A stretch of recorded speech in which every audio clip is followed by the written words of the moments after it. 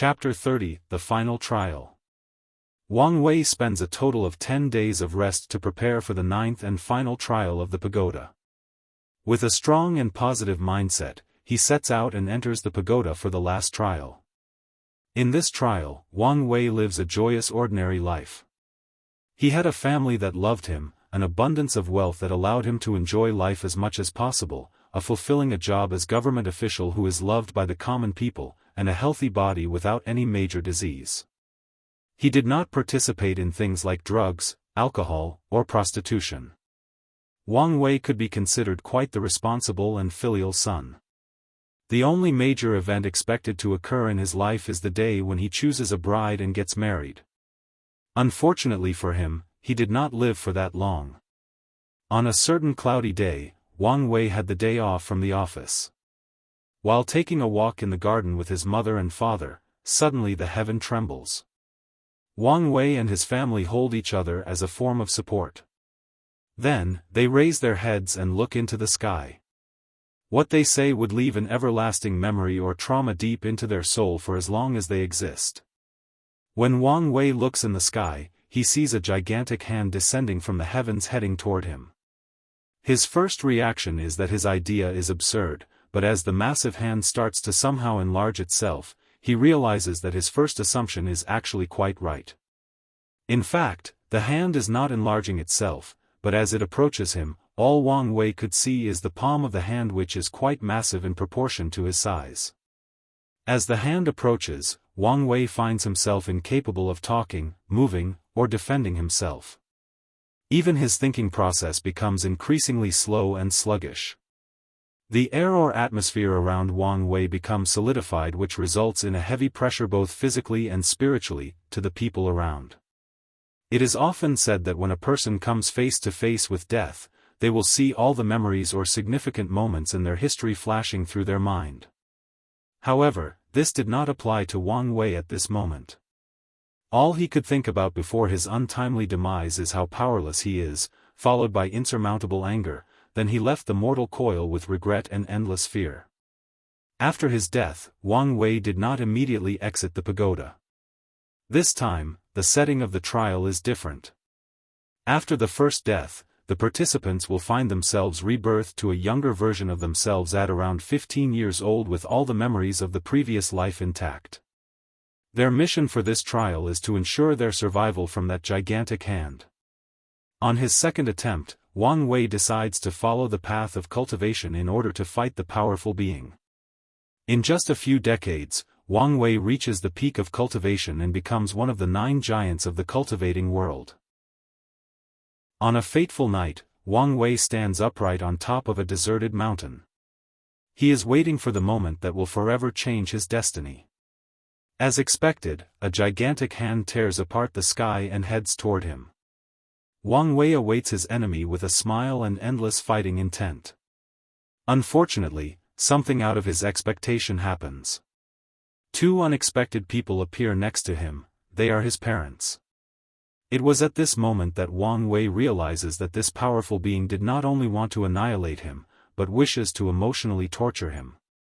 It wants Wang Wei to watch with despair as the people he cares about die in front of him, while he remains absolutely helpless. Wang Wei screams in anger towards heaven. His scream is so loud and powerful that it echoes throughout the entire world.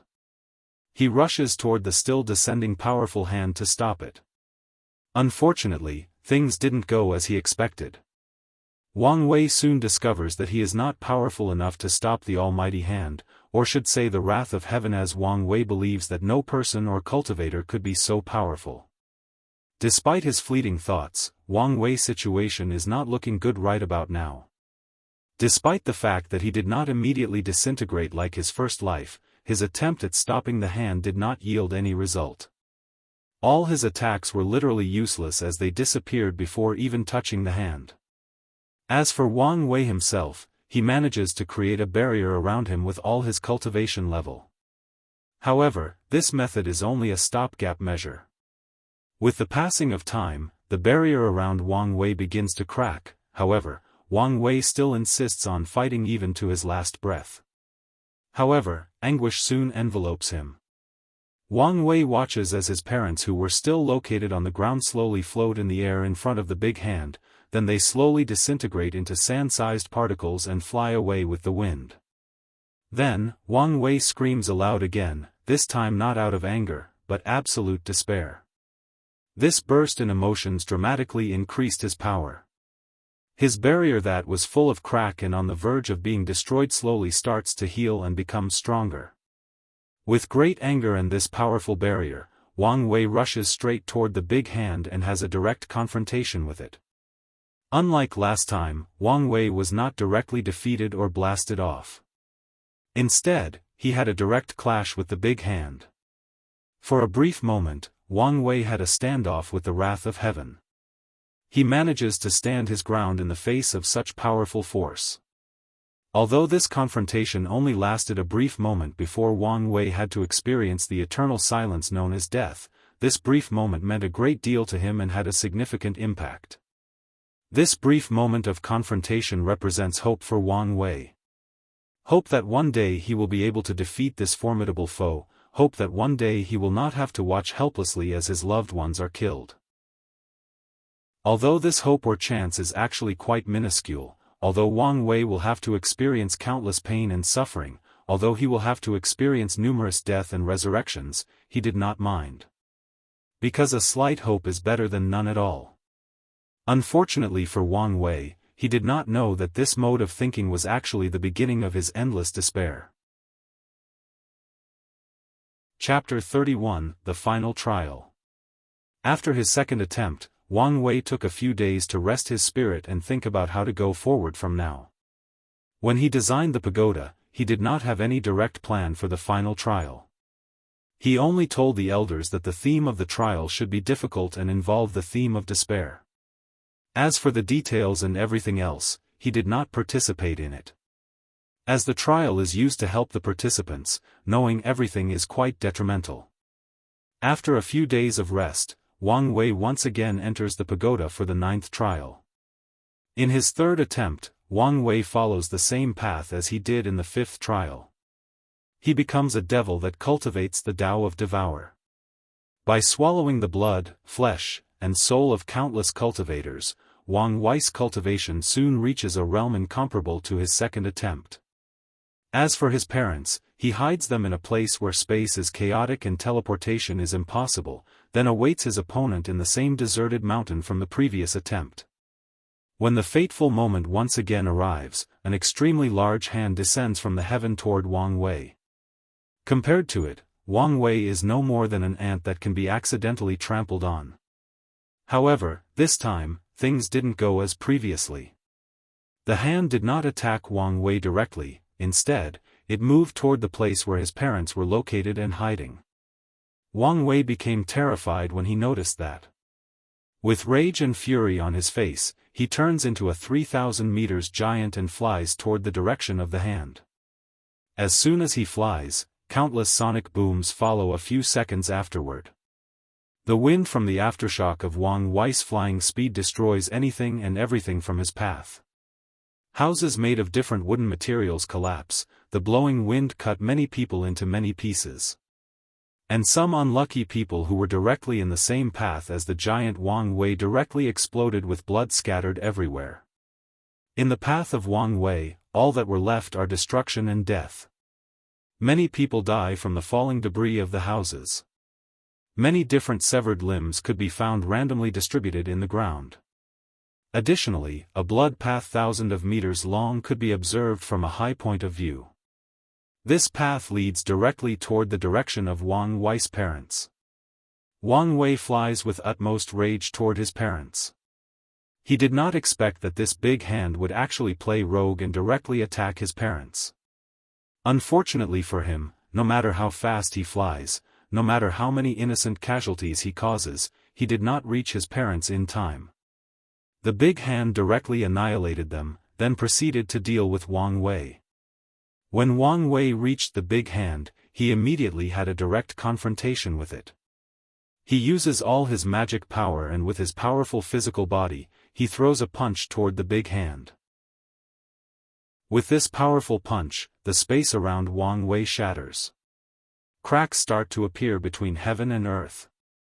This punch contains Wang Wei's will for destruction and his endless anger. This single punch could destroy millions of lives, it could sink an entire continent as big as North America, it could offset the laws of gravitational pull.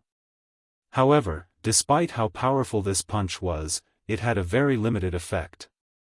Upon receiving the punch, the big hand trembles slightly and stops for a few seconds. Then it proceeds toward Wang Wei to continue his mission of annihilations. Wang Wei did not become discouraged because of the minimal effect of his punch. If one punch did not work, then 10 will, or 100 or 1,000 punches. Boom! Boom! Boom! Terrible sounds of trembling echoed throughout the world. All living beings could see a 3,000 meters giant constantly punching a gigantic hand. With each punch, a terrible sound of explosion could be heard, followed by the slight tremor of the ground. The entire world shook with each punch. At this moment, the sky is no longer the peaceful and ethereal blue, but full of cracks and violent energy that will destroy anyone who comes in contact with it. In the sky, sweat start to flow down Wang Wei's face. With the increasing number of punches, his stamina has started to decrease. Furthermore, the magic power in his body is about to run out, and yet, there is no sign of injury or even stopping from the big hand. Wang Wei immediately understands that he will probably not succeed in this trial, and the only thing that awaits him is death. Despite all of this, he did not give up. Every second he lives longer, he can still gather more information for the next attempt. Unfortunately, he did not last very long. The moment Wang Wei's stamina ran out, the power of the big hand dramatically increased and pats him. This time around, Wang Wei did not turn into tiny particles and scatter with the wind. This time, death becomes painful. When the big hand hit him, his skin burned, all the muscles in his body were cut into many pieces, and all his 206 bones were crushed into fine powder. His internal organs including his brain, were liquefied into smoothie. Despite all of these, Wang Wei did not immediately die. His powerful body, or to be precise, what remains of it, allows him to still remain sober despite his severe injuries. Wang Wei looks at his mutilated body and groans. This kind of pain is nothing to him who had suffered the torture of the 18 level of hell. However, what follows provided him a great deal of pain. A splitting headache suddenly attacked him. He felt as if a part of him was suddenly torn apart. From his experience, he knows that this is the pain from directly attacking the soul. As he inspected his body, Wang Wei knew that this pain would last for a long while before putting him out of his misery. Wang Wei also guessed that this big hand probably did this on purpose to make him suffer as much as possible before killing him. Knowing this, Wang Wei refused to give the wrath of heaven the satisfaction of watching him squirmed in agony. This big hand would probably like it better if he begs for forgiveness and grovels at its feet. However, Wang Wei refuses to admit defeat. He uses the last bit of strength left on him to directly destroy his soul and commit suicide. Chapter 32, The Final Trial. In his third attempt, Wang Wei still believes that by having a powerful enough cultivation, he would become victorious against the wrath of heaven. As such, he travels throughout the whole world and learns all the cultivation scriptures and techniques that he could. Then, he creates a supreme scripture that allows him to reach an unimaginable height in cultivation level. As for his parents, he did not hide them or try to protect them like last time. Instead, he allows them to go on the path of cultivation themselves. He creates a cultivation technique that provides them with heaven-defying defense and healing abilities. As long as they have a single breath left, as long as a single drop of blood is left, they can heal and rejuvenate both their bodies and soul. They were almost immortal and unkillable. This technique was indeed quite terrible and heaven-defying. The only reason that Wang Wei can so easily create it is due to the fact that the pagoda trial is an illusory world where anything is possible. However, despite his best effort, some things are inevitable, they are destined to happen. Wang Wei still fails to stop the gigantic hand or the wrath of heaven. Although in this round, he still lasted a little longer than previous ones, the gigantic hand still kills him and his family. His developed unkillable cultivation technique only prolonged the inevitable demise of his parents and further added to their suffering before their death. However, Wang Wei did not regret his choice. The wrath of heaven was determined to involve his parents in their fight, and unfortunately, there is nothing he could do to stop it. However, his will and determination did not waver for even a second. As long as he has a single breath, he will continue to fight it. This determination soon became the despair of our young protagonist. The cycle of the seasons from autumn to summer is manifestation of samsara, as it indicates that all living beings live life in an endless cycle of suffering from one reincarnation to another, without being able to escape. It is also a manifestation of the passing of time, the bringer of wisdom to all life through age, suffering, and repeating mistakes. As such, 2 years passed by, and Wang Wei was still stuck in the 9th pagoda trial. Throughout the past 2 years, Wang Wei had many attempts at the pagod, 999 to be exact. All of them ended in failures. He had to watch his family and loved one die one by one more than 9,000 times. And he himself had to experience such a number of deaths. Death was not a particularly enjoyable experience. In this trial, there is no such thing as reincarnation. As such, death is the end, the finale. There is no afterlife, no kingdom of God, no punishment from hell, only an eternal silence and absolute darkness. In this silent darkness, the only functioning thing is the mind, left wondering about everything and nothing. There is no concept of time and space. There is no matter to interact with, no living being to converse with. Only your mind, thoughts, and memories are left. All the ideas and thoughts you ever had during your life, no matter how good or evil. You can precisely inspect each of them to the last detail. In this bleak scenario, a person starts to explore and judge themselves. Their concept of morality, are they good or evil, based on their own thoughts, not action. The way people view them, the impact that they think they have on others, their socio-political views, etc. Additionally, the people they have interacted with throughout their lives or the people they actually care about can only exist only in memories. The only good thing about this silent darkness is the fact that it provides its residents with perfect memories. They can see or review anything from the moment of their birth. All the people they are longing to see exist forever in their memories and can see them as long as they desire. Of course, such a thing can also be interpreted as an everlasting curse. When a person comes to the realization that the people that they are longing for and loved most in the world are nothing but lingering memories, it is easy for them to break down emotionally and spiritually. In simple terms, death is not a fond place. And experiencing more than 1,000 times over could drive the strongest of man to madness. However, Wang Wei still did it, and voluntarily. He did not flinch for even a moment. For his conviction, for his Tao heart, for his path of emperor, he kept moving forward. And that is exactly what Wang Wei did the past 2 years. He tried many different approaches and attempts, all of which resulted in failure and death. In his 10th attempt, Wang Wei no longer relied simply on his powerful cultivation to fight the wrath of heaven. He learned that the power of groups can be more effective than the single individual. As such, he went on a path of conquest of the whole world. After his conquest, he rallied all the cultivators of the world and created a massive formation that envelopes the entire world.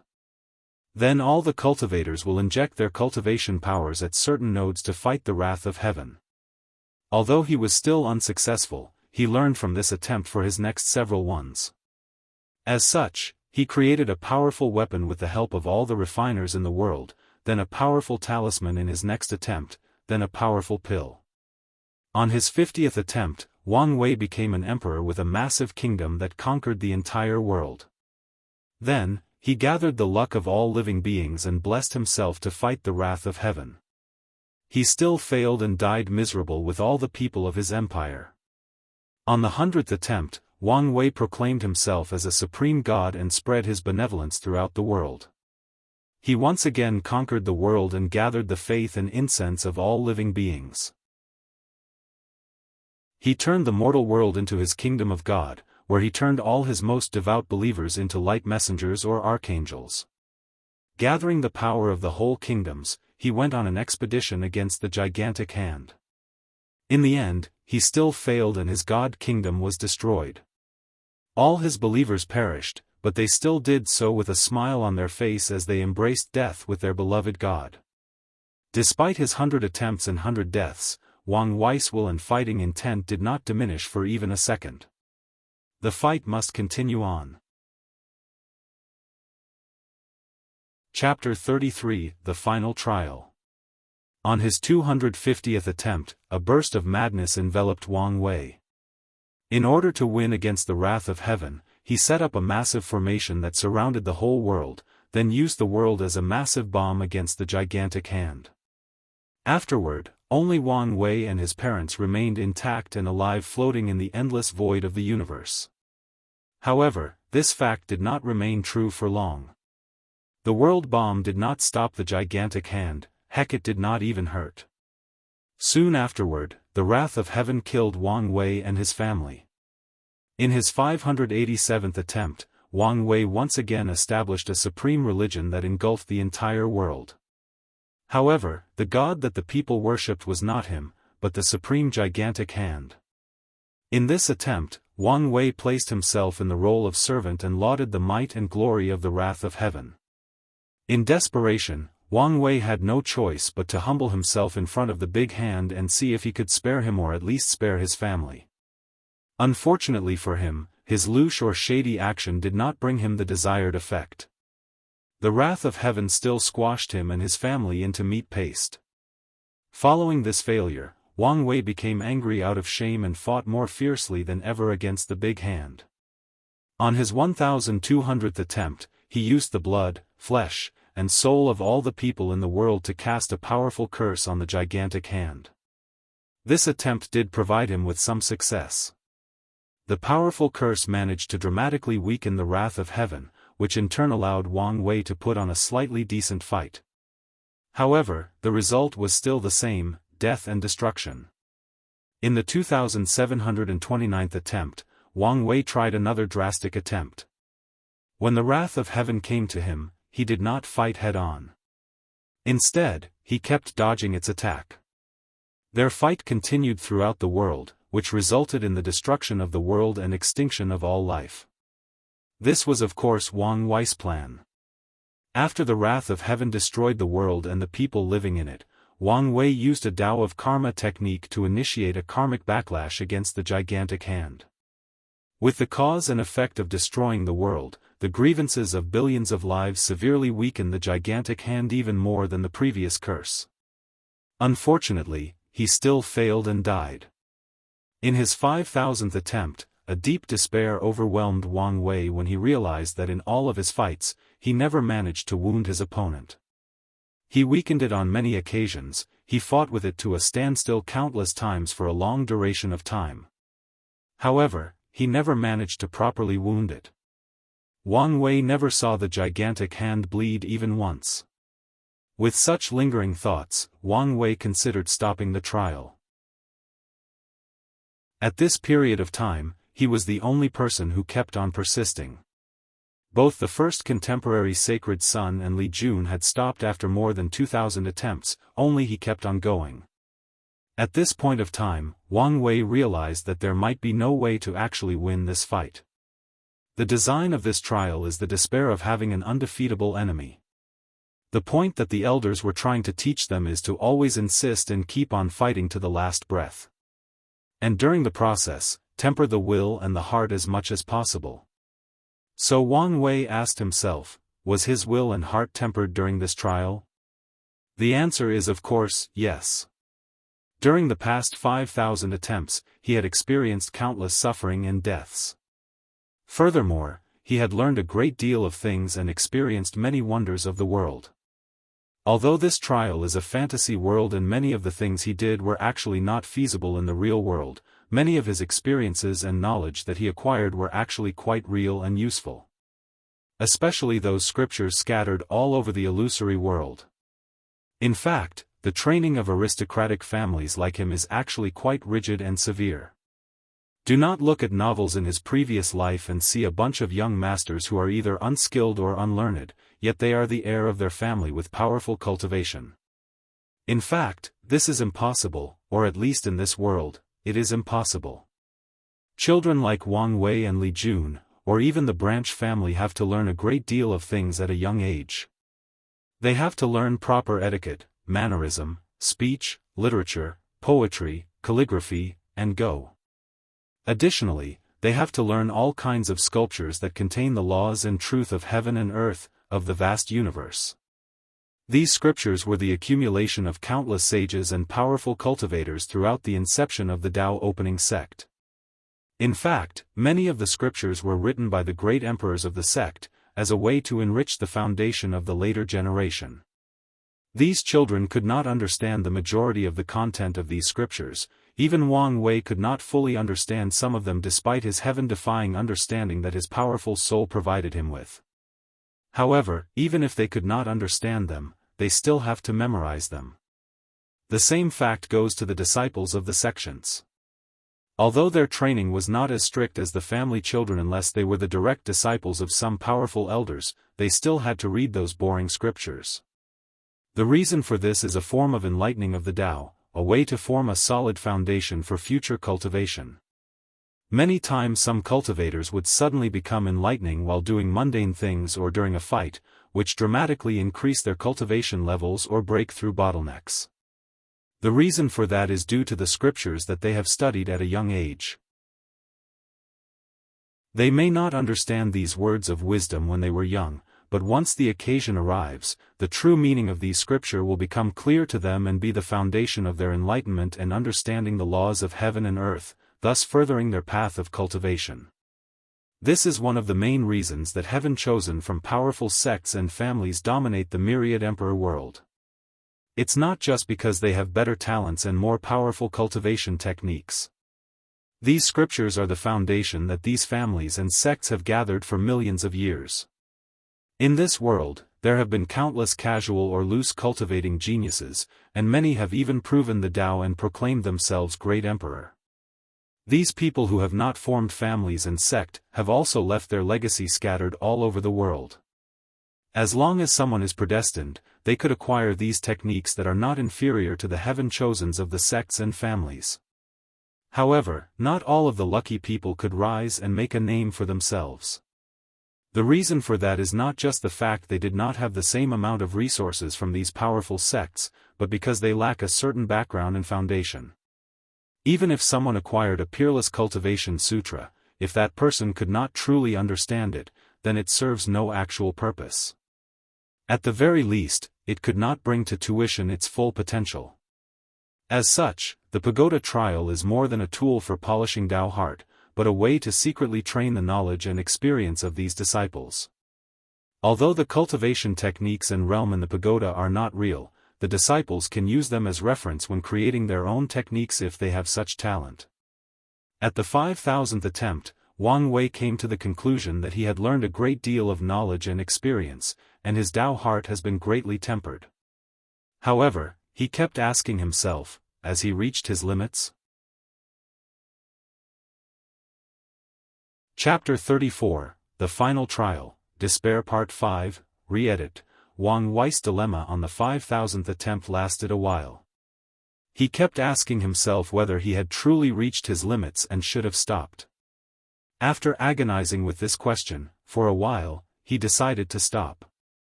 After all, he had truly tempered himself and he also had the best record of all the disciples of the sect. He had nothing more to prove to anyone else. Just when Wang Wei was about to turn his thought into action, his mysterious intuition kicked in and warned that if he quit now, he might regret it later down the line during his later years of life.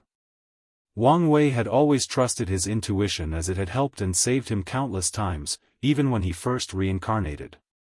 After making his choice, Wang Wei once again entered the pagoda for his 5,000th attempts. This time, he chose a different way that he had never tried before: beg for mercy. Although this kind of thing does not fit his character and his pride, but for his family, for his further tempering, humbling himself is not unacceptable. In the previous trial, he had learned when to bow to circumstances. Additionally, begging is not inconsistent with Wang Wei's way of free and unfettered. As a person who pursues absolute freedom, he can do whatever he desires. If he wants to be a supreme being that all beings bow down to, he will. If one day he decides that the whole world is filthy and very disgusting to look at, he will cleanse it according to his standard, or he will gouge out his eyes and turn blind to it. If one day he suddenly wants to be a beggar or slave, he will be the humblest beggar and the lowliest slave. All things are according to his wish. After entering the pagoda for his new attempt, he went and lived in the deserted mountain where he always had his destined confrontation with the wrath of heaven. There, he built a simple wooden cottage, then had a cultivator create an artificial river and a forest full of all kinds of animals and plants. Wang Wei lived a simple life every day. He woke up early every day, ate breakfast from hunting animals and plants in the forest and drank water from the river. Afterward, he would enter an empty room in the cottage, kneel down and kowtow to the wrath of heaven asking for his forgiveness. This act of kneeling and begging would go on for 18 hours a day. Then, Wang Wei would go to bed, and repeat the same routine the next day. This process lasted for decades. Every day, he would kneel and beg for mercy for 18 hours, without missing a single day. Whether it was snowing or raining, he would still keep on going.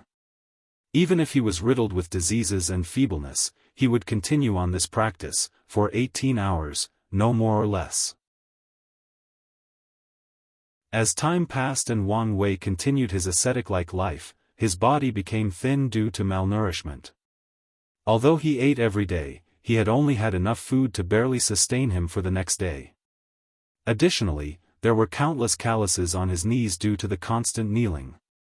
In fact, his bones have in fact become somewhat deformed over the years. However, despite all these hardships, Wang Wei never stopped, not even for a single day. For Wang Wei, this excruciating process was not just a way to pass the trial, but a journey of penance and self-discovery. Wang Wei believed that only in the most painful times of someone's life that they can see themselves and discover what kind of person they are. Time soon passed and the day of the fateful encounter soon arrived. The mighty hand of heaven descended toward Wang Wei as scheduled and proceeded to completely annihilate him. However, something different happened this time. One of which is the fact that the gigantic hand did not kill Wang Wei's parents this time, only him. The second thing was the fact that the wrath of heaven actually communicated with him this time. Before destroying Wang Wei, a powerful and mighty voice echoes throughout the world directed toward him and shouted, "Ant, are you worthy?" Then Wang Wei was killed and exited the pagoda. After his exit, Wang Wei did not become angry that all his decades of action were actually in vain. This was a choice that he personally made, and he had to live with the consequences. No one owed him anything, especially the wrath of heaven. Just because he put in all the work does not necessarily mean he will be rewarded. Life is unfair, and fate is the greatest impediment of life. Furthermore, he benefited a great deal throughout this trial. During his decades-long ascetic life, his state of mind had greatly sublimated. He had learned a great deal of things about himself. Although some of the things he realized about his nature were quite unpleasant, he had to live with the fact or try to change. Instead of agonizing over his failed plan, Wang Wei was thinking about the word of the wrath of heaven: is he worthy? He has been fighting with it for countless times, but never once has he proven that he was a worthy opponent of it. At best, Wang Wei could be seen as a great nuisance. A worthy opponent? Never. After thinking about this, Wang Wei's eyes immediately light up. Now, he had finally found a real goal to accomplish in this trial. Even if he could not win the wrath of heaven, he will become a somewhat worthy opponent. After making up his mind, Wang Wei took a few days off to contemplate his next set of action. After pondering for a while, he soon discovered that he had used all the methods he could think of. The other methods he had left were simply slight deviations of the same idea, whether to use the luck of all beings as emperor or becoming the god of beings with faith. They are essentially the same method with different forms of execution. Visit Readle.me for extra chapters. Although Wang Wei came to this sudden realization, he did not stop fighting. As long as he continued to fight, he would find a way forward. As long as the methods he uses from now are even a little better than previous ones, he will continue to fight. On his 6546th, Wang Wei tried to hide from the wrath of heaven. He cut off all his karma, erased memories of himself from all the people that knew him or have ever seen him, including his parents. He removed all traces from his existence in the world. He even erased his presence or record of birth from the wheel of reincarnation. He even erased himself from the river of time. Technically, Wang Wei was never even born in this world. The last trace of his existence, that is his fate, was transferred to someone else. Wang Wei became a non-existent ghost of heaven and earth. It was as if he never appeared in this world. After doing all of this, he entered the endless void and left the whole world. On the fateful day, the wrath of heaven descended on the world. However, he could not find his little prey. In a burst of anger, it completely destroyed the whole world. After not finding his target, the gigantic hand became furious and destroyed the entire universe that Wang Wei was in. It was at this moment that Wang Wei truly realized the vast and mighty power of the wrath of heaven. All of his previous fights were probably child play. However, despite all of this, Wang Wei was not discouraged. The fight must continue on. On the 7923th attempt, Wang Wei tried a different approach. He conquered the whole world as an emperor. Then, he enforced laws that encouraged the people to give birth to people at all cost. He provided all kinds of rewards for families to give birth to more children.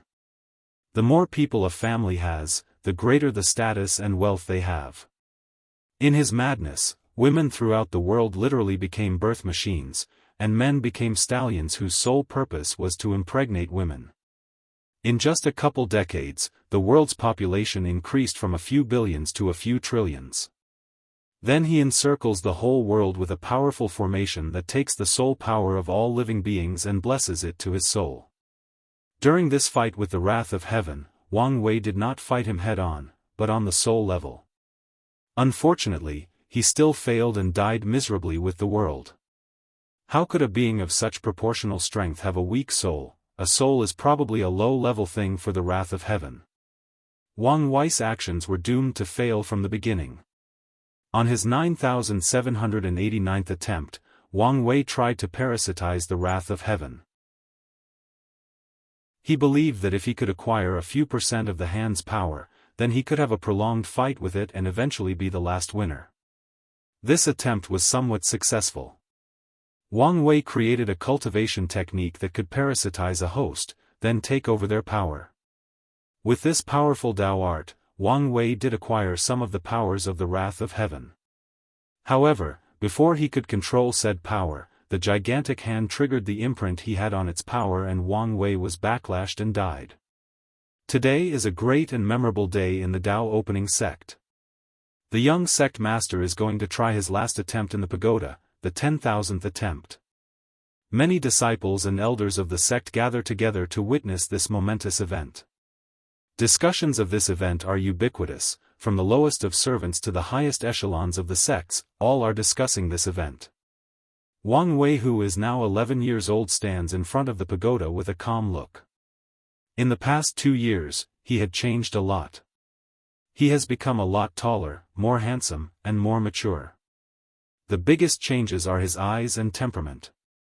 The edge had on him before was gone, replaced by a soothing and ethereal calmness. His will and determination that were easily noticeable from his eyes are now gone, replaced by a profound vastness that could engulf anything and everything. After a brief pause of silence, under the eyes of countless disciples and elders, Wang Wei enters the pagoda for his last and final attempt. Chapter 34.1. Wang Wei's dilemma on the 5,000th attempt lasted a while. He kept asking himself whether he had truly reached his limits and should have stopped. After agonizing with this question, for a while, he decided to stop. After all, he had truly tempered himself, and he also had the best record of all the disciples of the sect. He had nothing more to prove to anyone else. Just when Wang Wei was about to turn his thought into action, his mysterious intuition kicked in and warned that if he quit now, he might regret it later down the line during his later years of life. Wang Wei had always trusted his intuition, as it had helped and saved him countless times, even when he first reincarnated. After making his choice, Wang Wei once again entered the pagoda for his 5,000th attempts. This time, he chose a different way that he had never tried before: beg for mercy. Although this kind of thing does not fit his character and his pride, but for his family, for his further tempering, humbling himself is not unacceptable. In the previous trial, he had learned when to bow to circumstances. Additionally, begging is not inconsistent with Wang Wei's way of free and unfettered. As a person who pursues absolute freedom, he can do whatever he desires. If he wants to be a supreme being that all beings bow down to, he will. If one day he decides that the whole world is filthy and very disgusting to look at, he will cleanse it according to his standard, or he will gouge out his eyes and turn blind to it. If one day he suddenly wants to be a beggar or slave, he will be the humblest beggar and the lowliest slave. All things are according to his wish. After entering the pagoda for his new attempt, he went and lived in the deserted mountain where he always had his destined confrontation with the wrath of heaven. There, he built a simple wooden cottage, then had a cultivator create an artificial river and a forest full of all kinds of animals and plants. Wang Wei lived a simple life every day. He woke up early every day, ate breakfast from hunting animals and plants in the forest, and drank water from the river. Afterward, he would enter an empty room in the cottage, kneel down and kowtow to the wrath of heaven, asking for his forgiveness. This act of kneeling and begging would go on for 18 hours a day. Then, Wang Wei would go to bed, and repeat the same routine the next day. This process lasted for decades. Every day, he would kneel and beg for mercy for 18 hours, without missing a single day. Whether it was snowing or raining, he would still keep on going. Even if he was riddled with diseases and feebleness, he would continue on this practice, for 18 hours, no more or less. As time passed and Wang Wei continued his ascetic-like life, his body became thin due to malnourishment. Although he ate every day, he had only had enough food to barely sustain him for the next day. Additionally, there were countless calluses on his knees due to the constant kneeling. In fact, his bones have in fact become somewhat deformed over the years. However, despite all these hardships, Wang Wei never stopped, not even for a single day. For Wang Wei, this excruciating process was not just a way to pass the trial, but a journey of penance and self-discovery. Wang Wei believed that only in the most painful times of someone's life that they can see themselves and discover what kind of person they are. Time soon passed and the day of the fateful encounter soon arrived. The mighty hand of heaven descended toward Wang Wei as scheduled and proceeded to completely annihilate him. However, something different happened this time. One of which is the fact that the gigantic hand did not kill Wang Wei's parents this time, only him. The second thing was the fact that the wrath of heaven actually communicated with him this time. Before destroying Wang Wei, a powerful and mighty voice echoes throughout the world directed toward him and shouted, "Ant, are you worthy?" Then Wang Wei was killed and exited the pagoda. After his exit, Wang Wei did not become angry that all his decades of action were actually in vain. This was a choice that he personally made, and he had to live with the consequences. No one owed him anything, especially the wrath of heaven. Just because he put in all the work does not necessarily mean he will be rewarded. Life is unfair, and fate is the greatest impediment of life. Furthermore, he benefited a great deal throughout this trial. During his decades-long ascetic life, his state of mind had greatly sublimated. He had learned a great deal of things about himself. Although some of the things he realized about his nature were quite unpleasant, he had to live with the fact or try to change. Instead of agonizing over his failed plan, Wang Wei was thinking about the word of the wrath of heaven. Is he worthy? He has been fighting with it for countless times, but never once has he proven that he was a worthy opponent of it. At best, Wang Wei could be seen as a great nuisance. A worthy opponent? Never. After thinking about this, Wang Wei's eyes immediately light up. Now, he had finally found a real goal to accomplish in this trial. Even if he could not win the wrath of heaven, he will become a somewhat worthy opponent. After making up his mind, Wang Wei took a few days off to contemplate his next set of action. After pondering for a while, he soon discovered that he had used all the methods he could think of. The other methods he had left were simply slight deviations of the same idea, whether to use the luck of all beings as emperor or becoming the god of beings with faith. They are essentially the same method with different forms of execution. Although Wang Wei came to this sudden realization, he did not stop fighting. As long as he continued to fight, he would find a way forward. As long as the methods he uses from now are even a little better than previous ones, he will continue to fight. On his 6546th, Wang Wei tried to hide from the wrath of heaven. He cut off all his karma, erased memories of himself from all the people that knew him or have ever seen him, including his parents. He removed all traces from his existence in the world. He even erased his presence or record of birth from the wheel of reincarnation. He even erased himself from the river of time. Technically, Wang Wei was never even born in this world. The last trace of his existence, that is his fate, was transferred to someone else. Wang Wei became a non-existent ghost of heaven and earth. It was as if he never appeared in this world. After doing all of this, he entered the endless void and left the whole world. On the fateful day, the wrath of heaven descended on the world. However, he could not find his little prey. In a burst of anger, it completely destroyed the whole world. After not finding his target, the gigantic hand became furious and destroyed the entire universe that Wang Wei was in. It was at this moment that Wang Wei truly realized the vast and mighty power of the wrath of heaven. All of his previous fights were probably child play.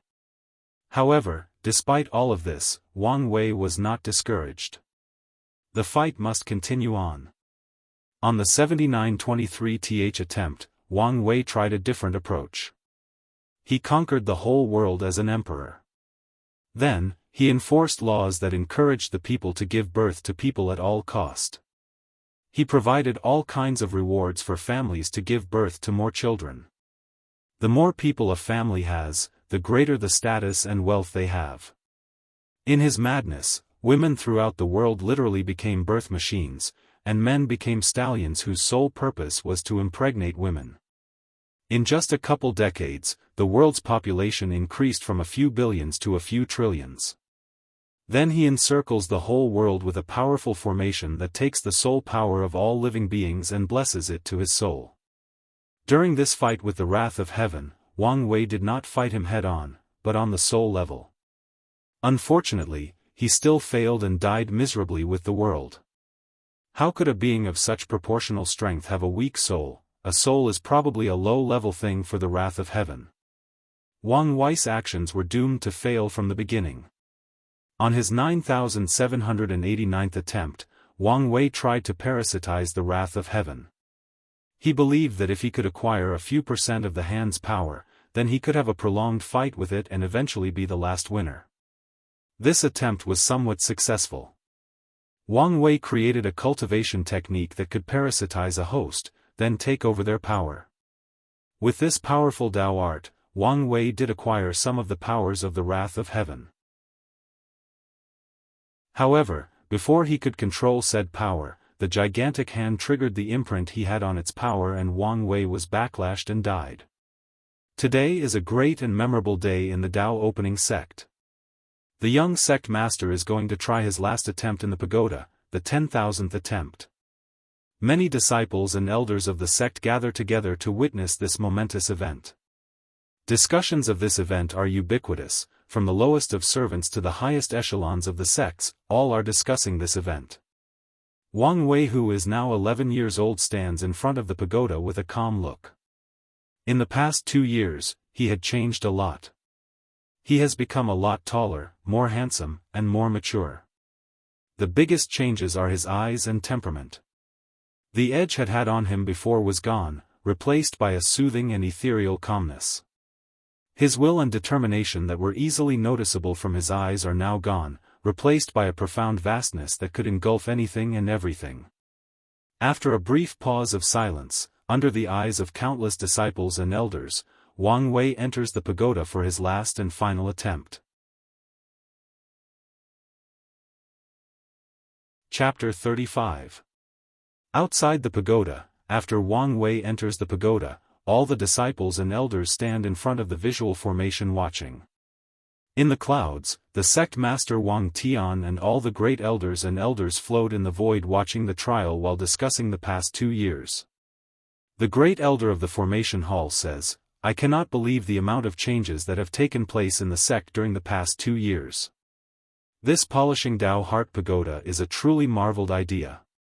Yes, all the disciples have truly matured and they all have made great progress in the cultivation levels," responds Great Elder Li Jiang with a truly joyous smile. The Great Elder Long Bo scoffs at him and replies with annoyance, "You are only saying that because of the performance of your son." Upon hearing Great Elder Long Bo's words, the other elders sigh. The past 2 years have brought a great deal of shock to all of them. Among all of the disciples of the sect, the person with the best performance beside Wang Wei is undoubtedly Li Jun, the son of Great Elder Li Jiang.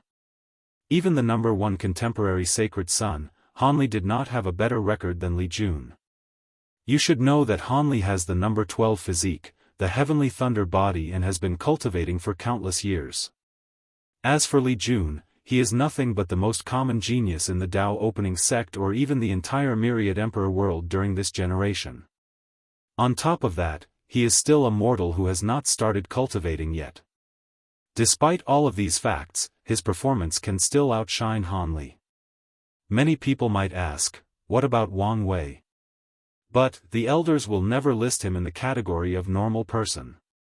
The young sect master is a person born with wisdom, a person with that is blessed by heaven. This fact was proven when vision occurred upon his birth. Throughout this generation, only a few people are born with vision. Many people believe that these people will be one of the major contestants for the heaven will. Great Elder Li Jiang, still with a smile on his face, answers back, "Long Bo, you do not have to be jealous of this seat, son. Your direct disciple, Hanli, did his best in the trial. After all, having the 3rd best record is still something to brag about." Upon hearing these words, Great Elder Long Bo's face becomes furious and he stares menacingly at Great Elder Li Jiang. Seeing that both of them were about to argue, Great Elder Yan Mei tries to turn the conversation to something else and says, "It is not just the disciples who have greatly benefited from the pagoda. All of us have made rapid progress in our cultivation after passing the 9 trials. Indeed, as Great Elder Yan Mei has said, the majority of them have benefited a lot from the pagoda. With the tempering of their Dao heart, the chances of breaking through the next realm have either substantially increased and the amount of time needed have decreased. The majority of them are in the Saint realm. As such, each breakthrough in a small realm is a great increase in power and also takes a lot of time. However, the greatest benefit of this pagoda is not the small breakthrough in the Saint realm, but providing the elders the state of mind needed to break through the Supreme realm. One of the most necessary things to break through the Supreme realm is having a state of mind that is in line with heaven and earth, in line with nature, in line with the great Tao. Although most cultivators are powerful, they have spent most of their lives either fighting or in retreat. Although cultivators can learn and use the laws of heaven and earth, however, they do not have the mindset on how to properly control these laws, or they do not even understand the difference between the law and the Tao. In order to step into the Supreme Realm, such a mindset is necessary. As such, most cultivators will enter mortal dust to refine their mindset. And what is mortal dust? Just like the name suggests, cultivators will seal their cultivation and live the life of mortals and experience the dust, filth, and vicissitudes of mortals. Mortal life is a brief and short 100 years. However, because of its briefness, one person can experience and learn a great deal of things in this short span of time. In order for cultivators to truly experience mortal dust, they have to truly enter the roles of mortal. They have to set their mindset to that of a short-lived creature.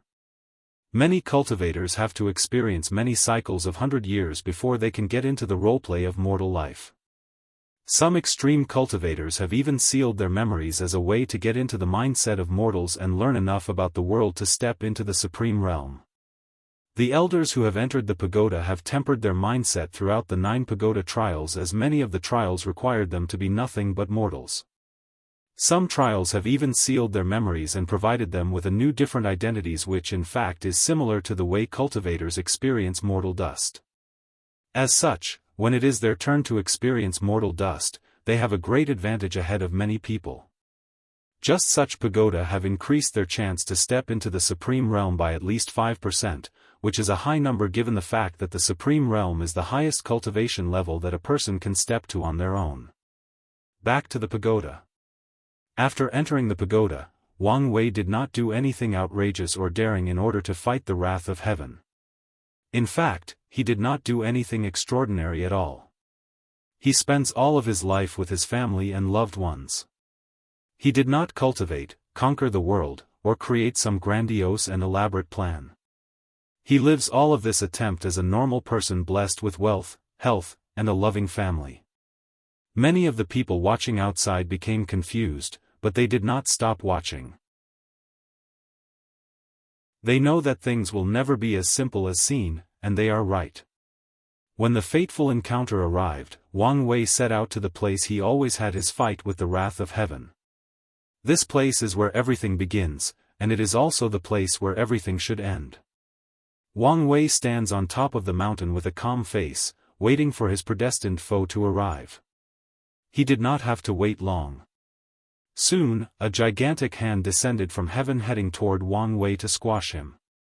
Things proceed as they always did, with Wang Wei's utmost defeat and death. However, the process did not go as easy as the wrath of heaven anticipated. When the gigantic hand reached Wang Wei, he did not fight or struggle despairingly.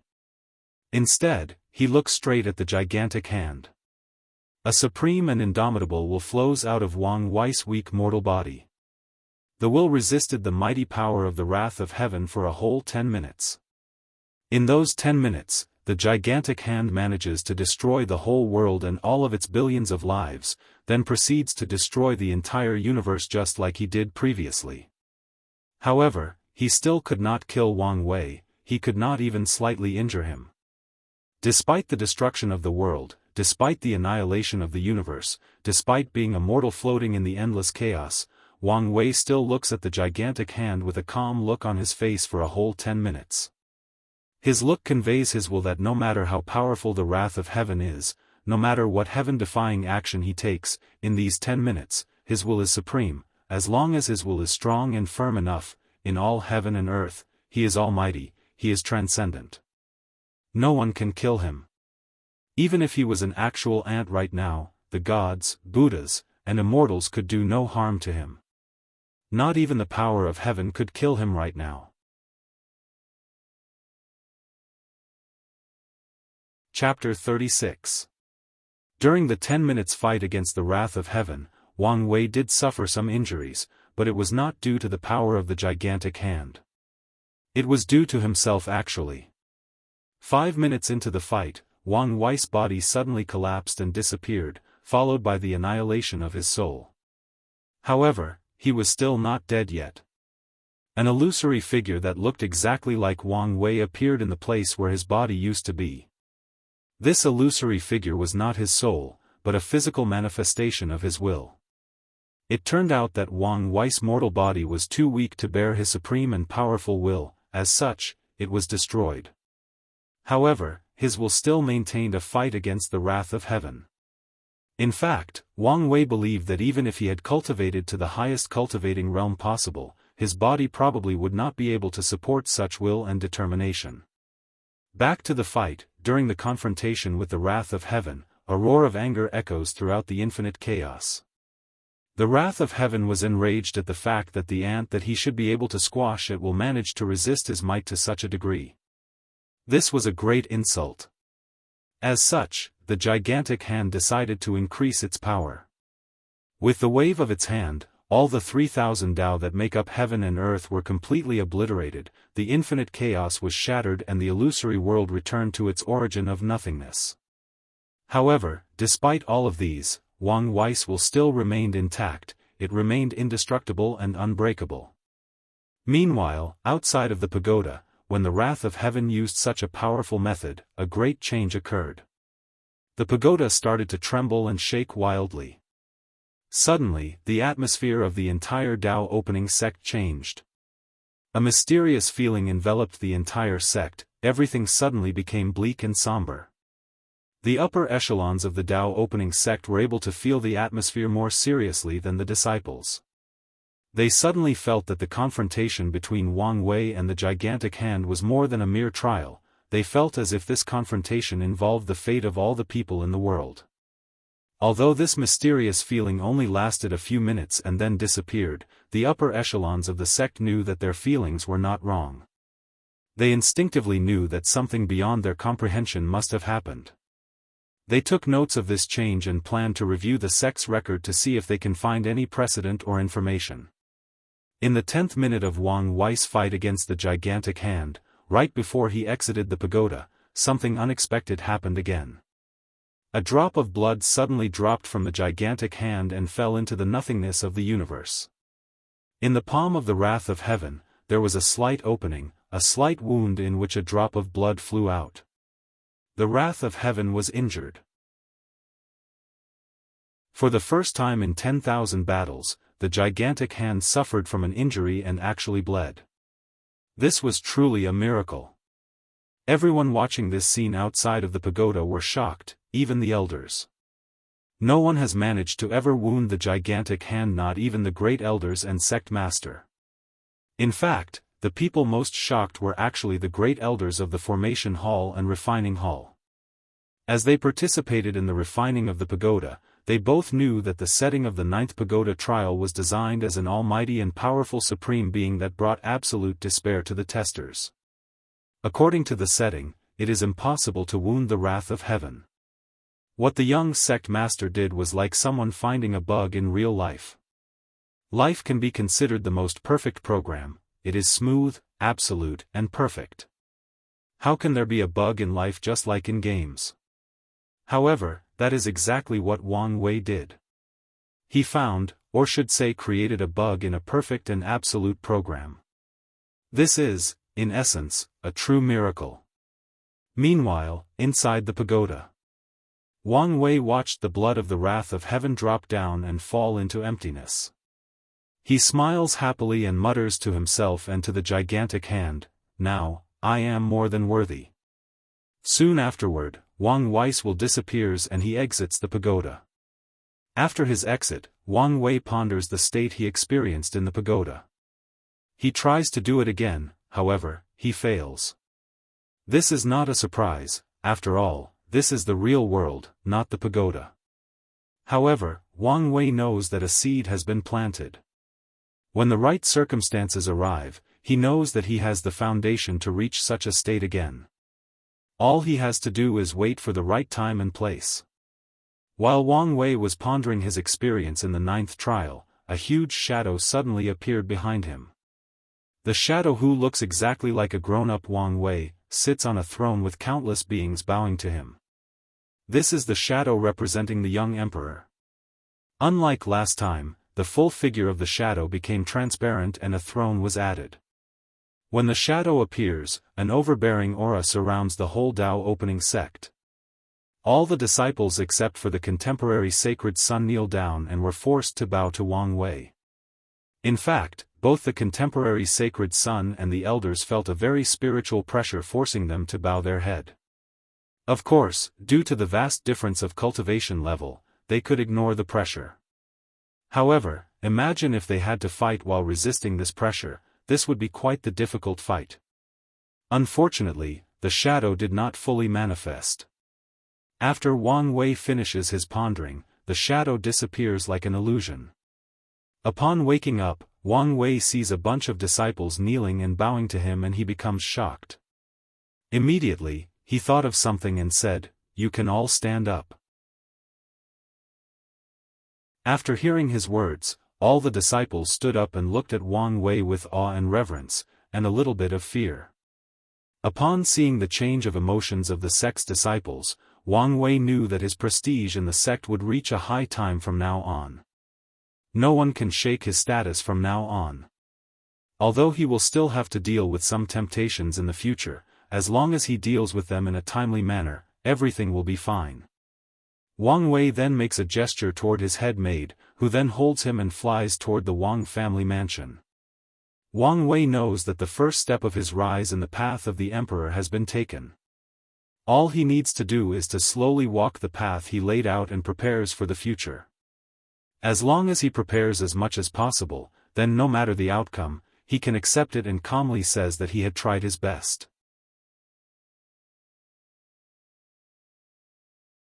Chapter 37. The impact of Wang Wei's ninth trial lasted for more than a month. Throughout the Dao opening sect, many disciples kept discussing the mighty prowess of their young sect master and they all had a happy smile on their face, as they looked forward to a better future. They all hoped that their sect could have a new great emperor. Meanwhile, in the Wang family mountain, Wang Wei has been pondering what he learned throughout all the 9 trials. After passing each trial, he became a better person, a more qualified cultivator. The trial that affected him the most has to be the 5th trial. In that trial, Wang Wei almost lost himself. In order to acquire power, he was willing to do absolutely anything, he had no bottom line whatsoever. He was even willing to kill his own mother. Although he woke up at the last minute, he still had a lingering fear when he thought about how close he came to losing himself to power and becoming its slave. During this trial, Wang Wei's greatest fear since coming to this world manifested. He truly feared that during his journey to the throne of emperor, the cultivating world would slowly change him and turn him into a greedy and heartless monster that lust for power. After all, despite all the changes that has happened to Wang Wei the past 10 years, his essence is still a modern man who lived in a society of law and order. He has not truly blended into this world yet. In fact, today, he is going to take another step to modify his way of thinking, and also to prepare for his future. After his self-meditation, he proceeds to call his head maid Wang Ju, who is in fact from one of the Wang family branch lines. After a rigid and rigorous training process with more than 1,000 candidates, she was chosen to serve Wang Wei. Wang Ju walks into the room, bows and salutes, "Young master. Did you get what I asked for?" Answers Wang Wei directly. "Yes, just like you asked for. 10 heinous criminals from the mortal world are locked in the basement. Each of them have committed horrendous crimes like rape, murder of children, and even cannibalisms." After hearing Wang Ju's words, Wang Wei nods in satisfaction and orders, "You can leave now." Wang Ju slightly bows to him and proceeds to leave without asking any question. One of her training as a head maid and information agent is to never ask the superior any question. Things that she should know will be told to her.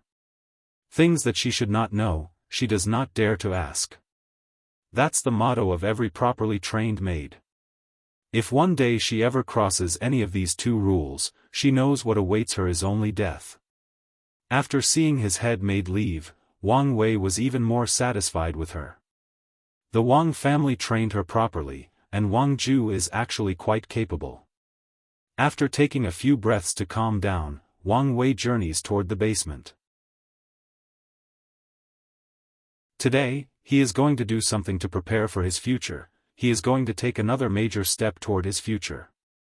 Today, he is going to personally see blood, he is going to kill.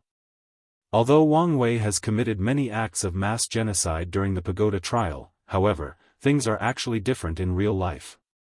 In the trials, he could internalize his actions by telling himself that this world is in fact just a mere dream, a very realistic illusion. That his actions had no real consequences, that the people in the illusion were nothing but NPCs in a game. As such, he did not really feel anything when he killed someone. However, reality is different from the illusion world of the pagoda. This time, he is going to take an actual life.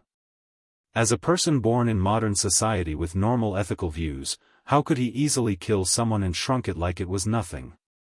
Wang Wei remembers reading about the protagonists from the novels in his past life. Every time they first kill someone, they act as if it was nothing. It was as if what they had just done is comparable to daily drinking of water.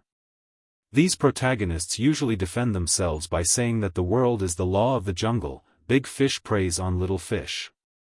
Although they are indeed right, the world of cultivation is indeed brutal. However, these protagonists just got into the world and they could immediately change their mindset like that. To Wang Wei, most of these protagonists were actually already mentally unstable. The world did not change them, it just reveals their already insane or problematic mentality. The law and order of modern society are just shackles to these protagonists. However, Wang Wei is different. He was a normal human being with normal ethical views. Although he always has been a person of great determination, in many ways, he is still a normal person. Wang Wei continues to walk steadily toward the basement. Today, he must kill these prisoners. And it is not because of his moral views that evil must be eradicated. No, it was because his mentality needs to change. After spending so much time in this world, Wang Wei has realized that he is different from the children of this world. All the children of the same age as him have the mindset that killing is not morally wrong, but a way to display might and heroism. They grew up hearing tales of their father and ancestors fighting and slaughtering countless cultivators. And these parents instilled the idea that one day, they will do the same too. As a result of this, killing for these children is nothing at all. Wang Wei once watched a 5-year-old kill a servant for making a mistake. Although he tried to stop it, it was already too late. The servant was already dead by the time he arrived. It was at that moment that he realized how different his mindset was from everyone else. Unfortunately for him, in this world, his mindset is considered wrong and dangerous.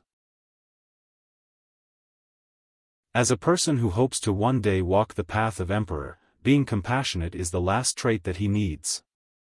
The throne of emperor is one made of blood and bones of countless cultivators. Knowing all of these, Wang Wei has long prepared to slowly set his mindset in the right place instead of directly being thrown into a situation in which he has to face his flaws unprepared. Wang Wei slowly enters the basement. Inside lies 10 men wearing tattered linen cloth with iron chains bidding both their hands and feet. A cloth is used to forcibly close their mouth and prevents them from speaking. Wang Wei slowly looks at each of them. From their facial expression, he could see the great fear and dread in their eyes.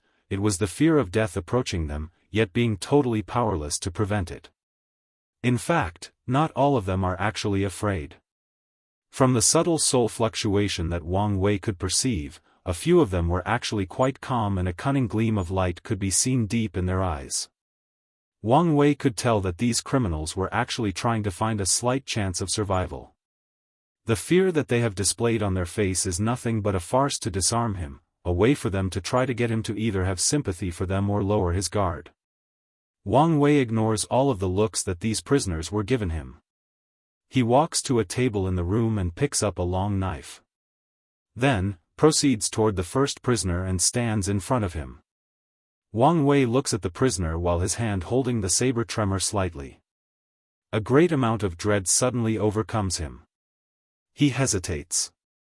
This is a life that he was about to take. No matter how sinful said life was, it is still a life. What right does he have to take it away? If he does take their lives, would he be any better than them? While Wang Wei was dealing with this ethical and philosophical dilemma, the prisoners started to have hope. They hoped that this young master would have sympathy for them and let them spend the rest of their lives in prison. It took a total of 30 minutes for Wang Wei to make a decision. He looks at the first prisoner, with trembling hands, screams out loud and stabs him repeatedly. Wang Wei did not know how many times he stabbed the poor bastard. After the first stab, he had immediately lost consciousness. All he could rely on was instinct. When he woke up, his robe was full of blood. He sat on the floor with a dead body and 9 horrified prisoners. He started to think about what he has just done. Soon, the realization that had taken a life dawned on him. He asked himself, did he regret it? The answer is of course yes. It is true that these people are in fact quite wicked and deserve death. However, no matter what excuse he could come up with, a life is a life. Afterward, Wang Wei asked himself, if he was given the chance to redo it again, would he still make the same choice? The answer he came up with is still yes. He is a person destined to walk the path of the emperor. In the future, the amount of lives that will end on his own hand will be incalculable. What he had just done was just the first step in order to adapt. It is true that the act of killing someone is actually quite the horrible feeling. Unfortunately, he will have to get used to this feeling until he can completely ignore it or he becomes numb to it. After realizing all of this, Wang Wei had a feeling that something of great importance was taken away from. And he knew that he would never be able to take it back.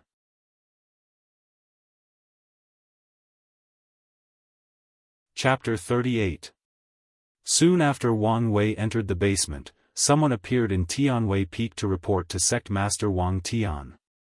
Wang Tian, who was reviewing a bunch of documents from different jade talismans, suddenly asks to the empty void without even raising his head, "Shadow, what are you reporting to me today?" The shadow answers in his hoarse and indifferent voice, "A few minutes ago, the young master entered the basement with a bunch of prisoners and he exited the basement with blood all over his clothes." After hearing the shadow's word, Wang Tian immediately understood what these words meant. He raised his head and looked in the direction of the Wang family mountain. His vision penetrated more than 1,000 miles of distance, it passed through countless formations and obstacles and saw his son. At this time, Wang Tian saw that his son's body was still full of blood and he was waiting for the maids to prepare a bath for him. Wang Tian could also see that the state of his son was not good right now. After finishing checking on Wang Wei, Sect Master Wang Tian sighed in relief. Actually, throughout the years, Wang Tian had noticed that his son was quite different from ordinary people. According to his years of observing and analyzing, he came to the conclusion that the core values of his son were completely different from all the people of the world. His son's core values involve the idea that order and restraint is necessary for the development of society, that all people are created equal. And more importantly, killing and slaughtering is morally wrong. When Wang Tian noticed these core values from his son, he was completely worried. In this world where cultivators rule and dictate everything, these values or ideas are not only worth nothing, but are quite dangerous. How can cultivators who have 100,000 years of lifespan, can destroy rivers, move mountains, and pick up the stars be equal to ordinary mortals? Furthermore, having such powerful strength, what cultivator would allow someone else to formulate laws that restrain them? As for the act of no killing? That's what worried Wang Tian the most. His son had long decided to walk the path of emperor, how can he not experience mountains of flesh and blood? Being decisive when killing is a fundamental requirement necessary for every great emperor. This is something that Wang Wei always lacked. Wang Tian believed that after experiencing the pagoda trial, this situation might change for the better. However, from the reaction of his son after his first kill, it seemed that his core values are deeply ingrained in him. However, now, Sect Master Wang Tian did not need to worry about his son. From Wang Wei's action, he realized that his son had noticed this problem and was proactive in solving it himself. As such, Wang Tian did not have to take action himself. After finishing his thought, Wang Tian motioned for the shadow to leave and continued reviewing the affairs of the sect. Soon, 7 days passed. During the past few days, Wang Wei had many nightmares that woke him up at night. In these nightmares, he would always see the face of the prisoners he had killed. They would hunt and torment him in every way possible. However, despite all of these, he always killed a few more prisoners the next day. No matter how bad his nightmares were, no matter how nauseous he was after each kill, he would continue to take a life at least once a day. Wang Wei knew that killing will become a common thing for him from now on.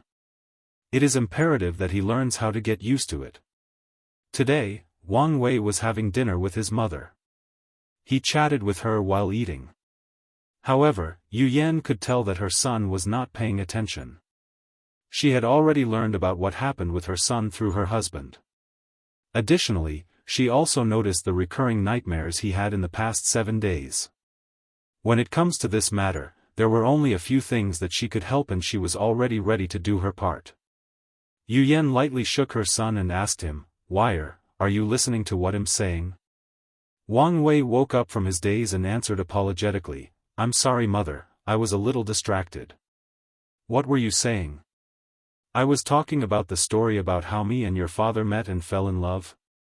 "That's right. So what happened between the two of you?" Yu Yan coughed lightly and started telling the story again in a strange and magnetic voice. As she spoke, each of her words contained a slight unknown fluctuation. "Me and your father were one of the brightest heaven-chosen of our era. We defeated countless so-called geniuses all over the myriad emperor world. Even me and him have fought numerous times." "Oh, how come you guys fought?" "And who was the winner?" asked Wang Wei intriguingly. Yu Yan answered, "As you know, I'm from the Yu aristocrat family. Our family only has one great emperor. As such, I was trained as the next heir of the family and fought for the heaven mandates of our generation. Because of this, me and your father fought a lot in our times. As for who won and lost?" After saying this, Yu Yan stopped for a while with a little bit of shame on her face. Then, she continued, "Your father was truly an impressive heaven-chosen back then.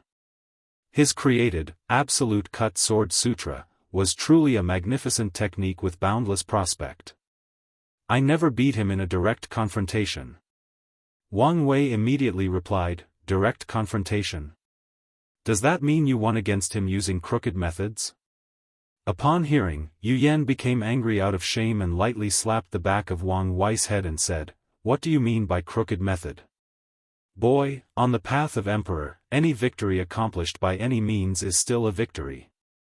Upon hearing his mother scolding, Wang Wei laughed wryly and decided not to argue with her. So, he immediately changed the subject and asked, "If you guys were enemies, how did you fall in love?" Once Yu Yan heard her son's question, she secretly smiled. Wang Wei himself did not notice the fact that during this conversation, he was not once distracted or dozed off. He forgot the psychological torments that he had endured the past 7 days. The reason for that was that Yu Yan secretly used a hypnotic technique that distracted Wang Wei and focused entirely on her words. This technique is a simple application of the soul after entering the primordial spirit realm. Of course, cultivators in the supernatural and divine body realm can do it too, but it would not be so exquisite and subtle. Yu Yan continued her story. "We fell in love while visiting one of the 6 forbidden land, the Blood Earth, located in the northern Black Tortoise continent." "Mother, wait, I thought that the Forbidden Lands were a death place? Anyone who entered will die, even great emperors." Yu Yan slapped him again and said, "Don't interrupt me. The Forbidden Lands are indeed dangerous even for great emperors, but that is only the core area. Every once in a while, these Forbidden Lands would open and countless cultivators would swarm there to find their own opportunities. Me and your father were the same. Unfortunately, even the outer areas are full of dangers and few cultivators that entered could survive and make it out alive. I met your father there and we were besieged by a bunch of blood Azuras. In order to get out there alive, we decided to cooperate. During countless fights, after saving each other's life many times, we developed a bond deeper than friendship, and eventually fell in love." Wang Wei was a little fascinated by the love story of his parents. However, he did not think things were as simple as his mother stated. Both of them shouldered the hope and dreams of their family. how could they easily give up such things for love? After pondering this question, he directly asked his mother. Yu Yan, with a look of reminiscing on her face, responded, "In order to prevent our family from intervening in our relationship, we made a heavenly Dao vow that we will do all of our best during the fight for heaven mandate, and no matter the outcome, it will not change or affect our love for one another. However, as you know, things didn't go the way we planned. Our generation was quite unlucky. Well, maybe, it was for the best. Our family is happily together now, and we still had the blessing of having you." After saying this, Yu Yan gently caressed the top of Wang Wei's head, which made him a little bit embarrassed. His mother always likes to caress the top of his head. While Wang Wei was distracted and trying to remove his mother's hand from his head, Yu Yan secretly crushed a pill into powder and put it in Wang Wei's milk on the table.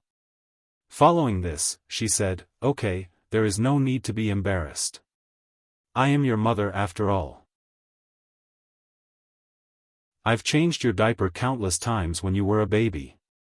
Even if one day you become a great emperor, this fact will not change. Go, finish your meal and drink your milk." Wang Wei sighed helplessly and followed his mother's order. He ate and drank his milk. Well, for some reason, he found that the milk tasted different from before. He has been drinking this milk ever since he was 3 months old and was very accustomed to its taste. This milk is taken from a Saint level 7 colored cow and has great effect on nourishing the body and establishing a solid foundation for cultivating. The 7-colored cow is a very docile demon race that have been domesticated by the Dao opening sect for millions of years to train their disciples. Of course, only a few people like Wang Wei can get access to the Saint-level cows. Wang Wei continued drinking his milk and came to the conclusion that maybe he thought too much about it. The milk still tasted very delicious, better than anything he had tasted in his previous life. Maybe one of the maids added new ingredients to it to enhance the taste. After thinking about this, he left the matter to the side. After finishing his meal, Wang Wei went back to his room and prepared to take a bath and rest. Soon after his bath, Wang Wei had one of the best sleep of his life. He had no nightmare, no dream, no thoughts, just a deep and peaceful slumber. Later that night, Wang Tian returned home after dealing with all the sect's affairs. When he saw his wife, he immediately asked, "Did you do it? Did you give him the soothing heart pill?" Yu Yan looked at him, snorted, and angrily said, "Of course I did. Are you doubting my abilities?" Wang Tian was immediately perplexed. Where did his wife's hostility come from? He started thinking whether he did something wrong. Well, he could not think of something. The only thing that came to mind was Great Elder Yan Mei. However, ever since his son's birth, he had even started to stay away from her. The only time they met was during official sect meetings. Instead of figuring out what's the problem, he directly asked, "What is the problem? Why are you so angry?" Yu Yan answered grudgingly, "I just don't understand why we have to feed our son the heaven-grade soothing mind pill when the saint-grade enlightening pill would be much better. I'm telling you, Wang Tian, if your Dao opening sect cannot afford to treat Wire better, my Yu family will be more than happy to do it." Upon hearing his wife's word, sect master Wang Tian's corner of the mouth twitched slightly. Heaven-grade pills are used by void-shattering realm cultivators. Each one is beyond precious and could lead to countless people fighting and killing over a single one. Not to mention that the soothing Ming pill can help cultivators enter an empty state of mind to better understand and control the laws. The value of this pill is simply unimaginable. In fact, there is very little market for them, as most factions in the world controlled the distribution of those pills to prevent casual cultivators from acquiring them. Now, this precious pill was used as a way to prevent a child from having nightmares, but his wife seemed dissatisfied and wanted to use a more valuable one. The enlightening pill has the same effect as the soothing Ming pill, but the intensity is countless times greater, and as such, it is effective for Saint Realm cultivators. The preciousness of this pill can be imagined. In fact, Wang Tian used this pill to cultivate himself, as did many great elders and elders of the sect. How can it be used to treat a child's nightmare? Although the Tao opening sect does not lack this kind of pill with its foundation, it does not mean it can be as extravagant as this. After forcing himself to calm down, Wang Tian said in a gentle tone, "Wife, calm down. A saint-grade pill is too powerful for Wire to take. Instead of helping, it could do more harm instead." Yu Yan glanced at him and said, "You can say whatever you want, but you cannot hide the fact that you are being cheap with your son. Tonight, you do not need to sleep in our bedroom. You can meditate in your cultivating room." After saying this, Yu Yan left without even looking at him. Wang Tian watched his wife leaving with a wry smile on his face and thought to himself, "It seems that tonight I will not sleep. I will just go meditate." Soon afterward, Wang Tian left in the opposite direction.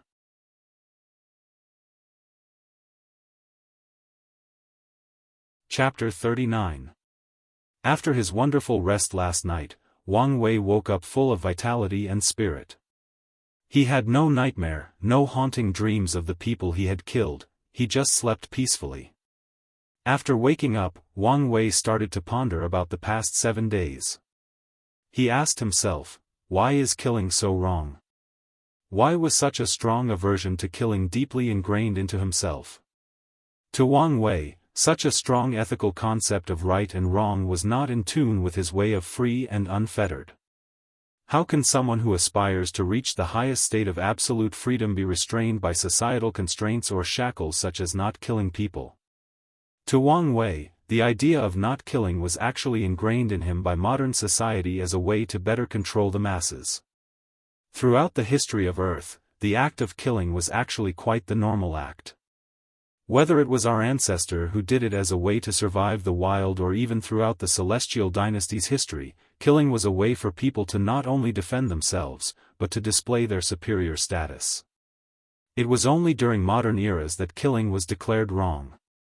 Then, the government used education and law to morally and spiritually restrain the people and made them believe that killing was wrong.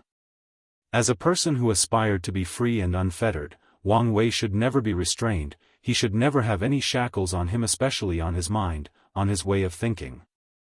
The only shackles he should have are the ones he willingly placed on himself. After figuring this out, Wang Wei suddenly heard something break from his mind, and he felt his thinking more visible and clear. He felt that his soul was sublimated and his thinking even more active than it was before. Many things he did not understand became more clear. The many fears and indecisive thoughts he had became apparent to him. He knew where these thoughts came from and could control them. In simple words, Wang Wei had a better understanding of himself and could better control his emotions and his mind. After his sublimation, all his fears and dread about killing were gone. He had become more decisive when doing things from now on. Wang Wei knew that from this moment on, he would never have any more nightmares. He had taken one more step closer to his goal of being free and unfettered. After lifting the shackle of his mind, Wang Wei immediately realized that his previous state was quite wrong. His reaction against killing was too strong. Although as a modern man, he would be averse to killing, the situation should not reach the point of having nightmares for 7 consecutive days. His adaptability should be quite strong, especially after experiencing so much in the pagoda trials. His situation reminds him of people who faced heart tribulations or heart demons.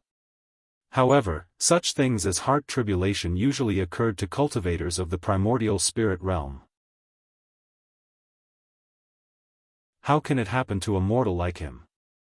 Well, things seem to be not so simple. Wang Wei took a note of what happened and hoped to find the answer in the library later on when he has time. Now, he had more important things to do. After his breakthrough in his state of mind, Wang Wei got up from the bed and had a maid prepare everything for his morning routine. Afterward, he called his head maid Wang Ju into the room. When Wang Ju walked into the room, he saw the young master sitting cross-legged on a futon. Immediately, Wang Ju noticed something different about the young master. In the past week, Wang Ju had noticed that the state of the young master was wrong. He always had heavy bags under his eyelids which indicate his lack of sleep. Wang Ju wanted to know what had happened in order to help, but he was warned by the sect madam not to intervene in this matter. As such, she did as she was told without question. However, today, Wang Ju noticed that there were no heavy bags under the young master's eyelids. Of course, that was not the most significant change or difference. In the eyes of the young master, she noticed a coldness, indifference, and decisiveness that was not there before. She was shocked by this discovery because the young master had changed so much in such a short period of time.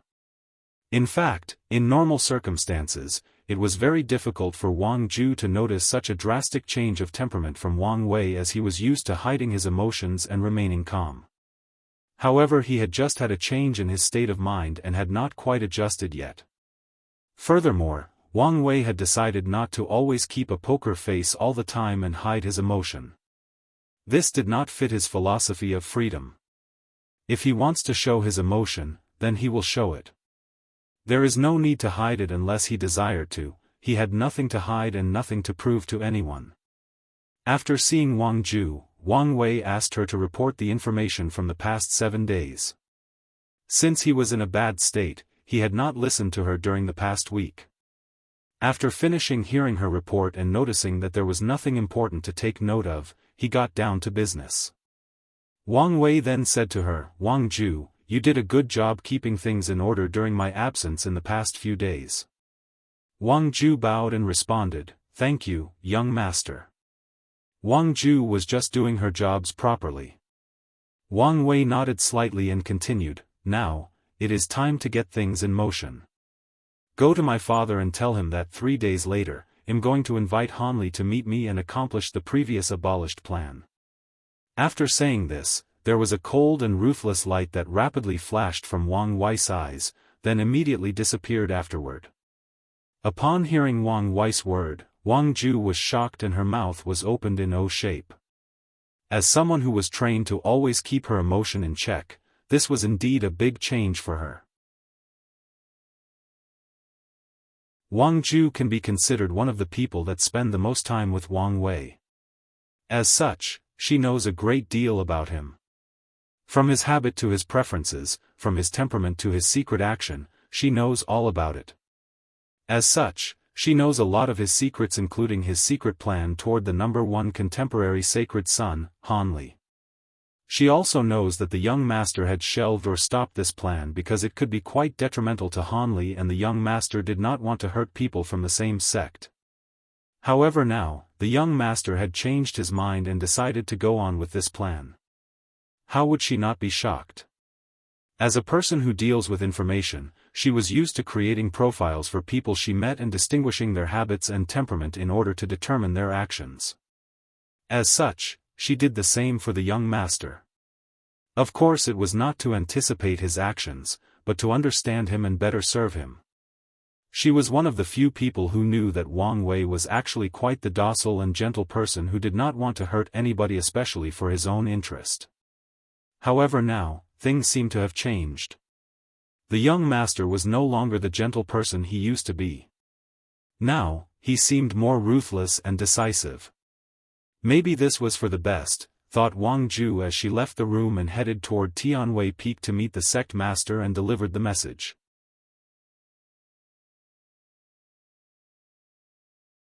Chapter 40. Wang Ju walked into Tianwei Peak and handed over the message of the young master to the sect master, bowed politely and left. The things that were about to unfold were not things that she could get involved with. The less she knows now, the better for her. She only has a little part to play in the grand scheme of things, nothing more, nothing less. When Wang Tian received his son's message, he was momentarily surprised, followed by a great deal of ecstasy. He knew that his son had crossed over a strong hurdle that would lead him to becoming a true powerhouse. Wang Tian muttered to himself with satisfaction, "Good, good. Enough with this woman's sissy compassion. If you wish to one day reach the top, you have to step on the bones of countless people." Afterward, a secret message was sent through talisman from the sect master to many elders and great elders of the sect. However, not all of them received the message. Following the talisman, a meeting of the highest secret took place in the Dao opening sect. Even Wang Wei and a few supreme elders have attended this meeting. 3 days later, Wang Ju flew to the mountain occupied by Hanli, the #1 contemporary sacred son. In this mountain, the spiritual energy was extremely abundant. The vegetation grew wildly, yet had a strange beauty to them. Despite being at a high altitude, the weather was warm and sunny like the end of spring and the coming of summer. There were countless servants that took care of every aspect of the mountain and the daily life of Hanli. In the middle of the mountain, there lies an ancient manor made of some special wood. However, unlike the sunny atmosphere around most of the mountain, the manor had a gloomy or bad-weathered vibe. There was a dark cloud hovering over it with thunder blasting in the back of the manor sporadically. The thunder was actually quite powerful and as such, only a few servants could approach that area. The center of the thunder strike was actually the place that Hanli cultivated. As a person with the heavenly thunder physique, the power of thunder was like an intimate friend to him. It was also quite beneficial to his cultivation. Wang Ju entered the manor and was received by a male servant. He was the supervisor of the manor, a position similar to the head maid. Wang Ju proceeded by mentioning her intention, then the supervisor went to notify Hanli. When Hanli learned that the head maid of the young sect master came to find him, he was a little shocked as he did not have any interaction with Wang Wei. Follow which, he said to his supervisor, go invite her in. I want to know her purpose in coming all the way here. Soon afterward, Wang Ju entered the cultivation palace of Hanli and met him personally. The first impression that Wang Ju had of Hanli was that he was very aggressive. There was thunder flashing constantly in his eyes. He gave the feeling that you have done something wrong, as such, heaven will punish you. Wang Ju bowed politely and said, hello, young master Hanli. Answered Hanli, then proceeded to directly ask, what brought you to my manor? My young sect master has invited young master Hanli to come drink tea and discuss some important matter. Oh, what important matter could that be? Asked Hanli in surprise. Sir, you are embarrassing me. How could this lowly maid know what important matter the young master wants to discuss? Answered Wang Ju with a calm face without any emotions on her face. Of course, Hanli did not believe her words.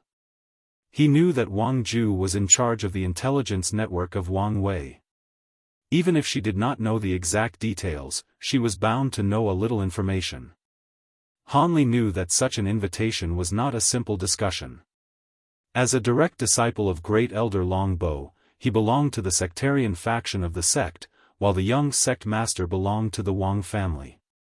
The factions have been fighting and competing for countless years. Now, suddenly, he received an amiable invitation from his competitor. How can things be as simple as a discussion? After thinking about it for a few moments, Hanli decided to go and see what the young sect master was planning. He believed that with his superior cultivation level and the backing of his master, nothing will happen to him during this visit. Despite this though, he decided to take certain precautions before heading there. As such, he said to Wang Ju, very well, I will attend the tea meeting. However, please give me a few minutes to prepare first before heading there. Wang Ju nodded politely in acknowledgement of Hanli's preparation before departure. Then waited quietly for him. Hanli entered a secret room. He took a deep breath to adjust his state, checked all his magic equipment in his space ring, then took out a talisman and informed his mentor Great Elder Long Bo about the meeting. After doing all of his preparation, he followed Wang Ju to the Wang clan's exclusive mountain where Wang Wei waited for them with freshly brewed hot tea. Meanwhile, a few minutes after Hanli's departure from his mountain, his mentor, Great Elder Long Bo received a message talisman from his disciples. Long Bo was meditating when he received the talisman from his disciples. At first he was quite puzzled about why Wang Wei invited his disciple to meet him. Then he remembered the secret plan that was previously abandoned due to the kindness of the young sect master. He was one of the most prominent opposition to this plan as it was very detrimental to his own disciple.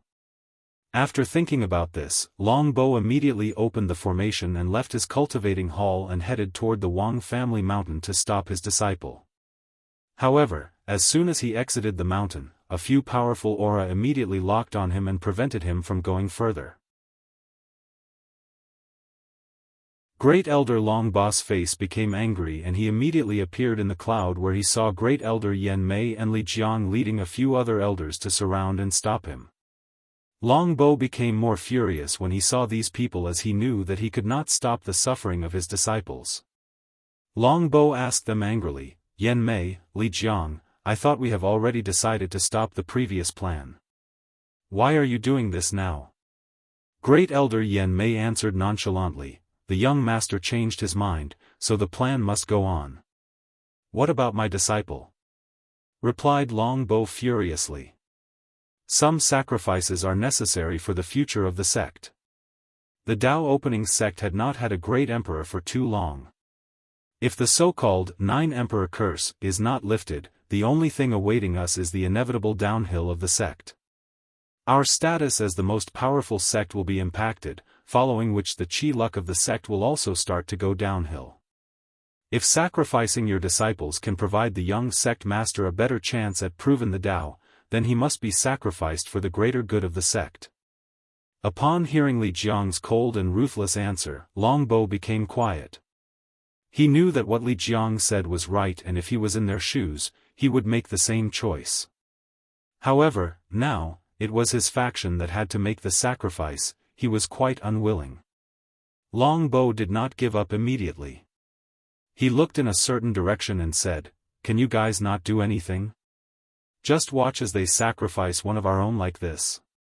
Right now, the only option available to Long Bo is to invite his fellow sectarian faction to take sides with him and prevent the incoming fate of his disciple. Following Long Bo's words, a sigh riveted in the empty void from far away, then someone said, "Long Bo, I understand how you feel, but this is not the time for infighting. Even the Supreme Elders have already decided to keep exacting the plan. There is nothing you can do to stop it. Additionally, the sect has already voted to compensate your disciple afterward. He will not lose much." Long Bo became more furious when he discovered that even people of the same faction with him did not take his side. He looked coldly at Great Elder Yan Mei and Li Jiang, then at the direction of his allies, then returned to his mountain. He had to make a new plan for the future and find a way to help his disciple. The other people of the sectarian faction may have given up for the greater good of the sect, but he was not reconciled to quell his ambitions yet.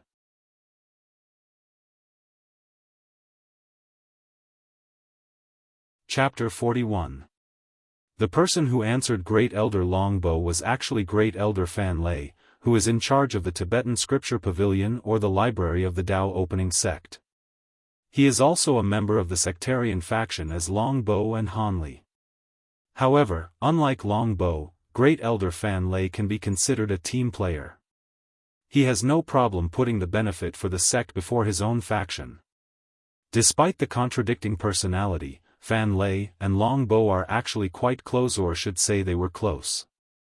Great Elder Fan Lei, who was looking over the library, looked in the direction of his old friend Long Bo and sighed melancholy. As one of the closest friends to Great Elder Long Bo, he truly understood his ideas and ambitions. Fan Lei knew that Long Bo wanted to strengthen the amount of power that the sectarian faction has in the sect. And what is the best way to do so? Of course, it is to have another emperor. In the Dao opening sect, the Wang family has 4 emperors, the Li and Yan family both have 2 emperors each. Only the sectarian faction only has 1 emperor. Long Bo believed that as long as their sectarian faction produced another great emperor under his watch, their power and speaking ability in the sect would increase dramatically. In fact, Fan Lei has long realized that Long Bo was quite the selfish person. He did not want another sectarian great emperor to appear. What he wanted was to personally train an emperor himself, then be able to take over power during the rise of said emperor. Unfortunately for Long Bo, it is extremely hard to raise an emperor properly, especially when you are on your own. Fan Lei and many other sectarian faction people have long realized that Long Bo did not have what it took to properly raise a great emperor on his own. In fact, even the person he chose had problems. During the past years, all the upper level of the sect have been paying attention to the growth of Han Li before the birth of the young sect master. Despite having the number 12 physique, the heavenly thunder body, Han Li's past result can only be evaluated as above mediocre. This fact was further proven to be true when his result in the pagoda trials came out and even Li Jun could defeat him in many trials. As a result of this, the higher-ups of the Dao opening sect did not hesitate to decide to train Wang Wei for the next heaven mandate when they saw the vision he was born with. Luckily, Wang Wei's actions during the past decade have proven that they have made the right choice. The future of the Dao opening sect is looking quite bright and prosperous. Great Elder Fan Lei knew that his old friend Long Bo was in quite the dangerous situation and he has not even realized it. The Dao opening sect has placed too much investment in this year's fight for the heaven mandate. If one day, they decide that Long Bo is a danger or instability for the sect's future, then the only thing that awaits Great Elder Long Bo is his untimely death by the hands of his own sect. If Long Bo keeps going on like this, that day will not be far off. Fan Lei sighed again when he thought about the possible future fate of his old friend. Meanwhile, in the Wang family mountain, Wang Wei and Han Li were having a very cordial chat over tea. Wang Wei kept asking Han Li about his experience throughout his cultivation journey due to the fact that he had never left the sect ever since he was born. And Han Li, affected by Wang Wei's charismatic and gentle smile, described all of his adventure with great boldness. Unfortunately, things did not remain amicable for very long. On their 6th pot of tea, Han Li started to feel drowsy. Before he could take immediate action to relieve himself of this state, he discovered that his cultivation was actually sealed. Soon afterward, he passed out in the room, and the blooming smile in Wang Wei's face was slowly relieved and turned into an indifferent one. A few breaths afterward, a few more people appeared in the room. They were the Great Elder of the Formation Hall, Refining Hall, Pill Hall, and Talisman Hall. Furthermore, there were 2 Supreme Elders who had a great deal of accomplishments in formation who came to supervise the other people. When Wang Wei saw all of the people who appeared in his room, he was not surprised as he expected them to come. Wang Wei saluted all of them and asked, "Is everything prepared?" The Great Elder of the Formation Hall, Li Feng, answered, "You do not need to worry, young sect master. Everything was designed according to your instructions." Wang Wei nodded in satisfaction. Soon, the passed-out Han Li was taken into a secret room full of all kind of formations and a bunch of equipment that looked like a dissecting table. In fact, this description is actually quite adequate. The purpose of Wang Wei doing all of these to Han Li is to actually dissect him and discover the source of his special physique. Ever since he was young, Wang Wei knew how much advantage that people with special physique had, especially in the early and middle stage of cultivation.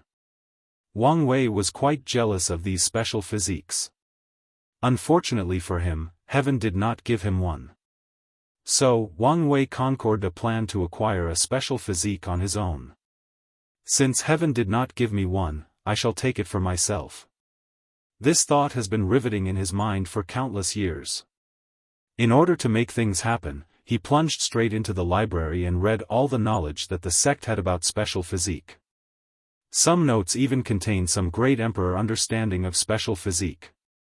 Through countless documents, Wang Wei came up with the hypothesis that most people with special physiques are actually people born with fragments of law lodged both into their bodies and souls. Because of these fragments of laws, people with special physique have great cultivating talents.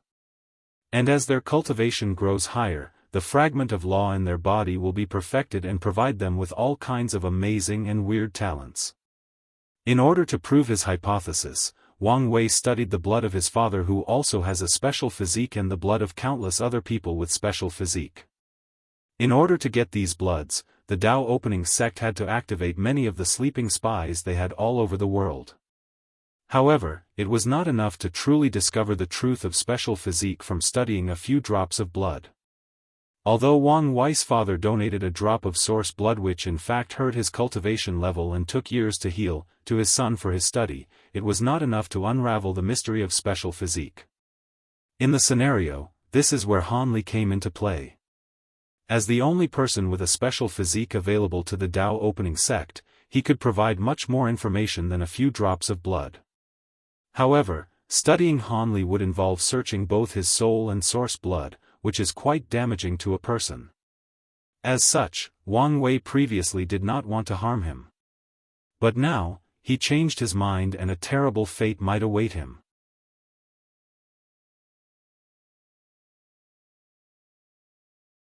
Chapter 42. Inside a secret room, Han Li's body laid unconscious on a bed with blood all over the floor. His state was not ideal right now. His skin was opened vertically from his skull all the way to his feet. All of his internal organs and exoskeletons were visually exposed to the outside world. The only thing that indicated that he was still alive was the slight expansion of his lungs like two balloons filled with oxygen at a carnival fair. There were countless formations made of countless runes that shined on Han Li every few breaths. These formations were recording and analyzing every part of fluctuation on Han Li's body. From his breathing to his cultivation level, from his muscle to his blood, from his divine sense to even his soul fluctuation. There was no part left unchecked, no stone left unturned. In a bed beside Han Li, there were 3 drops of blood that glowed brighter than the summer sun at its peak. These 3 drops of blood were actually the source blood of Han Li. Each of them contain a great amount of energy and could be used to create powerful pills. Right now, Great Elder of the Formation Hall Yanji was observing these 3 drops of blood with great ecstasy. He proclaimed to Wang Fu, the Great Elder of the Refining Hall, "I have found the fragment of law from the source blood."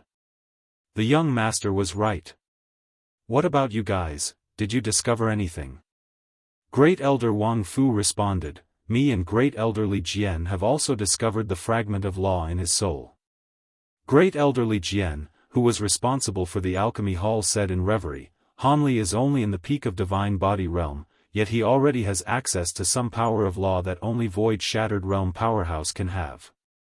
No wonder the people with special physique are so abnormal in the early stage of cultivation." Great Elder Qin Hua of the Talisman Hall is a beautiful middle-aged woman. She asked the 2 supervising Supreme Elders, "Did we miss something during our observation?" One of the Supreme Elders answered, "Everything has been recorded and reviewed by the 2 of us. All you need to do is relay the information to the young master." "What should we do with Han Li?" asked Great Elder Wang Fu. The young master was considered his own nephew. As such, he did not want to have an enemy of his lying around the sect. He would have preferred that Han Li be dead.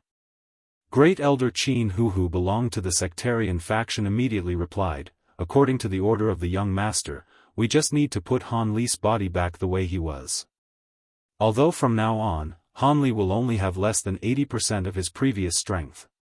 Furthermore, the young master said to reward him with a heart demon pill to allow him to break through the primordial spirit realm.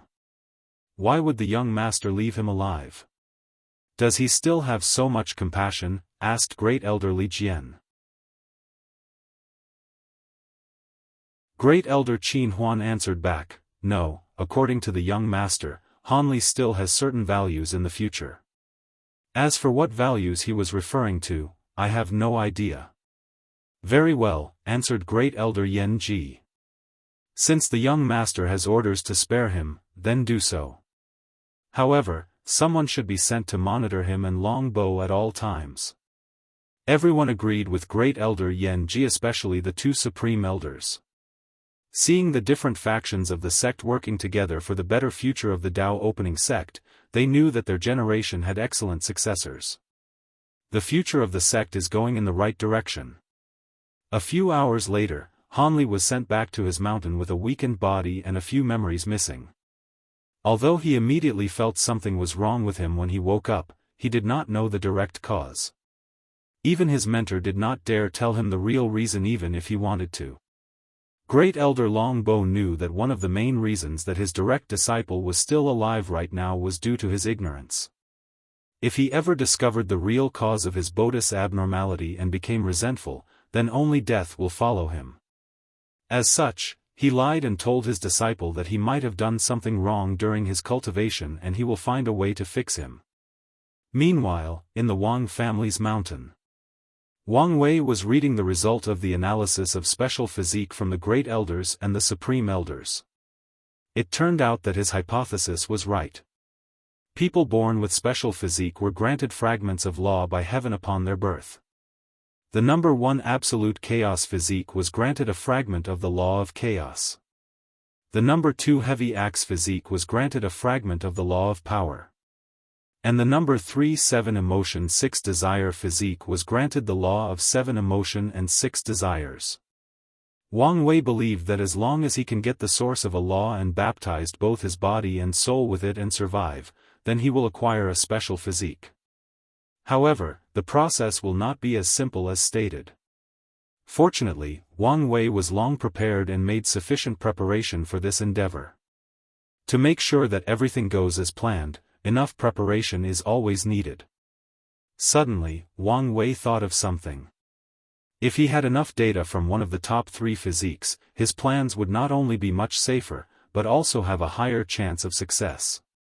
However, the problem lied in the fact that he could not get access to any of the top 3 physiques to properly dissect. The number 1 physique is hiding somewhere in a lower realm. The number 3 physique is also hiding somewhere in the Eastern Azure Dragon continent. The only available physique left is the number 2 physique, who is the crown prince of the Great Zhou Imperial Dynasty, located in the same central continent as the Dao opening sect. However, even if Wang Wei knew where he was, there is nothing he could do. As a person born with such powerful physique, the Crown Prince will definitely be a great contestant for this generation Heaven Mandate. Such Heaven Chosen will definitely have a Supreme Realm powerhouse protecting him 24/7 just like Wang Wei did. Additionally, the Great Zhou Imperial Dynasty is a powerful dynasty that has nurtured a total of 3 great emperors. As such, they are not easy to mess with.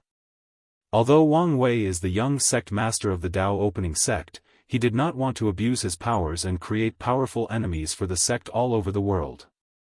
Despite all of these circumstances, Wang Wei did not immediately give up the idea of dissecting the number 2 physique. All he needed was the right time, place or circumstance for his action to succeed. And Wang Wei knew that the right moment was quickly approaching. That was the Spirit Road 4 years later. This was the perfect place. Now, all Wang Wei needed was the right bait to lure his prey into the trap.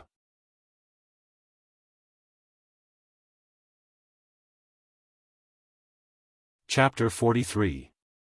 The Spirit Road is in fact a trial created by Heavenly Dao to not only properly train Heaven Chosen of the Myriad Emperor world, but also a way to entice geniuses from the lower plane to enter the Myriad Emperor world. According to knowledge that Wang Wei learned from the library, in the Endless Void, there are hundreds of Heaven Mandate worlds like the Myriad Emperor plane. Each Heaven Mandate plane, which is a plane who has the power to give birth to a great emperor, is made up of a community of countless worlds that take said Heaven Mandate plane as its center.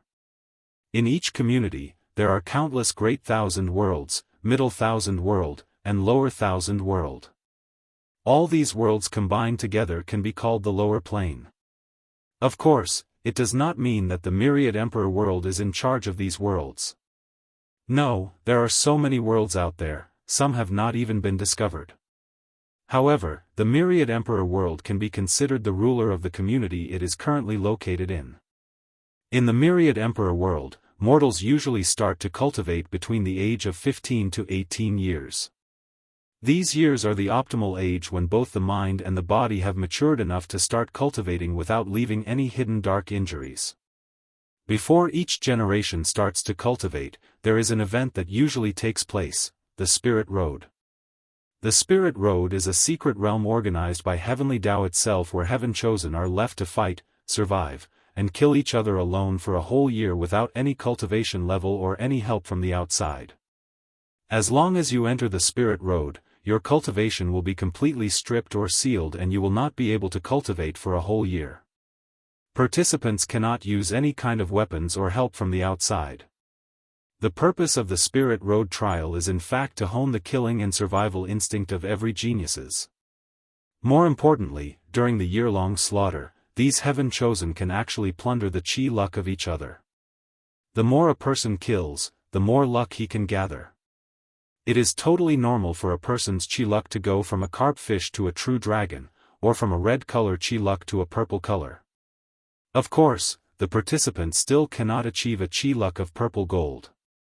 Additionally, the secret realm that the Spirit Road trial takes place has countless opportunities left over from different battlefields throughout the myriad Emperor plane.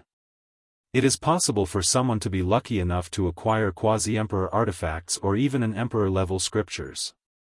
Although these two things are actually quite rare, it's not unheard of people acquiring these things from the Spirit Road. Because of the Spirit Road's ability to raise heaven-chosen, many factions will send their disciples to participate in the trial. In fact, Heavenly Tao will also scatter trial tokens throughout many worlds in the lower plane to invite either geniuses or lucky ones to participate in the trial. That way, these geniuses will have a chance to enter one of the sects or factions of the myriad Emperor plane based on their performance. In fact, many great emperors were born from the lower plane and got their chance at the heaven mandate through the Spirit Road trial. Of course, these people from the lower plane still need an identity token to be able to participate in the fight for the heaven mandate. And how do they get the identity token? Of course, from the powerful sects or families in the myriad Emperor world. These factions have gone through great length to prevent people from the lower plane from becoming great emperor without their support.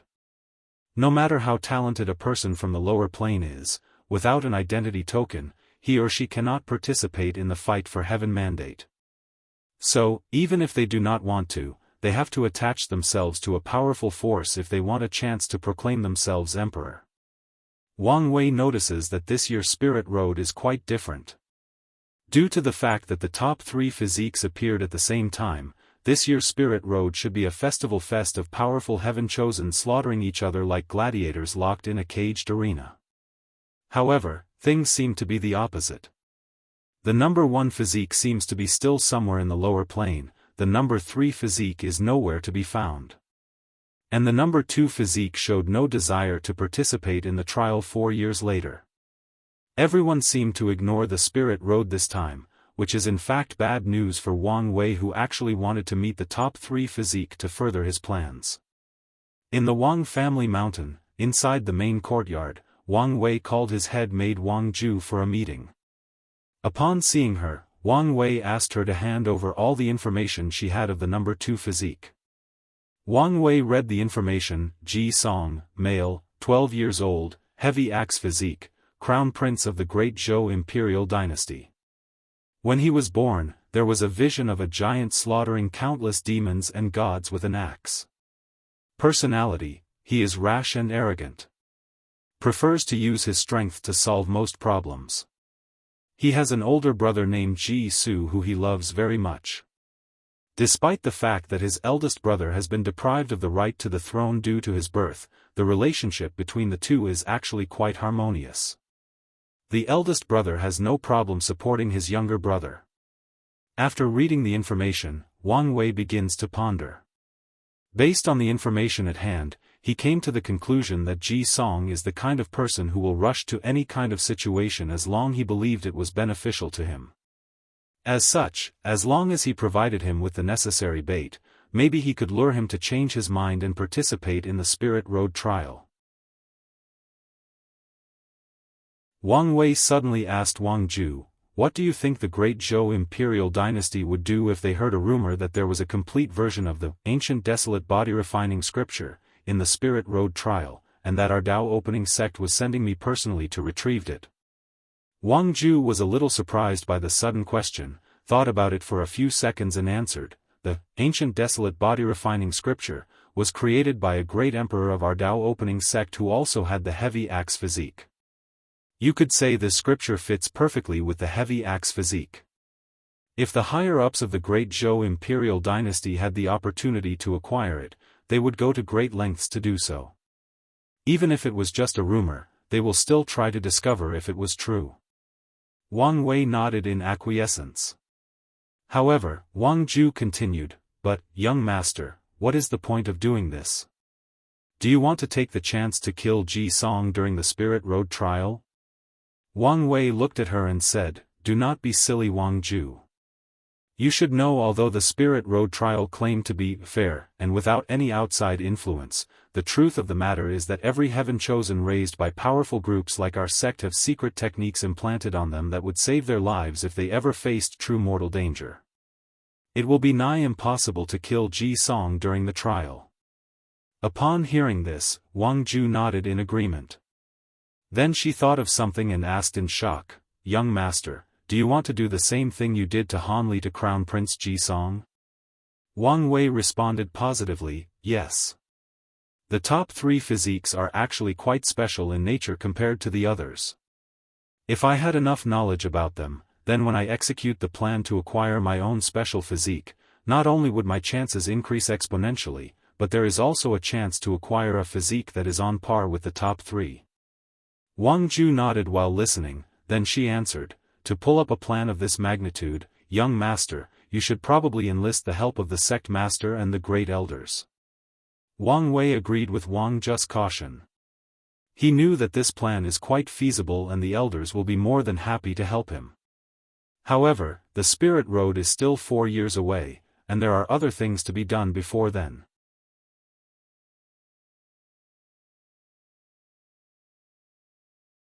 Chapter 44. Wang Wei waved to Wang Ju to leave and start to put his plans into action with the help of the elders, while he had other things to prepare beforehand. Acquiring a special physique is not an easy thing.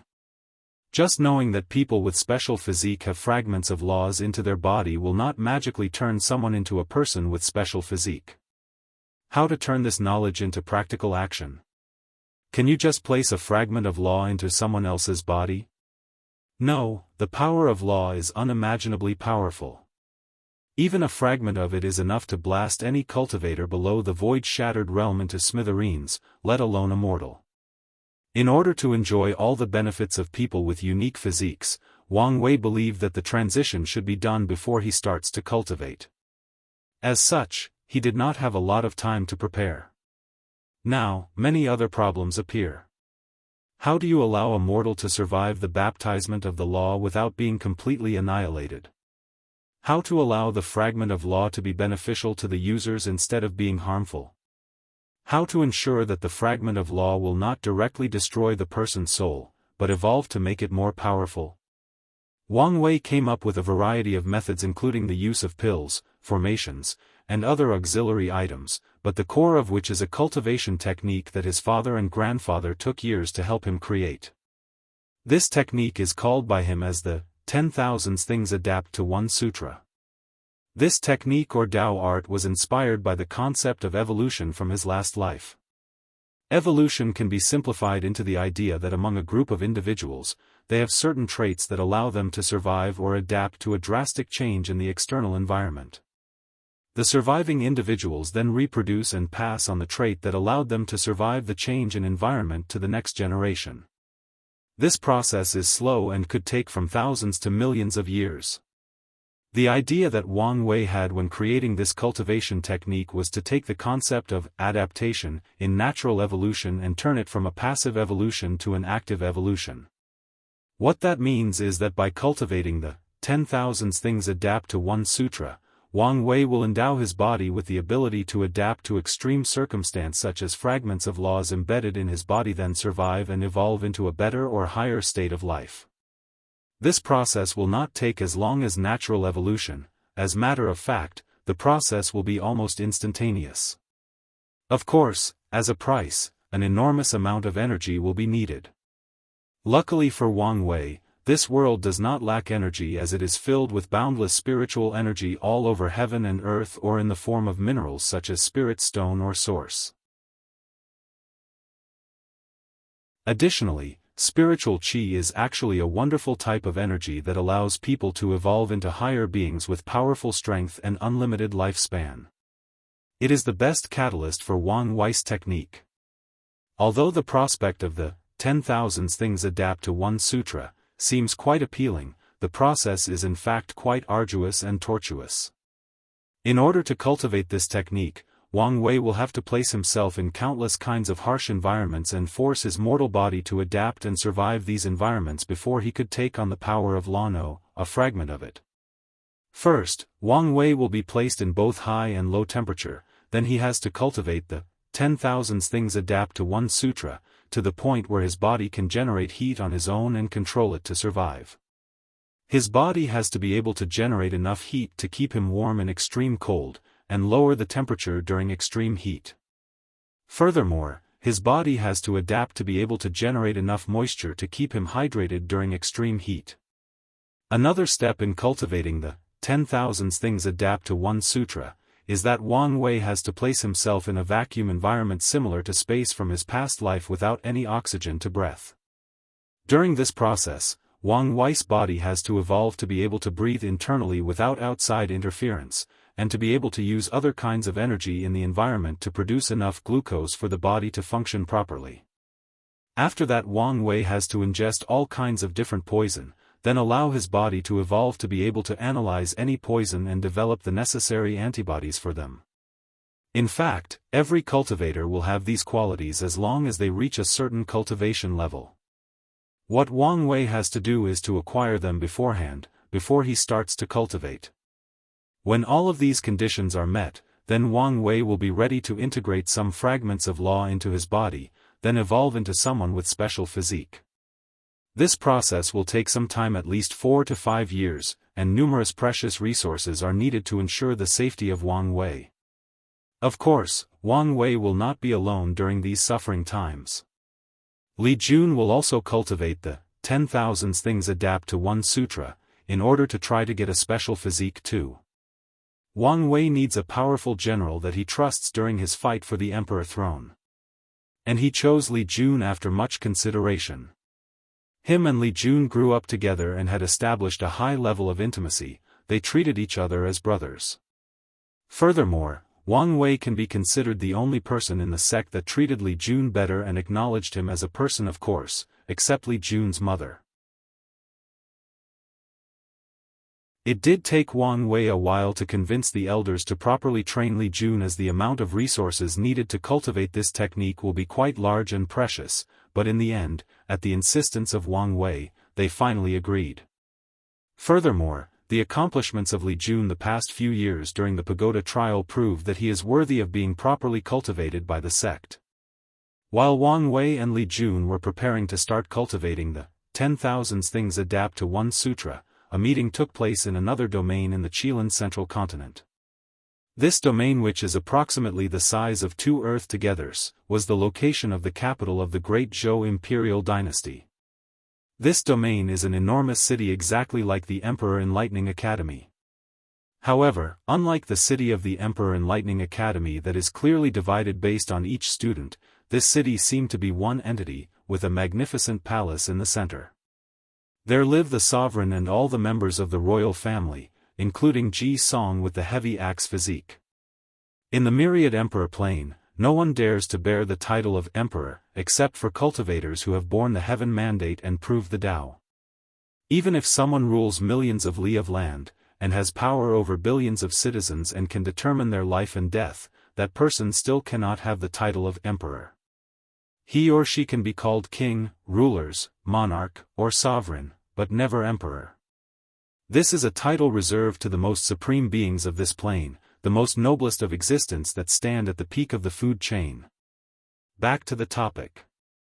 Somewhere in the palace, the sovereign of the Great Zhou Imperial Dynasty held a meeting with all of his officials.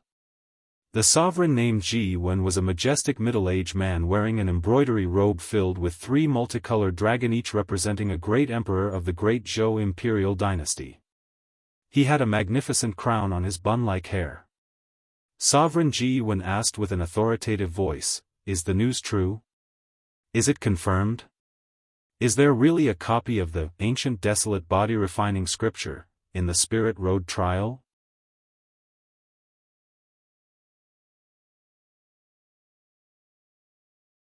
Chapter 45. Inside the royal palace, many ministers of the Great Zhou Imperial Dynasty started discussing the information that their spy agency just received.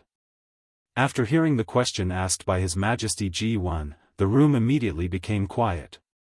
Everyone started to think about the issue and the proper response to the situation at hand. A few minutes afterward, a high-level minister indicated by the fact that he stood in the front row of all the people present took a step forward and answered, "Your Majesty, given the source of the information, the news is likely true.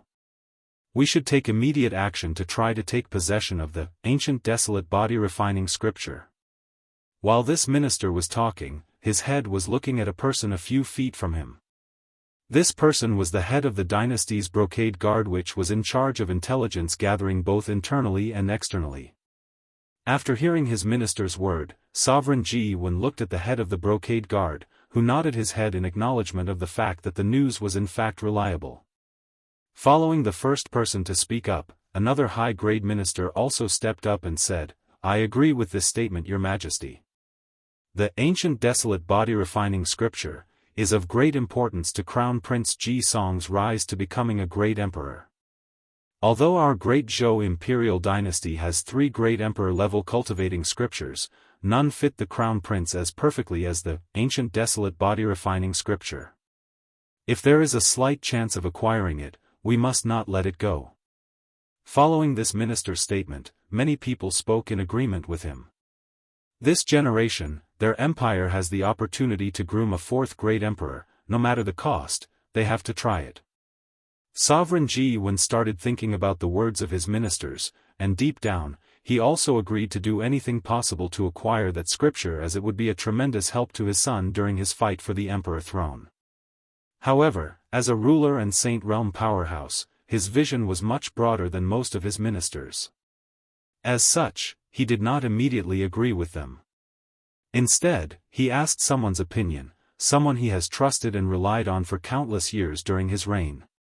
Sovereign Ji1 looked at the person standing closest to him and asked, "Prime Minister Zhao Yan, what do you think about this topic?" Upon hearing his name being called, Prime Minister Zhao Yan, who had his eyes closed for most of the meeting, suddenly opened his eyes and answered in a calm manner, "Your Majesty, this lowly minister does not think that things are that simple." "Oh, what makes you say that?" "Speak freely," answered Sovereign Ji1. As such, Prime Minister Zhao Yan continued, "First of all, why did all of sudden news of such powerful scripture come out? Is our Zhou dynasty the only faction that has received the news, or are there any other people?" Upon hearing these questions, the face of the leader of the brocade guard changed immediately and became gloomy. He answered in a harsh tone, "From the information we received, I believe that only our Zhou dynasty had received this news." When the people in the room heard his answers, their faces also changed and became more solemn. It seems that things are not that simple. Prime Minister Zhao Yan continued to ask, "If that is the case, then there are more problems to solve. For example, who released the news and for what purpose? Based on the fact that the information we received directly involved the ancient desolate body-refining scripture, we can assume that their target is undoubtedly the Crown Prince, but what is their purpose? If the Dao opening sect released the news themselves, what motive did they have?" Another minister pondered for a moment and answered, "Maybe they want to lure the Crown Prince into the Spirit Road trial and kill him to eliminate a future competitor." Many people have similar thoughts. This is the most likely reason they can figure out. However, the Prime Minister disagreed with the other people. As such, he replied, "I do not think that things are that simple. The Spirit Road trial is under the jurisdiction of Heavenly Dao itself, as such it is not easy for an outsider to interfere. With the background of our great Zhou imperial dynasty, it is easy to have countless backhands to ensure the safety of the Crown Prince. Additionally, there is an unspoken agreement between the emperor lineage of the world not to secretly assassinate each other's heaven chosen and allow them to freely compete with each other. If the Dao opening sect dare to secretly kill the Crown Prince, we can easily do the same thing to their young sect master." The room became silent after the Prime Minister's speech. The people in the room knew that Prime Minister Zhao Yan was right, but they still felt a little unwilling to pass such a chance to acquire a powerful cultivation technique as the ancient desolate body-refining scripture. As such, another minister asked, "So, are we just leaving things like this and not do anything?" "Of course not," answered the Prime Minister. "What we have to do is remain calm and take things slowly. We can slowly investigate the source of the news and the purpose of the Dao opening sect. Furthermore, in 1 to 2 years, right before the start of the Spirit Road trial, we can send a team of delegates to officially visit the Dao opening sect. When they arrive there, we can snoop some more news." Upon hearing the Prime Minister's plan, the eyes of the other officials lit up like stars in the winter's night. Then, they started discussing and fine-tuning the plan. To them cultivators, 1 to 2 years is nothing but a short nap. They can be patient and plan better. Meanwhile, in the Dao opening sect, Wang Wei and Li Jun had just started their difficult cultivation in the extreme cold and heat environment. Wang Wei had just finished today's session and was drinking tonic that prevents dark injuries in his body. This tonic was made of at least a 1,000 years old ginseng. If it was not for the fact that his body is too weak to bear the medicinal properties, the age of this ginseng would be much higher. It was during these moments that Wang Wei realized the importance of status and how lucky he was to be born in such a powerful sect. While Wang Wei was enjoying this rare piece of quiet, Wang Ju walked in to report to him. Without being polite with her, he directly asked, "What is it?" Wang Ju bowed politely and answered, "Young master, according to the information we received, there has been no further movement from the great Zhou imperial dynasty. Do you think that they have noticed something? Did our bait fail?" Wang Wei was not surprised or panicked by this news. Instead, he asked calmly, "Wang Ju, do you know what a good bait is?" "A good bait?" asked her in confusion. Wang Wei smiled cunningly and continued, "A good bait is not just something that your target wants or desires. No, a good bait is something that your target knows is a bait, but still desperately go after it. No matter the process, the end result will always be a hooked fish."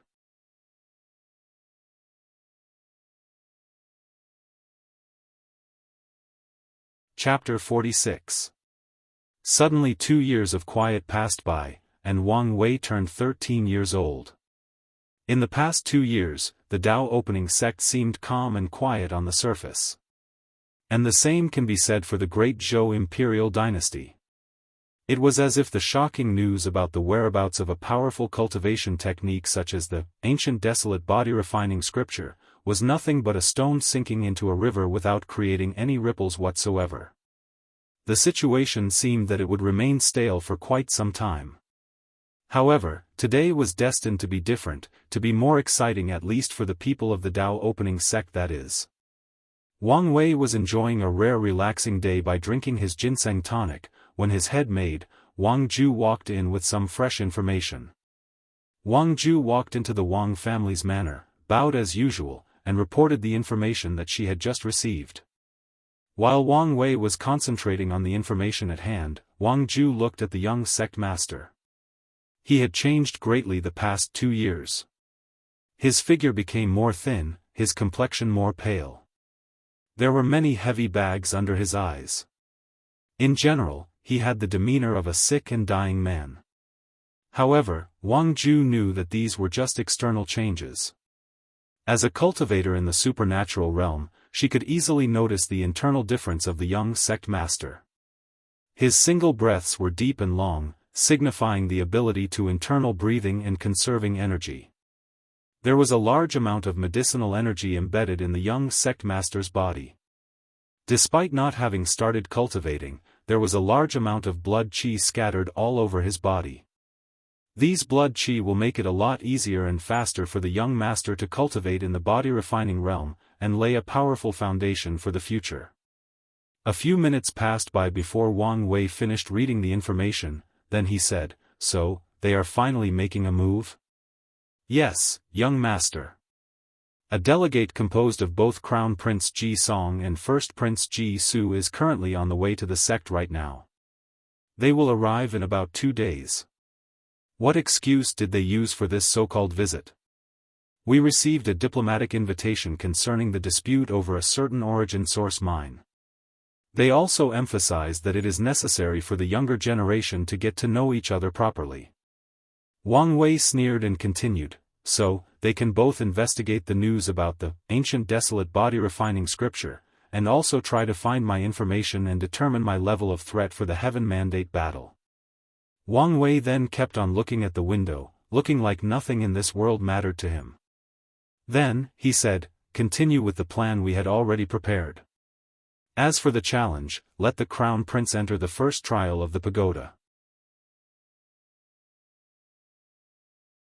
2 days soon passed. The delegation of the great Zhou imperial dynasty composed of the two princes, Ji Song and Ji Su, the Prime Minister Zhao Yan, a retired prince of the Ji royal family which is the equivalent of a true monarch supreme elder of the Dao opening sect, and a bunch of servants and bodyguards. Sect Master Wang Tian and many of the great elders of different halls received the guest, accompanied by some noteworthy disciples. Upon arriving, Ji Su was the first to notice something odd. He did not see the young sect master of the Dao opening sect. In formal occasions such as this, only people with similar status and the same generation can receive each other. As the son of the sect master, only Wang Wei is truly worthy of receiving them, and yet, he was not here. Ji Su easily noticed this because he recognized the person that was in the front receiving them. It was the number 1 contemporary sacred son, Han Li, who has just partially healed from his injury. Ji Su knew Han Li because they had fought a couple of times. And in their many fights, he had won more than he lost. Ji Su walked in the front, put his 2 hands together and slightly bowed. It is a pleasure to meet you all. Han Li also stepped forward and returned the courtesy. However, a sudden voice rang behind Ji Su. It seemed that we are not worthy to be received by the young sect master of the Dao opening sect. After all, your sect is one of the most powerful sects in the world. The person who spoke was a very burly man with bulging muscles all over his body. He is the very definition of the back of a tiger, the waist of a bear. He had an intimidating air about him, a calm face, but also a very condescending look in his eyes. He exudes the arrogance of a person of superior status. Sect Master Wang Tian stepped forward and said, "This younger generation should be Crown Prince Ji Song. Worthy of the famous heavy axe physique. Despite not having cultivated, still having innate divine strength compared to body refining first or second layer. The reason that my son did not attend this meeting today is due to the fact that he is currently visiting his maternal grandfather." Hearing this, retired Prince Ji Xiang also stepped forward and asked, "Is true monarch Yu Zhuang recovered from his injury?" "He is fine now," said the sect master, then went on to say, "Please come in, we have prepared adequate accommodation for all of you. If you have any other requirement, please notify the elder in charge and we will try our best to meet your needs." While a somewhat diplomatic meeting was taking place in the Dao opening sect, a very serious one was also taking place in the Heaven Mystery Pavilion. Old Chu took more than 10 years to heal from the backlash he received from calculating the fate of Wang Wei when he was just born. Even still, his lifespan was greatly affected. Unless he could find some precious medicine, he would still have to live with a severely reduced lifespan. The current pavilion master asked during the meeting, "Master, why did you call all of us for this meeting?" Including Old Chu, there were currently less than 10 people in the room, each of which were the core members of the Heaven Mystery Pavilion. The Heaven Mystery Pavilion was different from other sects or factions of this world since they were mainly focused on divination or calculating the secrets of heaven. As divination requires very special talents, there are few people who can cultivate their technique, let alone join the core membership of the pavilion. However, there are still many outer disciples of the Heaven Mystery Pavilion. These disciples are mainly there to procure resources for the core members, or to protect them. Due to the fact that people who peep at heaven's secrets often receive all kinds of backlash, they are almost always in a weakened state. So no matter what the level of their cultivation, they are extremely weak when facing people of the same realm. Even the genius of lower cultivating realms can easily beat them. As such, the core members of the Heaven Mystery Pavilion require protection from powerful people. As for how they manage to keep the loyalty of the outer members, well, that is a secret privy to only the Pavilion Master and his master. I called all of you to this meeting because I foresaw a catastrophe strong enough to eradicate our entire Heaven Mystery Pavilion. Upon hearing this news, the Pavilion Master's heart started to beat rapidly, he started to perspire profusely, then cold sweat dripped down his back. Master, we did not offend anyone, where did this sect-destroying catastrophe come from? The Dao opening sect.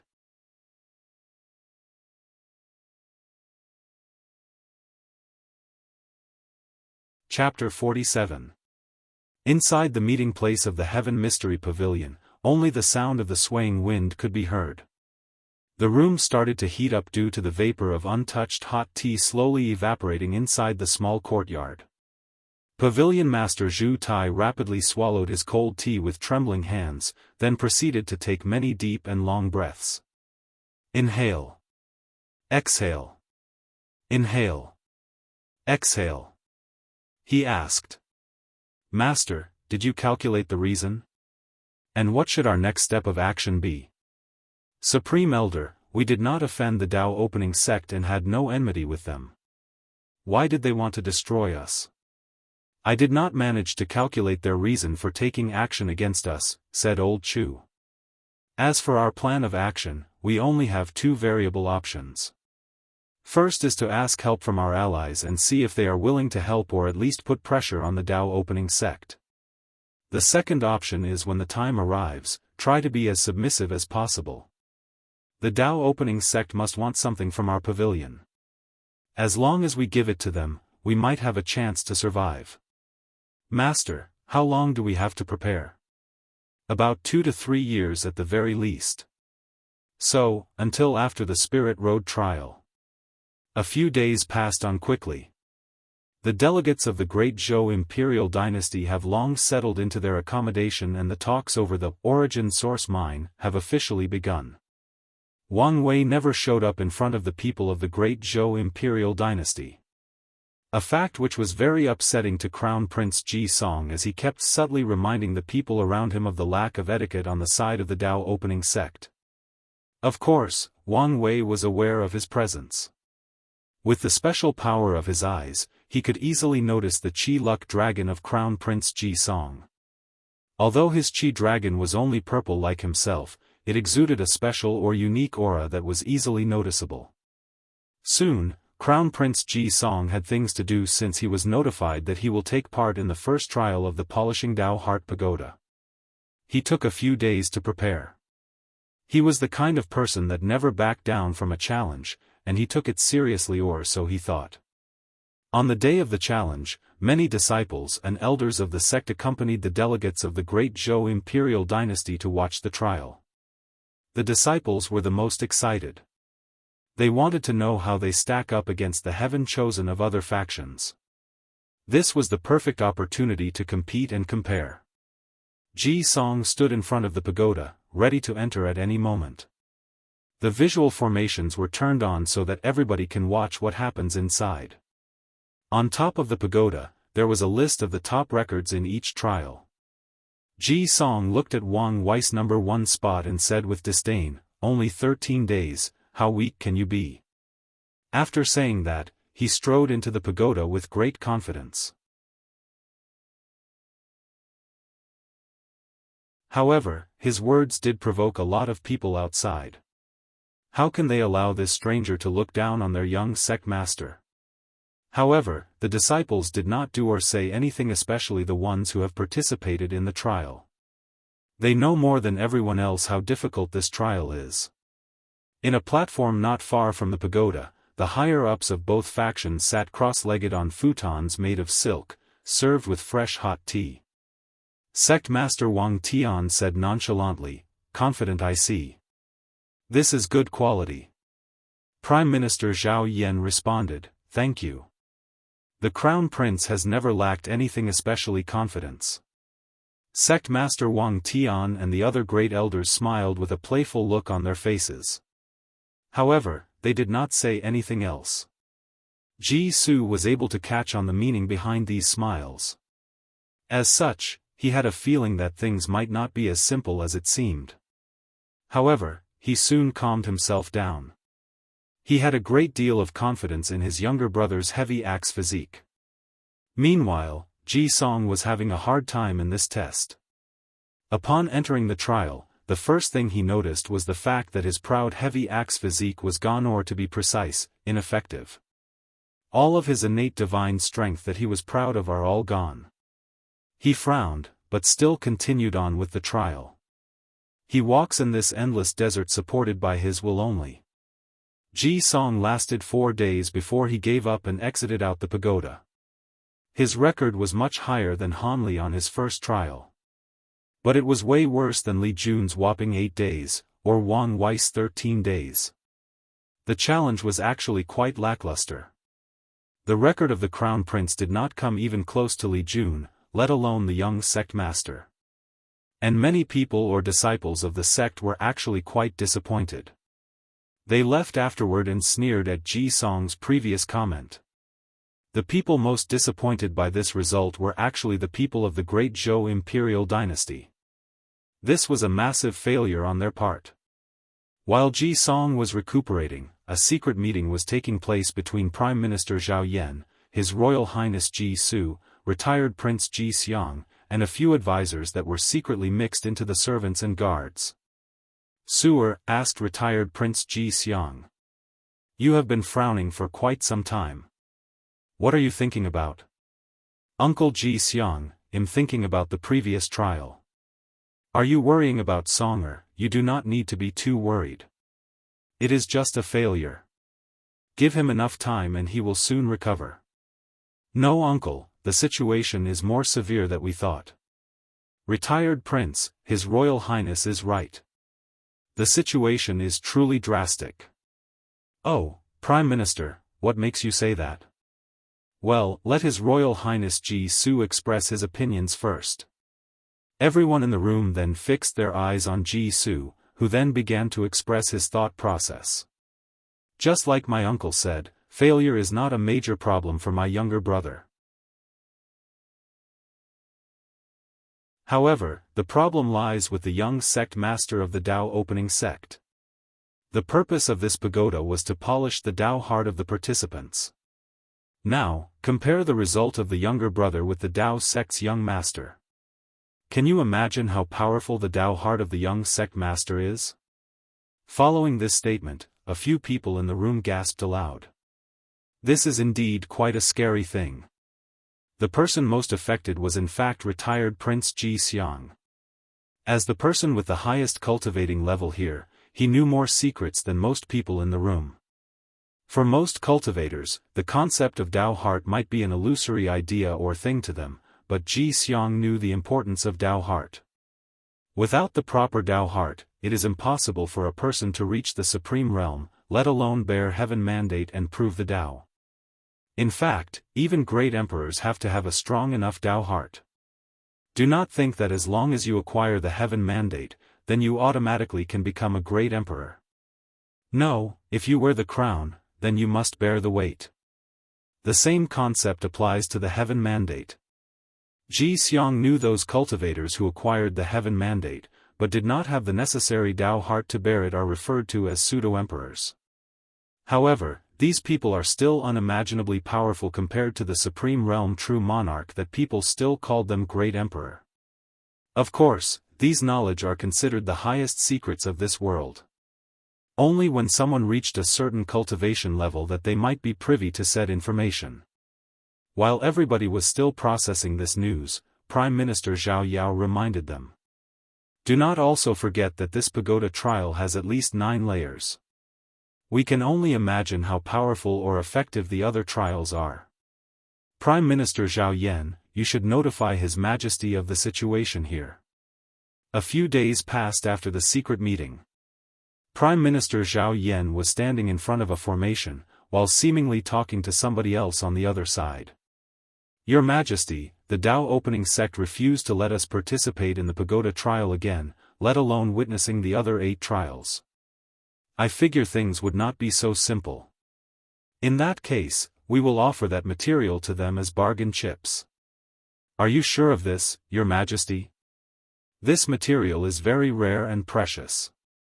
Compared to the possibility of a future great emperor, what is the worth of a rare material? As you wish, Your Majesty. The Dao opening sect will probably not allow Songer to participate in all 9 trials, try to negotiate as much as possible. But, my bottom line is at least 3 trials. One last thing, tell Songer that if he could not achieve a satisfactory result, then I'm taking away his status as Crown Prince. Prime Minister Zhao Yan was visibly surprised. As the person who knew His Majesty the best, he could tell that he was serious about this announcement. However, he could also realize the reason for it. This trip to the Dao opening sect was an eye-opener for the high level of the Great Zhou imperial dynasty. During the past 10 years, everyone in the dynasty has been marveling at the fact the crown prince was born with the heavy axe physique. They all believe that the future 4th emperor of the empire will be born this generation. However, the catastrophic result of the last trial was a major wake-up call for all of them. There is a brilliant and grand time coming, nothing is set in stone. Any wrong step could lead to forever being left behind.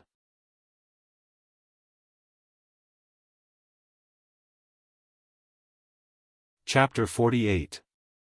The truth of the matter was that Wang Wei was still in the Dao opening sect and was controlling everything behind the scene. His grandfather true monarch Yuzhuang is indeed injured and still healing. As a result, Wang Wei rarely interacted with him and only saw a projection clone of him on his 5th birthday. However, he often saw his grandmother from his mother's side, while the one from his father's side had long passed away before his birth. The reason that Wang Wei did not show up to meet the people of the Great Zhou imperial dynasty was due to the fact that his situation is not ideal at the moment. After cultivating the 10,000 things adapt to one sutra, for more than 2 years, he was always in a weakened state. Wang Wei and the upper echelon feared that something might be discovered if he was to meet a powerful cultivator like retired Prince Ji Xiang. They worried that the people of Great Zhou might be able to infer their plan based on the condition of Wang Wei. So, they made up a plausible excuse to explain his absence. Wang Ju walked in the Wang family courtyard as usual to report the latest development of the situation with Crown Prince Ji Song. As soon as she entered, Wang Ju saw the young sect master wiping out a dark green liquid from the corner of his mouth. At the same time, there was another puddle of dark green blood or bile in the floor emanating a foul odor, looking quite dangerous. Damn poisons, muttered Wang Wei, what brings you out so early in the morning? Young master, there are new developments in the situation with the crown prince. Oh, I thought I already explained not to allow him to enter the trial again. According to the elders, the Great Zhou imperial dynasty offered a price that is hard to refuse. As such, they wanted to know your opinion on the matter. Wang Wei was intrigued. The Dao opening sect is very powerful and full of resources. If there is something that can actually tempt, it must be extraordinary. Wang Wei took the jade talisman that explained the price that the people of Great Zhou were willing to offer. According to this information, when Wang Wei cultivates the ancient desolate body refining scripture to a certain level, he will need material based on the 5 elements to further refine his powerful body. As such, the sect's upper echelons made a list of the 5 most powerful materials in the entire myriad emperor world that represent the 5 elements of wood, fire, metal, earth, and water. They believe that only by providing Wang Wei with the best so he can have a higher chance of being victorious during the heaven-will battle. However, despite the deep foundation of the Dao opening sect, they could only gather 2 of the 5 materials. The other 3 are either too rare to be found, in the hands of another powerful sect or faction, or even might be already extinct in the long river of time. However, to their surprise, low and below, the Great Zhou imperial dynasty offered one of the missing materials as an offer to allow their crown prince to participate in the pagoda trials again. After reading the material again, Wang Wei knew the gist of things. He pondered for a moment before replying. Tell the elders that they can accept the offer, but the highest level of trial he can participate in is the 4th. No more than this.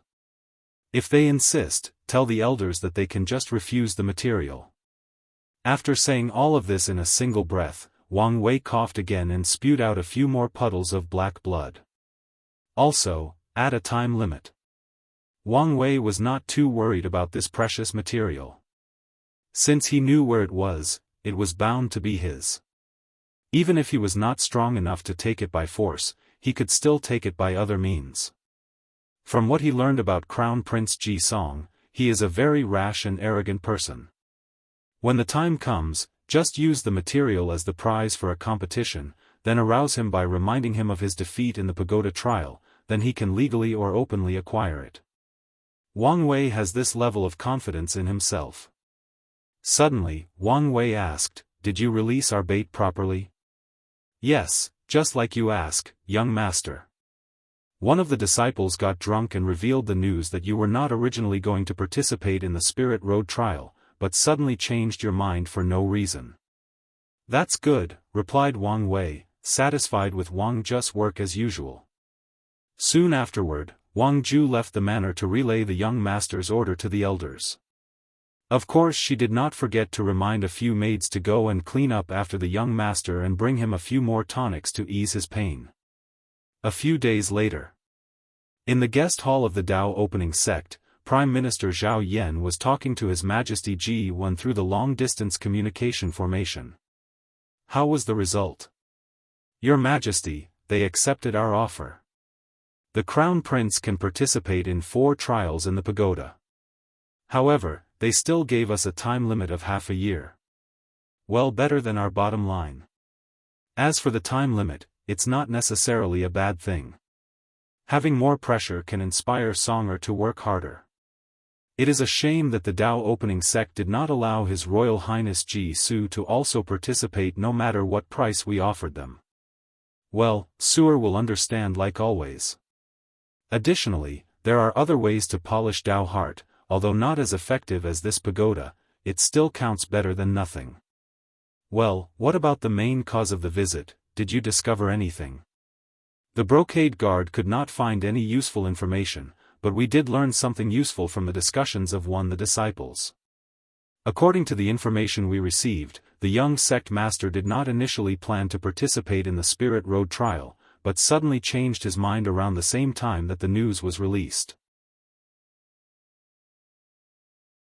We have inferred that the Dao opening sect is truly after something in the Spirit Road trial, but we cannot confirm whether it has anything to do with the ancient desolate body refining scripture.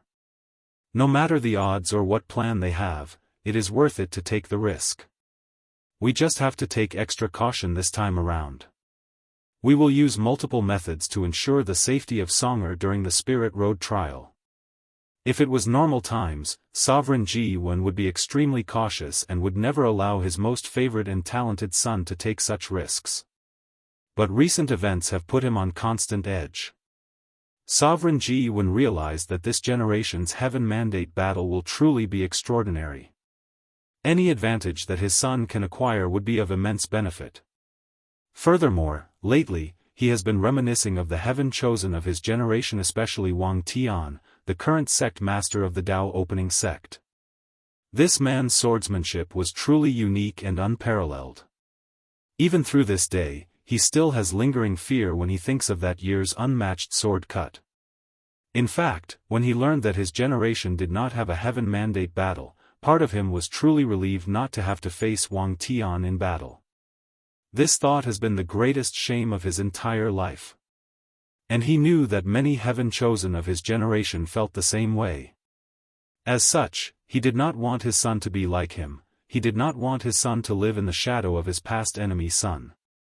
So, despite the fact this trip to the Spirit Road might be a trap, as long as there is the possibility of getting such great benefit as the ancient desolate body refining scripture, he will still take the bait.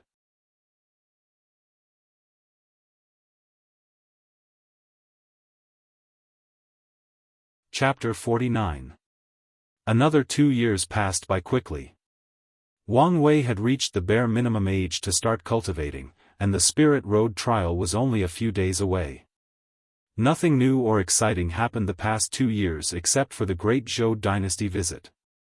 More than a year and a half ago, Crown Prince Ji Song finished his time in the pagoda and the Great Zhou imperial dynasty delegates left the domain of the Dao opening sect and returned to their own. Wang Wei saw Ji Song from a few li away before he left. He could easily notice the difference between him now and when he first came to the sect. He was more calm and less irrational.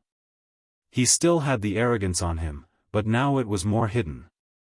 Just like Wang Wei used to be, hide the arrogance or pride deep in the bones instead of displaying it on the surface. Of course Wang Wei also knows that Ji Song did not magically become more wise. He could still tell that this crown prince was the kind of person that likes to use his fist as his first option when encountering any kind of problem. But now, after the pagoda trial, he became more cautious when doing things. His first instinct was not to immediately rush into battle. In fact, Ji Song's results in the trial were not even as good as Li Jun, let alone Wang Wei. This is the disadvantage of special physique. Their physique has no effect on things like mind, spirit, will, or Dao heart. In fact, it can be said that their special physique is quite detrimental to their state of mind. Ever since they were young, these people were always praised as geniuses or heaven-chosen, or that they were future great emperors. With all of these constant praise from birth, their egos are actually quite massive. As such, the majority of them are prideful and arrogant.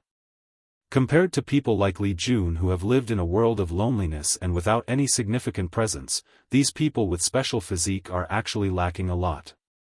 Of course, the state of mind of these special heaven-chosen will also be tempered and changed. When they encounter their first failure, then they will realize that the world doesn't revolve around them. When they meet other people with special physiques, they will realize that they are not as special as their loved one made them out to be. The myriad emperor world is vast and boundless, the population can be counted in the trillions. If there is one thing that this world does not lack is miracle. No matter how low the probabilities are, in this world, it is still impossible. As such, these heaven-chosen with special physiques will eventually learn their insignificance in the grand scheme of things and strive to improve themselves, to walk in the path of constant self-improvement. Despite all of this, many people will do anything to have a special physique due to the simple fact that most people with special physique cultivate faster, are stronger, and have longer lifespan than ordinary cultivators, especially in the early and middle stage of cultivation. In the early and middle stages of cultivation, people with special physique can be considered the darlings of heaven and earth. Everything seems to come faster and easier for them. Of course, this statement only applies to ordinary cultivators. This world has cultivated countless terrifying geniuses that having a special physique is mainly providing an individual's a higher starting line than ordinary people. A good example of this is Han Li. Despite having such a powerful physique as the Heavenly Thunder physique, he cannot be considered a top-level heaven-chosen. Throughout his cultivation journey, he has lost countless fights. From the information that Wang Wei has gathered on him, he could determine that Han Li did not use his full potential. As a person with a thunder-prone physique, the best approach would be to absorb thunder tribulation to refine his body into a supremely powerful one. Then, when strong enough, try to absorb divine punishment thunder, one of the highest level of thunder that is said to be powerful enough to even kill great emperors. In Wang Wei's eyes, the heavenly thunder physique is a total waste in the hands of someone like Han Li. At the end of the day, it is the person that determines the height that a special physique can reach. Wang Wei was standing in the Wang family mountain waiting for the arrival of the elders and the other participants. Now that he is 15 years old, he has become a tall young man with a height of 1.85 meters. He is quite handsome, inheriting the good genes of both his parents. However, the most noticeable part about him was his temperament. He gives people the feeling that nothing in this world could bother him, that he could do whatever he wants and nothing or no one could stop him, whether it was gods, demons, immortals, and heaven and earth, not even a great emperor itself. His blasphemous attitude is actually quite appealing to women. Another person was standing next to Wang Wei chatting with him. It was his childhood friend and best brother, Li Jun. If there was an award for the person who changed the most in the past few years, it would have to go to Li Jun without any worthy contestant. Due to the fact that he also cultivated the 10,000 things adapt to one sutra, he lost all of his baby fat and also became a handsome guy. Unlike Wang Wei's defiant temperament, Li Jun is more of a chill, relax or laid-back person, but behind that relaxed look, there was a terrifying fighting will that convey the idea that no matter what happens, no matter the circumstance, I will fight to my dying breath. You want me to stop fighting, you want to beat me, then kill me. Only death can stop me. In fact, Li Jun has lived by this creed or oath in the past few years. In Li Jun's eyes, there are only two things that can stop him from fighting, one is death, and the other is the order of his big brother Wang Wei. In the past 7 years, Li Jun has created a reign of terror for the children of his generation. After the 9th pagoda trial, Li Jun has fought with all of the children of the Wang, Li, and Yan family every day, from both the main and branch family. No matter what day it was, no matter the circumstances, he will fight with them. Even when he started cultivating the 10,000 things adapt to one sutra, and was in a constant state of weakening and poisoning, he still fought with them. Of course he suffered a lot because of this. You would think that he was doing this as a form of revenge for his former bullying? No, he was simply doing it to hone his fighting will, and more importantly to prepare for his special physique. Wang Wei was waiting while talking with Li Jun. So, which girl did you get at this time? Big brother Wang Wei, I was nervous all night. Where would have the time to pick up girls? Wang Wei smiled wryly when he saw a few of his maids sneaking a peep at Li Jun and then blushed red like an apple. He and Li Jun can be considered best buddies and have known each other for years. Li Jun can be considered one of the few young generations of the sect that is officially approved by Wang Wei. However, if there is one thing that gives Wang Wei a headache is the fact that this guy is actually a womanizer. Ever since he turned 14 and lost all of his fat, he started to mingle with all kinds of disciples. The amount of disciples that he had secretly had relationships with the past 2 years are countless. It seems that he could not keep things in his pants. As polygamy is a normal thing in this world, he had no major problem whatsoever. After hearing this news, Wang Wei had him investigated as he feared that Li Jun had changed and was using his new status and power to force female disciples to have relationships with him. But it turns out that he was worried about nothing. According to the information he received, this guy is apparently very charming, and many female disciples are simply obsessed with him. It was also during this time that Wang Wei learned that there were many secret lists distributed in the sect. Li Jun ranked number 3 in the most handsome man, while he ranked number 2. Li Jun ranked number 3 in the most charming, while he ranked number 1. He also ranked number 2 in the person that girls most want to be married to, while Li Jun ranked number 1. Wang Wei was of course not convinced. Who could be more handsome than him? After investigating, it turned out to be the contemporary sacred son ranked 5th. Well, he had to admit that this guy deserved his ranking. Wang Wei was most puzzled by the last list. As the young sect master, the future sacred son, future sect master, and future great emperor, should he not be the man that most girls in the sect want to marry? After investigating, he discovered that most female disciples believe that they are not worthy to be his main wife, but many have expressed their willingness to be his consort, concubine, or even serving maid. A funny little incident happened during that time. After hearing the description of the female disciples, Wang Wei released a statement to all the girls in his sect that they are in fact worthy of him as long as they can get into his heart.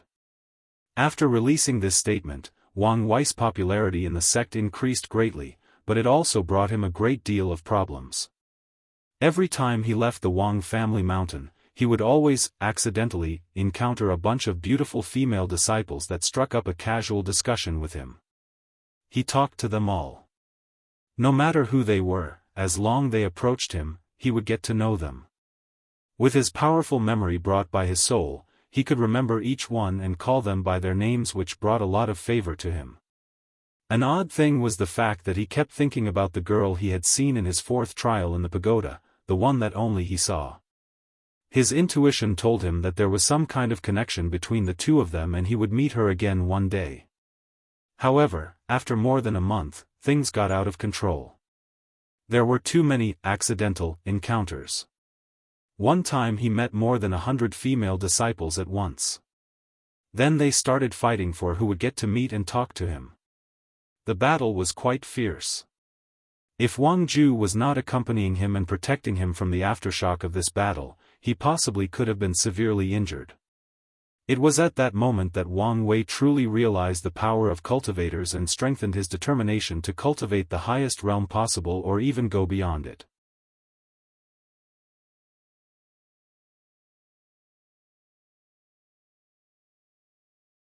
Chapter 50.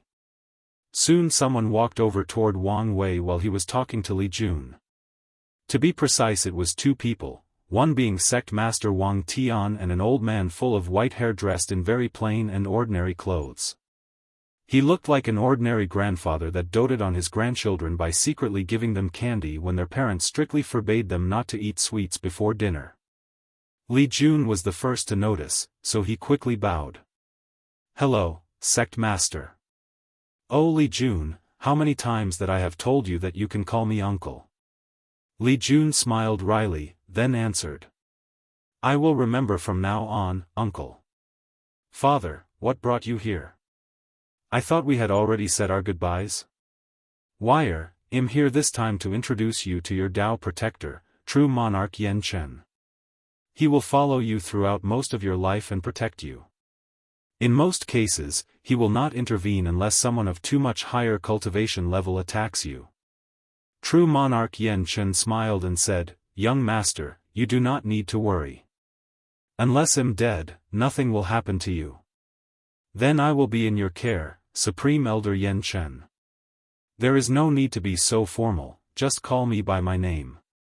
Wang Wei smiled, but did not do so.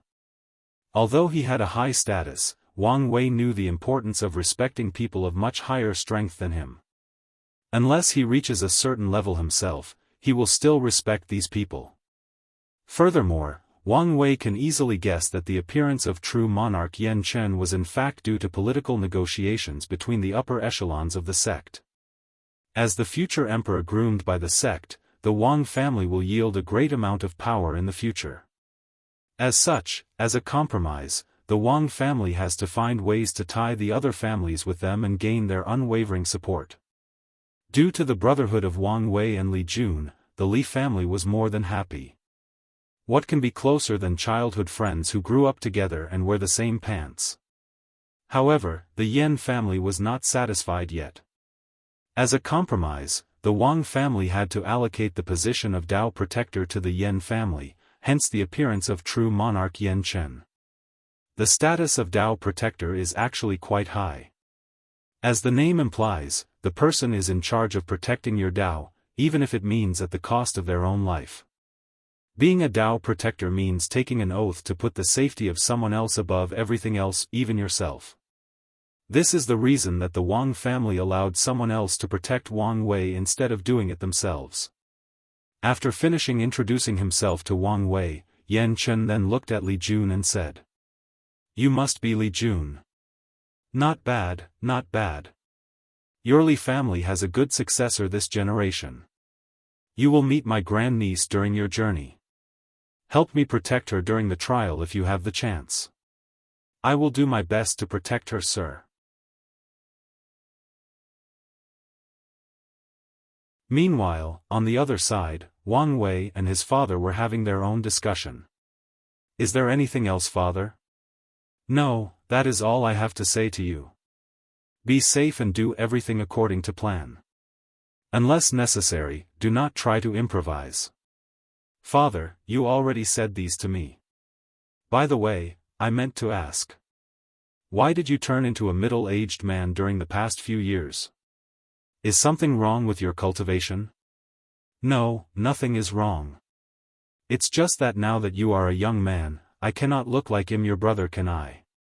That would lose all my authority as a father. Wang Wei looked at him incredibly and muttered, as if you had any authority at all. I heard that, boy. Do you want an ass whooping? Why don't you talk about authority with Mom? Wang Tian's next words choked in his throat after hearing his son's words. Immediately afterward, he became angry out of shame and said in a slightly raised voice. Go, get out of my sight. Luckily for Wang Wei, the elders in charge of transporting all the participants soon arrived in the Wang family mountain, accompanied by the rest of the people. Great Elder Wang Fu of the refining hall brought a gigantic ship that stood in the air, floating as if lighter than the air itself. There were countless formations engraved on the ship. Wang Wei had heard of this ship known as Void Boat. It was extremely powerful as it could teleport to any destination that he has the coordinates to. Furthermore, from the description that Wang Wei heard from Great Elder Wang Fu, this ship was a supreme tier void boat. Which means that its formation was powerful enough to severely injure saints and withstood many attacks from supreme realm powerhouses.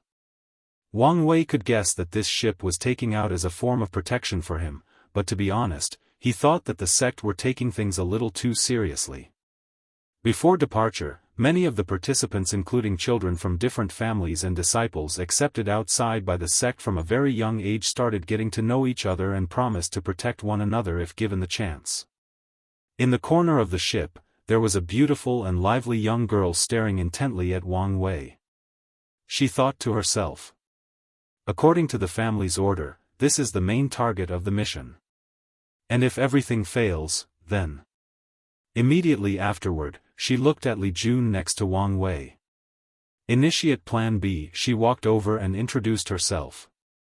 Hello brother Wang Wei, my name is Yan Liling, it is a pleasure to meet you. Last name Yan, are you a member of the Yan family? That is correct. Great Elder Yan Mei is my aunt. Oh, you must be the grandniece that Supreme Elder mentioned to me a while ago. That may be me. You must Li Jun. I heard of all of your legendary exploits the past 2 years. Li Jun smiled awkwardly and did not know what to say. From his years of experience, this kind of girl is not easy to deal with. Wang Wei, on the other hand, was quite perplexed. He had never heard of Great Elder Yan Mei having a niece. It was during these moments that he truly missed Wang Ju. In this situation, all he needed to do was ask if he wanted to know something. While the three of them were still conversing, the void boat had already started. Despite its ability to teleport, the voyage still took more than 2 days. The reason for that was due to the fact that the domain that Spirit Road trial was taking place in was quite the distance away from. The void boat needed to make more than one teleportation to arrive there. Soon, Wang Wei found himself arriving in a city. There were countless people dressed in ancient garments. Some were easily noticeable as they were made of special materials, while others looked bland and faded away due to constant wash and tear. It was in this moment that Wang Wei truly realized that he had reincarnated into an ancient world full of cultivators. The custom, culture, habit, and way of life is completely the same as the Han people of his former life. The only difference was just the language.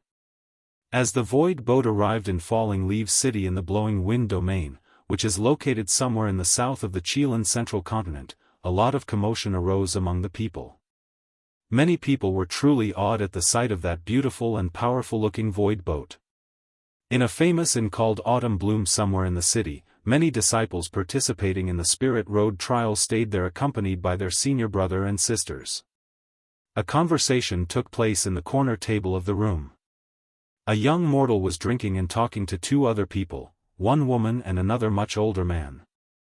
Senior sister, does our Blue Sword Holy Land have a gigantic and magnificent void boat this size? Little junior brother, stop dreaming big. This void boat is probably a supreme tier magic weapon. Not even a supreme land can easily afford to refine one, let alone our little holy land. Yes, little junior brother, said the more mature man. Although our sect has 3 Saint Realm Supreme Elders, however, compared to the truly powerful sect, we are not really anything. A void boat cannot be afforded by any supreme land, only emperor-level sects can have such means. Soon after he said this, there was a snort of disdain that echoed in the room. What do you lowly people know? The senior brother and sister were both angry at the voice and turned around to give this person a piece of them. However, when they saw the sect emblem on the person's uniform, they calmed down and took their little junior brother and left immediately. It was because they recognized this person is from the illusory Supreme Land, a sect ranked a tier higher than theirs. They knew that they could not afford to offend him. The person who said these words noticed that these people did not take any action, and his mood became much worse. He provoked these people on purpose in order to have his senior brother and sister teach them a lesson. In the past few years, he had been under a lot of pressure. Due to the fact that the path of Supreme was cut off in the last generation, there have been no new Supreme Realm powerhouse in the illusory Supreme Land for quite some time. The ones left are from 2 generations ago. As such, they are either severely injured or their lifespan does not have much left. As the son of the sect master, he was always taught that reaching the Supreme Realm was his only goal. As for things like Heaven Mandate battle, they were not things that he could get involved with unless he wanted to be cannon fodder. Meanwhile, in the Dao opening sect side. Since arriving in this city, Wang Wei has been touring around with the utmost delight. Ever since he was born, his father and mother would not let him out of the sect. They would not even let him visit the city located at the foot of the mountain, which the sect built and was in charge of. Now, he was relishing his freedom. For some reason, Wang Wei felt that his mind was more open or clearer than ever before. Today, Wang Wei was talking to his head maid while on his daily tour. Wang Ju, did you get any information? Yes, young master. In this city, there are only 3 emperor-tier factions, 146 supreme lands, 567 holy land, and countless other factions below that. Oh, who are the other 2? One is the Great Zhou Imperial Dynasty. They have taken the bait as the young master predicted. Crown Prince Ji Song is among the participants. The other is the Beating Heart Cult, a devil cultivator faction who had cultivated one great emperor long ago. Devil cultivators, huh? Do you know their objectives? Will their presence affect our plans? Not likely. They should know how difficult it is to kill people of emperor factions in the Spirit Road trial. As for their purpose, it is easy to guess. The Beating Heart Cult has an initiation ceremony in which their cultivators must carve out and eat the beating heart of their enemies in order to cultivate their techniques. In order not to outrage other factions, they usually use the Spirit Road trial as a way to openly do it as long as they do not target the right people. Wang Wei frowned. He realized that the cultivating world is not as peaceful as he imagined. If he was not born into a powerful sect, who knows what fate would await him. While Wang Wei was walking and pondering, suddenly there was a riot and many people were rushing in different directions. As such, he bumped into many people. However, after bumping into one person, he felt something was wrong. He looked in every direction but he could not find that person. He checked his body and found nothing. Wang Wei thought that maybe he was too distracted. However, as soon as that thought came to his mind, his instinct kicked in and reminded him not to take things lightly. As such, he immediately ordered Wang Ju to bring him back to his room in the inn and consult true monarch Yan Chen and see if he can discover what is wrong with him. His life may be in the line here.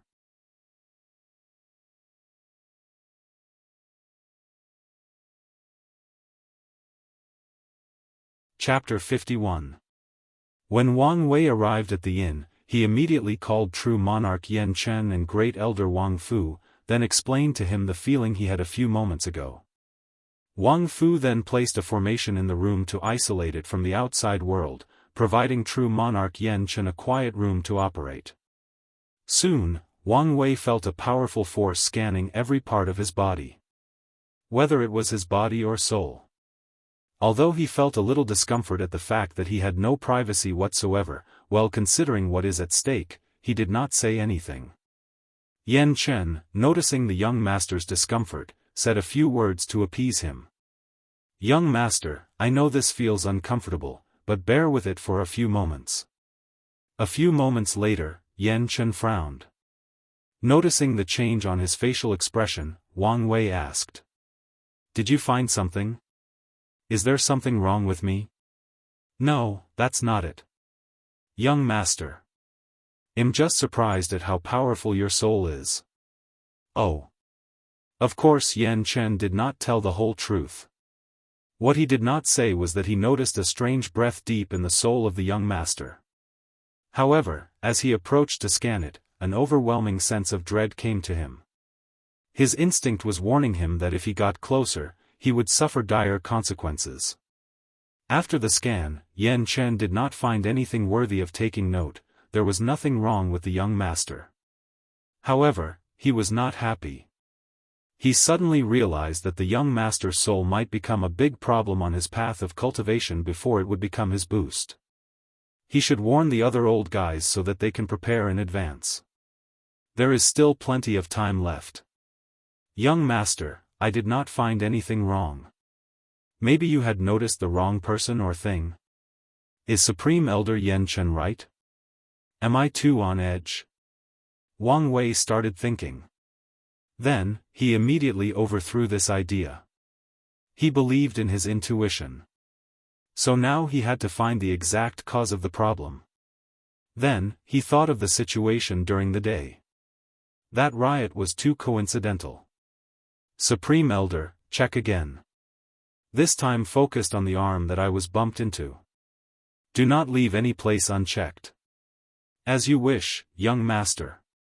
True Monarch followed instruction and used his divine consciousness to scan the shoulder and arms that Wang Wei referred to.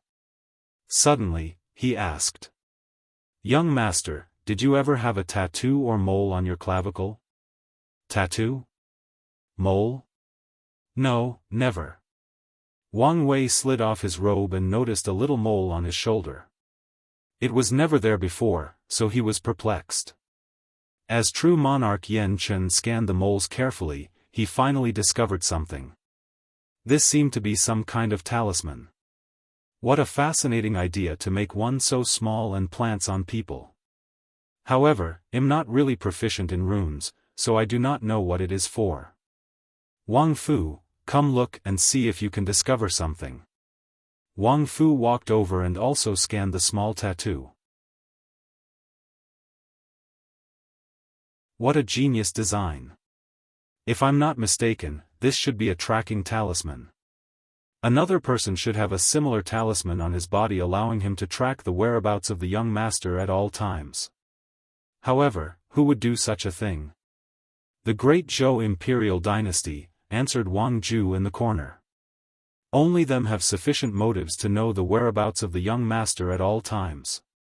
It seems that our bait has been hooked, pondered Wang Wei. What about the task that I have given you regarding Prince Jisoo? As you ordered, young master, I have been increasing the intelligence gathering around Prince Jisoo, but it will take some time to infiltrate his inner circle without arousing his suspicion. Wire, do you think that this plan was orchestrated by Prince Jisoo? Yes, Uncle Wang Fu. Ever since Prince Jisoo came to our sect, I have been paying attention to him. From the information that I have read about him, Jisoo seemed to have no malice or grudge against his brother for taking over his position as crown prince. One might think that he truly loved his brother, but we all know that there is never true brotherhood between members of the royal family. Killing fathers and brothers for the throne is a completely normal thing. Of course, I'm not bored enough to simply snoop at the personal affairs of the great Zhou royal family. The reason I pay attention to Jisoo is because I noticed that he seemed very intelligent and had a very tactical mind. More importantly, Ji Song seemed to listen to him, or at least considered his opinion for most things. Ji Song is a brute by nature. You can easily deal with him as long you are stronger than him. However, if he has an intelligent brother like Jisoo behind his back, then his shortcomings will be made up, thus raising his level of threat by a great deal. The people in the room started to ponder the meaning of Wang Wei's words. In the fight for the heaven mandate, force might not always be the solution. In this world, the concept of, in front of absolute strength, all plans are a joke, is in fact the greatest mockery of itself. Throughout the history of the myriad emperor plane, there have been countless invincible geniuses that suffered great losses in front of a well-thought-out and methodical plan. A great example can be easily discovered, that is sect master Wang Tian. In his generation, he was an unparalleled swordsman who installed great fear and dread on his peers as an enemy. However, he suffered countless losses at the hands of his now wife who preferred to use her brain. According to information that Wang Wei heard from his mother, he once tricked his father into a dead zone where there was no food, water, or spiritual energy to replenish his cultivation level. And he could not open his space ring or contact the outside world. If it was not Grandpa to pay some price to track him down and rescue him, he would have died in there.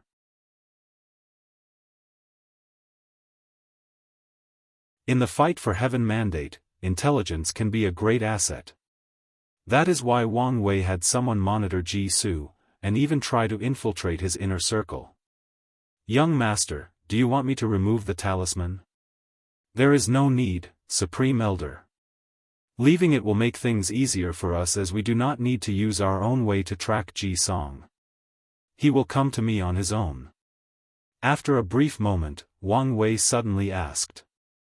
Wang Ju, did you receive any information of other emperor-tier factions from other continents participating in the Spirit Road trial? Young master, according to the information sent by the spies located in other cities that have entrances to the Spirit Road trial, there were no other emperor lineage that participated in the test. They all seemed disinterested this year. Well, that's good, it means less variables to our plans. Alright, I will go rest now. After ending the conversation, everyone acted like nothing happened. Wang Wei continued to enjoy his newfound freedom and his tour around the city. He needed to be in the right mindset to participate in the slaughter that was about to take place. However, another unexpected thing happened to him.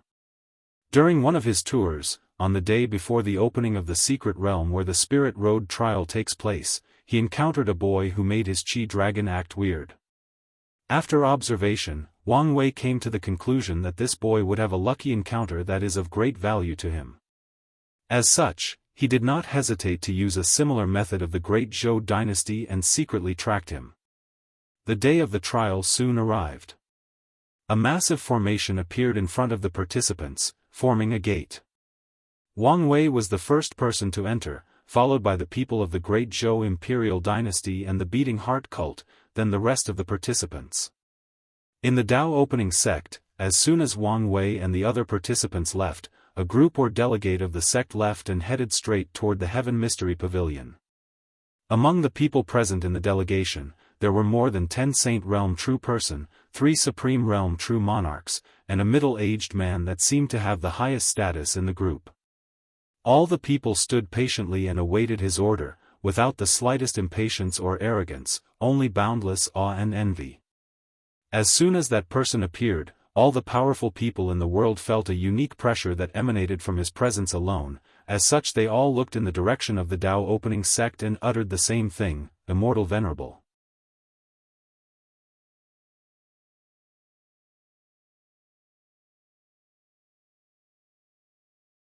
Chapter 52. As soon as Wang Wei entered the formation, he found himself on an open road, surrounded by rivers, lakes, mountains, and forests. There was no one in sight except him. Wang Wei knew that each participant would be separated into different regions. Wang Wei looked down on his arm and noticed the number 0. This was the number of people he had killed. In essence, the Spirit Road trial is essentially a massacre between geniuses or heaven chosen that allowed them to hone their skills, mind, survival instinct, and plunder each other's luck. Furthermore, this trial is also used by many factions to select disciples. As such, the person with the highest result will often be awarded by these factions. Wang Wei was not interested in the reward of these factions, so he did not really care about getting the number 1 spot. Wang Wei was here for 3 reasons: hone his skills, plunder Qi luck, and Ji Song. This trial was the place for him to truly witness slaughter and get used to it. Although Wang Wei had killed people before, these were just defenseless prisoners unable to fight back. In this trial, Wang Wei hoped to be reborn amidst the countless killings. After contemplating his main goals, Wang Wei left in the direction of the forest. This would be his main hunting ground. Using the tree in the forest, Wang Wei began to make himself a sharp dagger out of stones and branches in the forest. While Wang Wei was preparing for his trial, Ji Song had also entered the Spirit Road trial. Unfortunately, he was separated from Wang Wei by a few regions. However, he was not discouraged as the talisman in his arm told him the direction of his target. Ji Song started heading in the direction of Wang Wei when he remembered the warning of his big brother and stopped. According to his big brother, there is a high chance that the Dao opening sect is laying a trap to ambush him, so he must be prepared and take things slowly. Although Ji Song did not think that the young master of the Dao opening sect could do anything to him with his strength, he knew that his big brother was way smarter than him and it is better to listen to him. As such, he did not immediately go after him and decided to take the necessary precautions that his big brother told him to do. After Ji Song, the devil cultivator named Du Bo entered the trial. Immediately, he became excited about the prey he was about to kill. His imagination of how delicious their beating hearts will be almost made him soil himself. Too bad I could not touch these 2 guys from emperor lineage, Du Bo thought to himself. Nonetheless, there were still many preys to enjoy here. Following these 2, countless other participants entered the Spirit Road trial from all 5 continents and from the lower plane. Meanwhile, in just a few hours, Wang Wei has managed to create a stone knife as a weapon.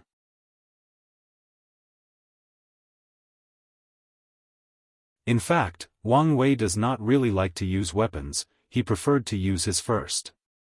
However, given the fact that his body is quite weak now, a weapon is much more safe and efficient.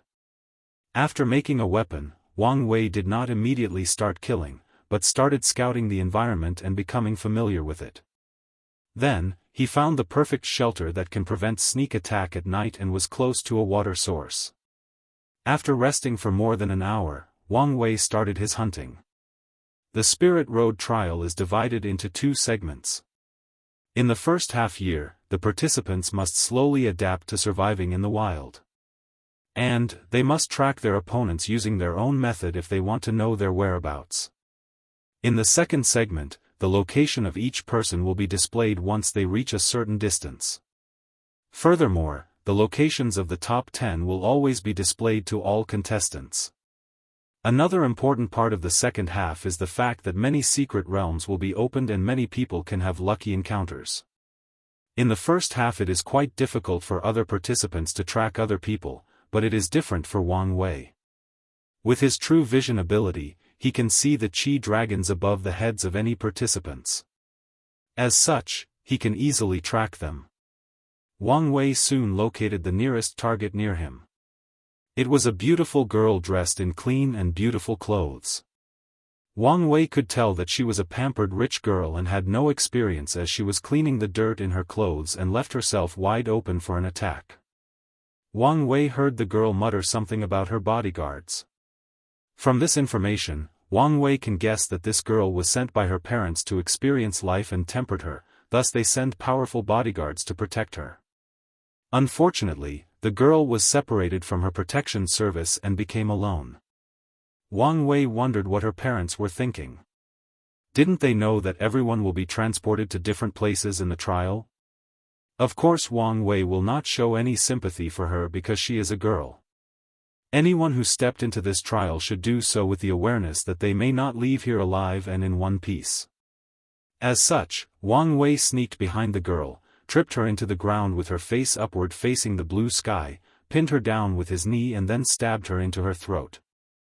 Blood spilled all over Wang Wei while the young girl looked at him with fear and shock. She could not believe that she died like this. As she tried to speak her last word, blood gurgled out of her mouth, then everything stopped as her eyes lost the last ray of light and became sluggish and empty. She was dead.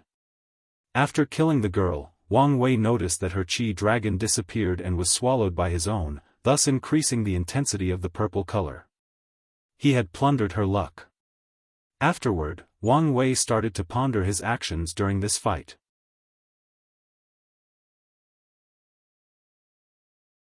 When he looked at the blood all over his body, he could still savor the unpleasant taste of iron, and he felt disgusted by being so dirty. He realized that his actions were not so smooth. He could have held the girl from behind and slit her throat. That way, his action would be faster, more efficient, and he would not have so much blood on him. Wang Wei realized that he did not have much experience when it came to fighting. All of his knowledge is purely theoretical. As such, coming to this trial was an experience that he truly needed. After summarizing his faults, Wang Wei headed for his next prey. He was determined to be reborn in this trial and take another major step on his path to one day bear heaven's mandate and prove the Tao.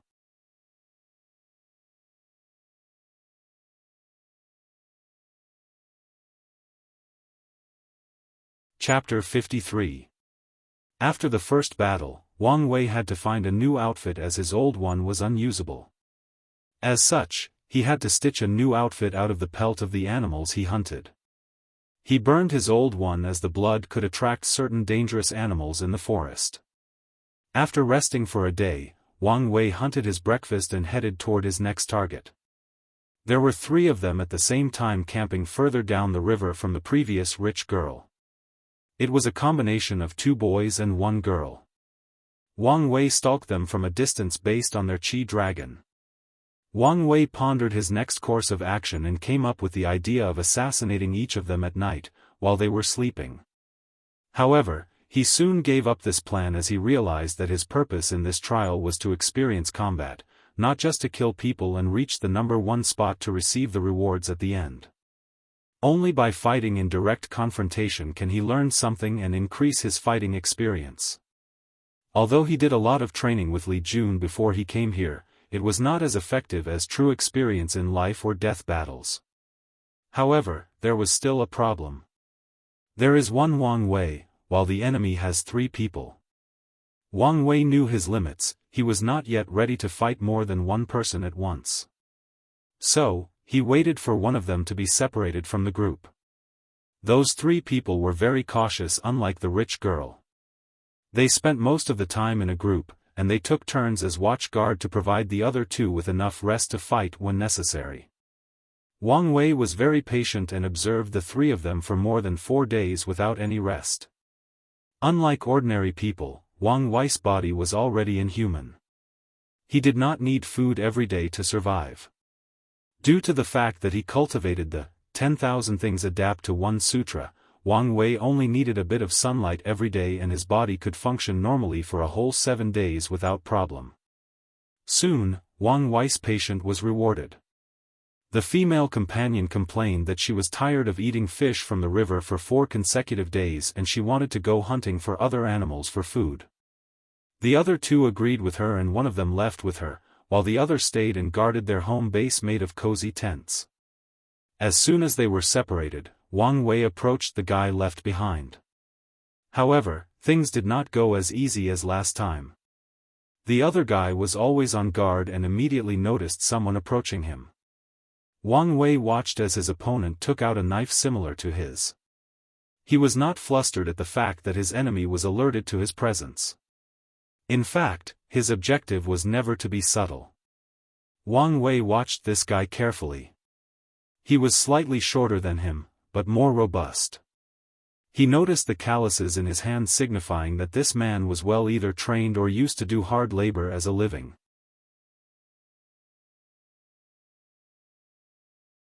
The 2 people stared at each other in order to find the right opening to attack, testing each other's patience. Ordinarily, Wang Wei would be more than happy to wait for the right time to attack. However, time was not in his favor. He knew that this guy had companions that would eventually return. The longer Wang Wei waits, the less favorable the situation will become for him. As such, He no longer waited and attacked directly. If there was no opening, then he would make one. Wang Wei launched toward the guy and stabbed him. This time he went directly for a vital organ, the lung. The other guy dodged the knife by slightly twisting his upper torso, then retaliated by stabbing Wang Wei in his eyes. Wang Wei moved his whole body to dodge, then followed his first attack with a kick directly in the back of the person's kneecap to stop his opponent from moving. The other guy slightly moved legs so that Wang Wei's kick will hit his knee instead. When Wang Wei noticed this change, he had to lower his kick to hit the guy's shin, otherwise the bones on his feet would crack if he directly hit the person's knee. After this attack failed, Wang Wei did not stop and continued to stab his opponent in different parts of his body: eyes, heart, lungs, and brain. However, this guy managed to dodge all of his attacks and retaliated against him. They both fought for more than 5 minutes, each person trying to stab the other without saying a word to one another. Wang Wei knew that time was of the essence. The longer he fought, the more of a dangerous situation he was in. As Wang Wei painted in exhaustion and began to plan his exit strategy, he suddenly realized something: his opponent was not fatigued at all by the previous fight. He was not painting like him, his breath was regular, his foot was steady in the ground. What frightened Wang Wei the most was the fact that his opponent barely moved from his spot the whole fight. Puzzled and intrigued, Wang Wei began to use his powerful memory brought by his soul to recount every detail of the fight. It was then that he realized that this guy was actually using a superb dodging method. Every time Wang Wei attacked him, he would use the least amount of movement to dodge the attack. His movements were quick, efficient, and subtle. He did not waste any energy unless necessary. This was the reason that Wang Wei was tired after the fight, but this guy was not. After reviewing this guy's movement over and over again in just a few seconds, Wang Wei took a deep breath to adjust his state, then he attacked again. Wang Wei stabbed this guy again with rapid movement. This time he went for the lungs again. The guy repeated the same dodging technique and stabbed Wang Wei in his eyes. Wang Wei slightly bent his head to avoid the knife, then continued to uppercut the guy on his chin with his left hand. The guy tilted his head slightly to the left to dodge the uppercut, then kicked Wang Wei's waist with his right leg.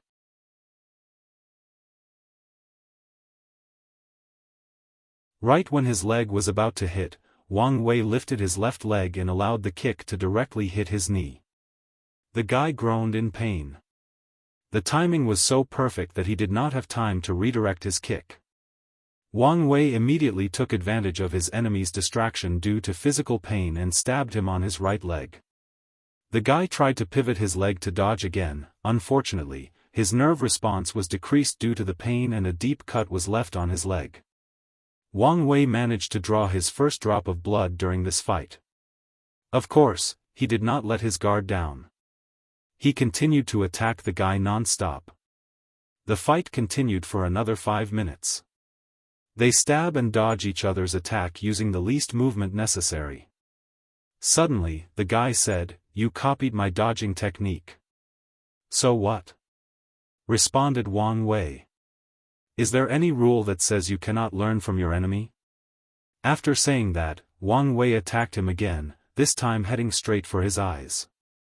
The guy tilted his head to dodge again. However, Wang Wei's attack was actually just a feint. The moment his head moved, Wang Wei changed the upward grip on his knife to a downward one and stabbed the man's shoulder. The man screamed loudly and involuntarily held his bleeding shoulder with his other hand. Wang Wei took this opportunity to take the knife from the guy's hand and stabbed it directly in his heart, dealing a fatal blow to him. Afterward, the man dropped to his knees, then said, "The world is truly unfair. I have spent more than 8 years as a gladiator, forced to kill every day in order to buy my freedom. It took me 8 long and painful years to summarize that dodging method, yet you learned it in less than 5 minutes. I'm not willing." After saying his last word, the guy fell to the ground. He had no breath left before he even hit the floor. "Yes, you are right. Fate is the greatest mockery to us all," muttered Wang Wei. Then, he turned the guy over, closed his eyes, and buried him as a way to honor the first true opponent he encountered on his cultivation path. After doing all of this, Wang Wei left the camp. Unfortunately for him, as soon as he left, he encountered the two people who went out hunting earlier. As soon as these two noticed the direction that Wang Wei came from, they felt that something was wrong and immediately surrounded him to prevent him from escaping. Wang Wei, who had just finished a hard fight, was exhausted both physically and spiritually. He knew that he was in for a hard battle.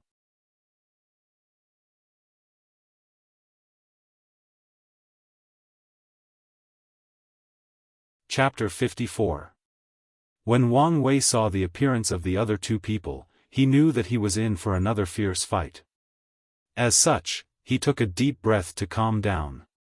He analyzed the previous fight and summarized what he learned as quickly as possible. "What happened to Zhou Peng?" asked the girl in the group. Wang Wei looked at her. She was also quite the beauty. However, there was nothing soft or weak about her. She looked quite heroic. Wang Wei could tell that she was the kind of girl that was not under any man when it comes to fighting. "So, Zhou Peng was his name," responded Wang Wei. "I shall remember him." "You," responded the other guy while clenching both his hands and teeth. This guy was quite short compared to Wang Wei or Zhou Peng, however he was also more lean. His steps were quiet and did not leave any marks in the ground. As soon as he finished his words, he pounced on Wang Wei without hesitation. His knife was fast, silent, and deadly. On his first attack, he went straight for the heart. Wang Wei pivoted his left foot slightly to move his body, thus evading the attack. Then, his right hand moved to stab his opponent in the chest. However, as soon as he moved, he received another attack from the heroic girl.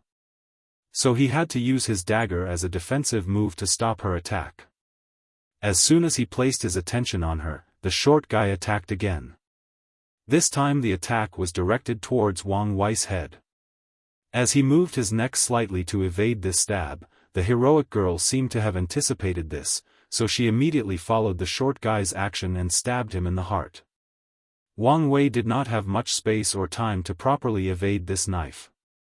As such, he moved his body to allow the knife to penetrate the space between his ribs and avoiding a major organ.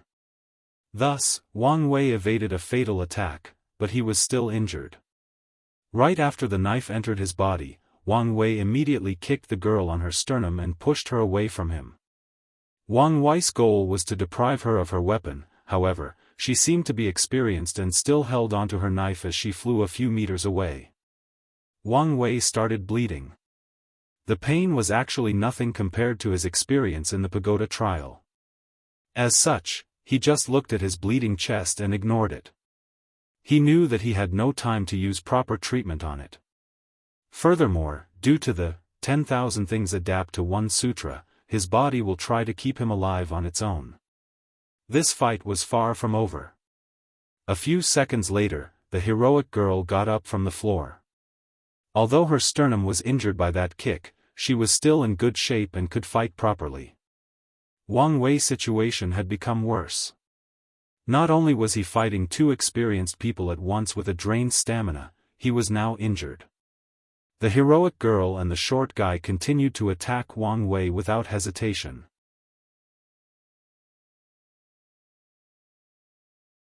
The guy always went for the throat, while the girl went for the legs to immobilize Wang Wei and prevent him from dodging. Wang Wei kept using Zhou Peng's dodging method to its full power. Only using the slightest movement to move. Tilt his head a little when facing an attack toward his skull or eyes, slightly bend his torso to dodge an attack on the upper body, lower the shoulder to evade a stab toward his arms. Wang Wei only moved a few centimeters at times. By repeatedly dodging the attacks of these two people, he became more and more skilled in this dodging method. However, things did not go as smoothly as his fight against Zhou Peng. There were many wounds on Wang Wei's body, there were cuts on his face, arms, torso, and legs. Although most of them were shallow wounds, they still had blood coming out of them. Furthermore, as Wang Wei shed more blood, his stamina began to decrease rapidly. And so, it became more difficult to dodge, thus increasing the amount of wounds on his body. This was a vicious cycle that would probably lead to his death. Of course Wang Wei knew that he would not die. The sect has already planted secret techniques on him that would save his life when his life is truly in danger. However, Wang Wei was not reconciled to rely on them. It had only been a few days since he entered the Spirit Road trial, and he had only fought 3 times and was about to be sent out. How could he accept such failure? This fight was nothing but child's play compared to the Heaven Mandate battle, yet he was already losing so badly. He would not accept such tremendous failure. Wang Wei took a deep breath to calm his agitated mood. He concentrated and eliminated all of his thoughts that are not relevant to the fight. He found himself entering a mysterious state in which he became extremely calm, indifferent, and focused. He had no distracting thoughts whatsoever. Then, everything around him slowed down and became extremely clear. Wang Wei found himself able to predict his opponent's every move and action. From the trembling of their muscles, he could tell which body part they would use to attack. He could predict an upcoming kick, punch, or knife stab.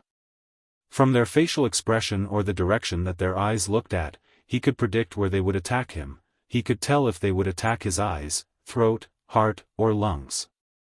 Wang Wei could even feel their killing intent.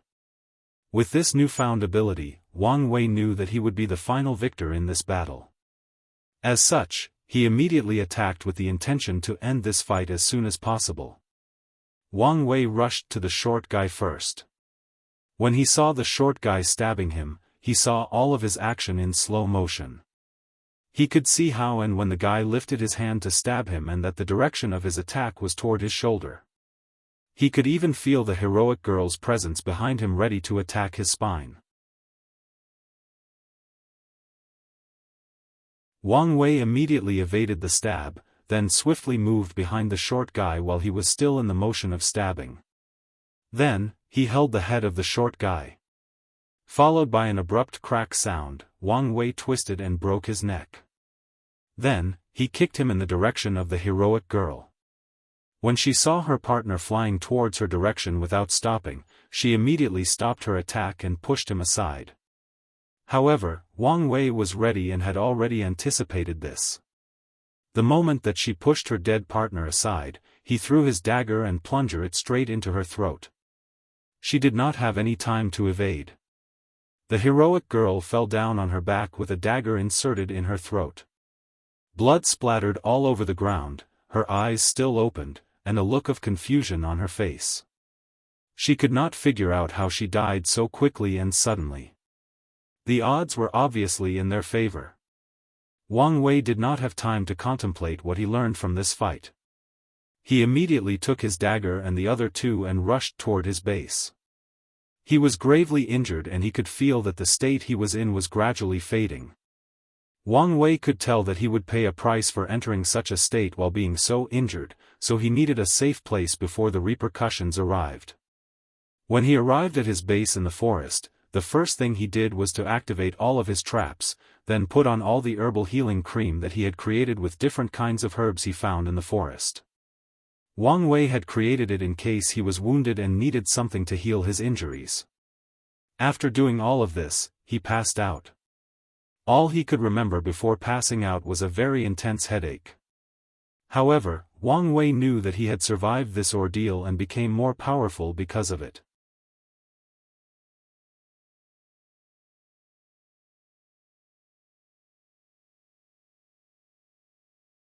Chapter 55. After Wang Wei woke up, he still had a massive headache. He felt like his head was constantly ringing like the bronze bells in a Daoist temple. He became confused and could not remember much. He knew his name, but forgot everything else for a moment. He forgot the date, the place he was and what reason he was there. It wasn't until the next day that Wang Wei returned to normal. After which, he started thinking about the state he previously was in and the reason for it.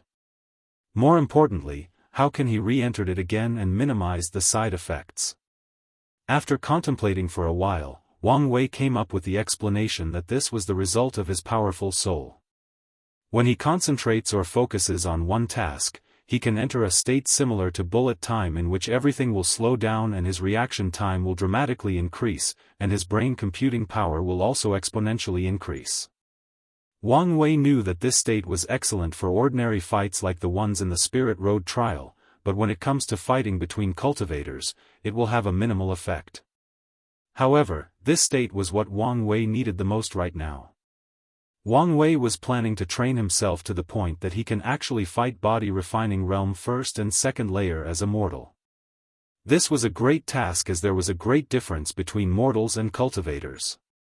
Even in the 9 layers of body refining realm, the first 2 layers are completely different from ordinary people.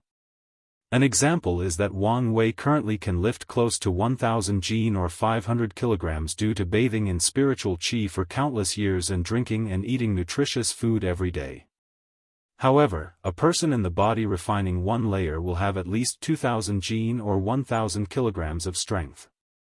As such, this task is very difficult. As for the reason for doing this, it is of course in order to fight with Ji Song. Most special physiques do not provide the people who possess them with any benefit without starting to cultivate.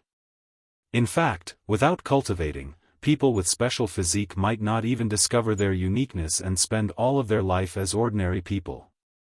However, there are exceptions, especially with the top 5 physiques. The number 1 absolute chaos physique is actually quite arrogant.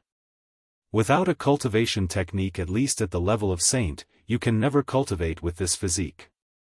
Any energy cultivated that is not the level of saint will be swallowed by the user's body itself. The majority of people with this physique will be labeled as waste that cannot cultivate, unless someone who knows about the characteristics of the absolute chaos physique notices the difference. The number 3-7 emotion 6 desires physique will provide its owner with an overwhelming amount of beauty and charm. Even without cultivating, the owner will have some slight charming abilities, and all of them are usually extremely beautiful, both men and women. The number 4 yin-yang eyes will provide the owner with the ability to see things that normal people cannot observe, like souls, ghosts, killing intent, luck, and even the spiritual qi in the air. Wang Wei's eyes only have partial abilities of the yin-yang eyes. The number 5 elements balance physique will provide its owner with a long lifespan. Without cultivating, a person with this physique can live for more than 200 years, which is comparable to body refining realm cultivators. As for the number 2 heavy axe physique that Ji Song has, it will provide its owner with boundless strength or innate divine strength. As a result, Wang Wei knew that he was not Ji Song's opponent right now, as the Crown Prince currently has the strength of body refining 2nd layer. Of course, Wang Wei also knew that he still had a slight chance at winning. Although Ji Song had the physical strength of body refining realm cultivators, he did not have their speed, nerve response, and control of the body through blood qi. As such, as long as Wang Wei used the right technique, he could still win the fight. Wang Wei spent more than a week to properly recuperate. In fact, he had healed after about 3 days, but spent the rest of the time training to be able to enter and exit the mysterious state at will, and also found a way to minimize the side effects. After healing, he headed out again to start his hunt anew. Soon time passed and only 5 months were left for the Spirit Road trial to end. The second segment has been going for some time now.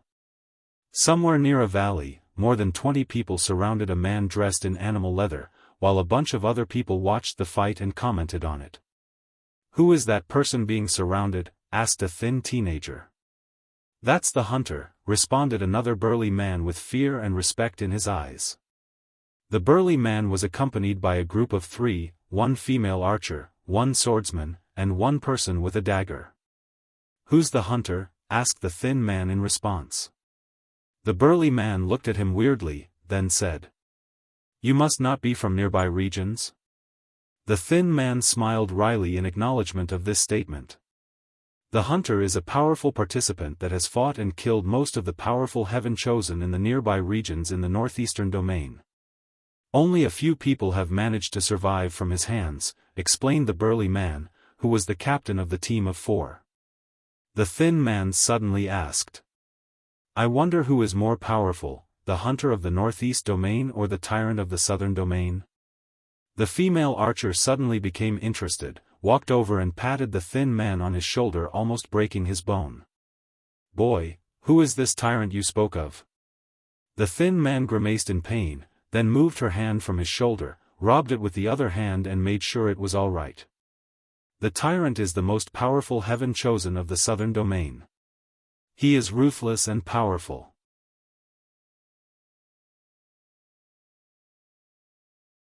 More importantly, there is a rumor that he might possess the heavy axe physique. The number 2 special physique, muttered the female archer, ignoring the fact that he might accidentally injure the thin man. It would be an interesting fight between the two of them.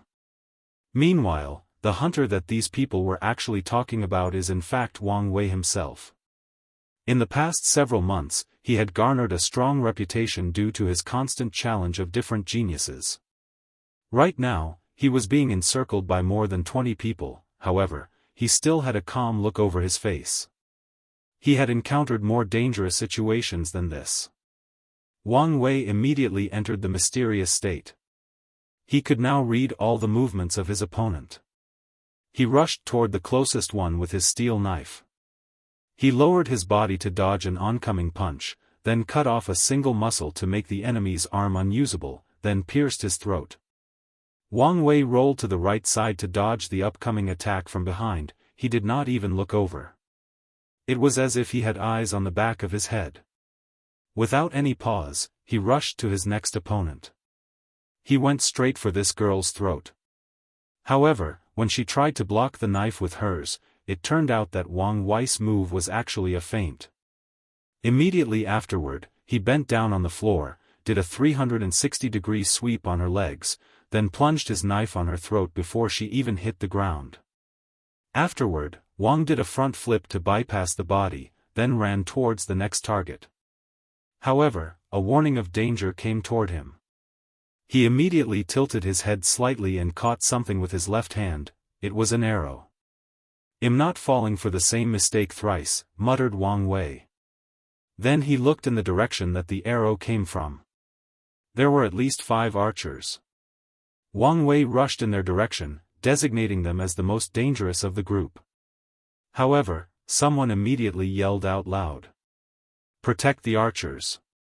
Wang Wei did not give them enough time to regroup, however, there were still a few people that gathered together to protect the archers. Nonetheless, this situation was in fact in favor of Wang Wei. With the swiftest of speed, he pierced the brain of the person closest to him, then he used the body as a shield and ran towards the archers.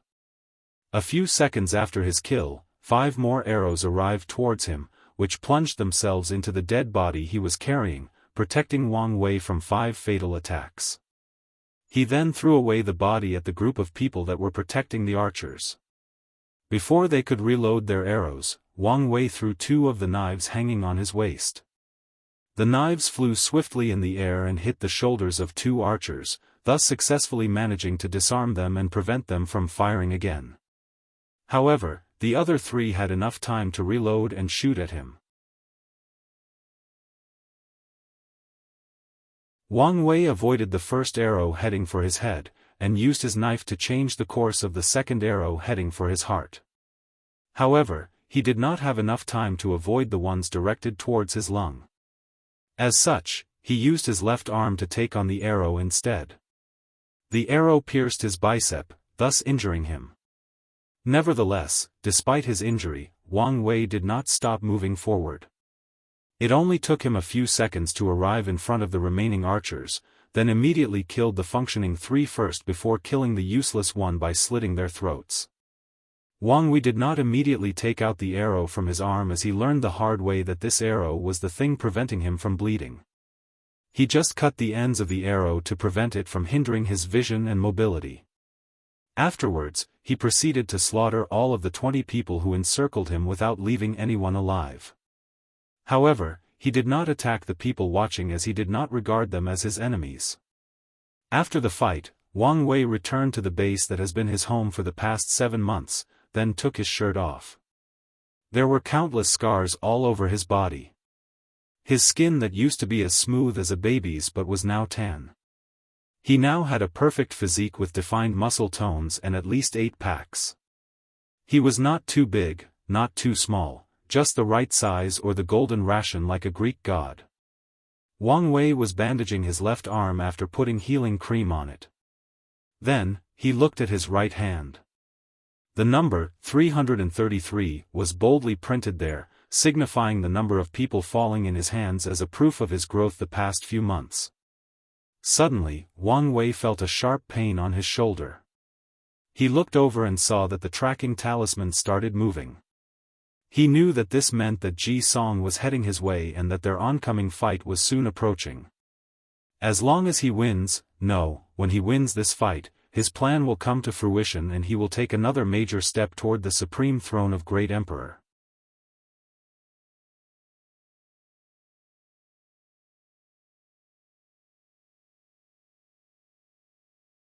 Chapter 56.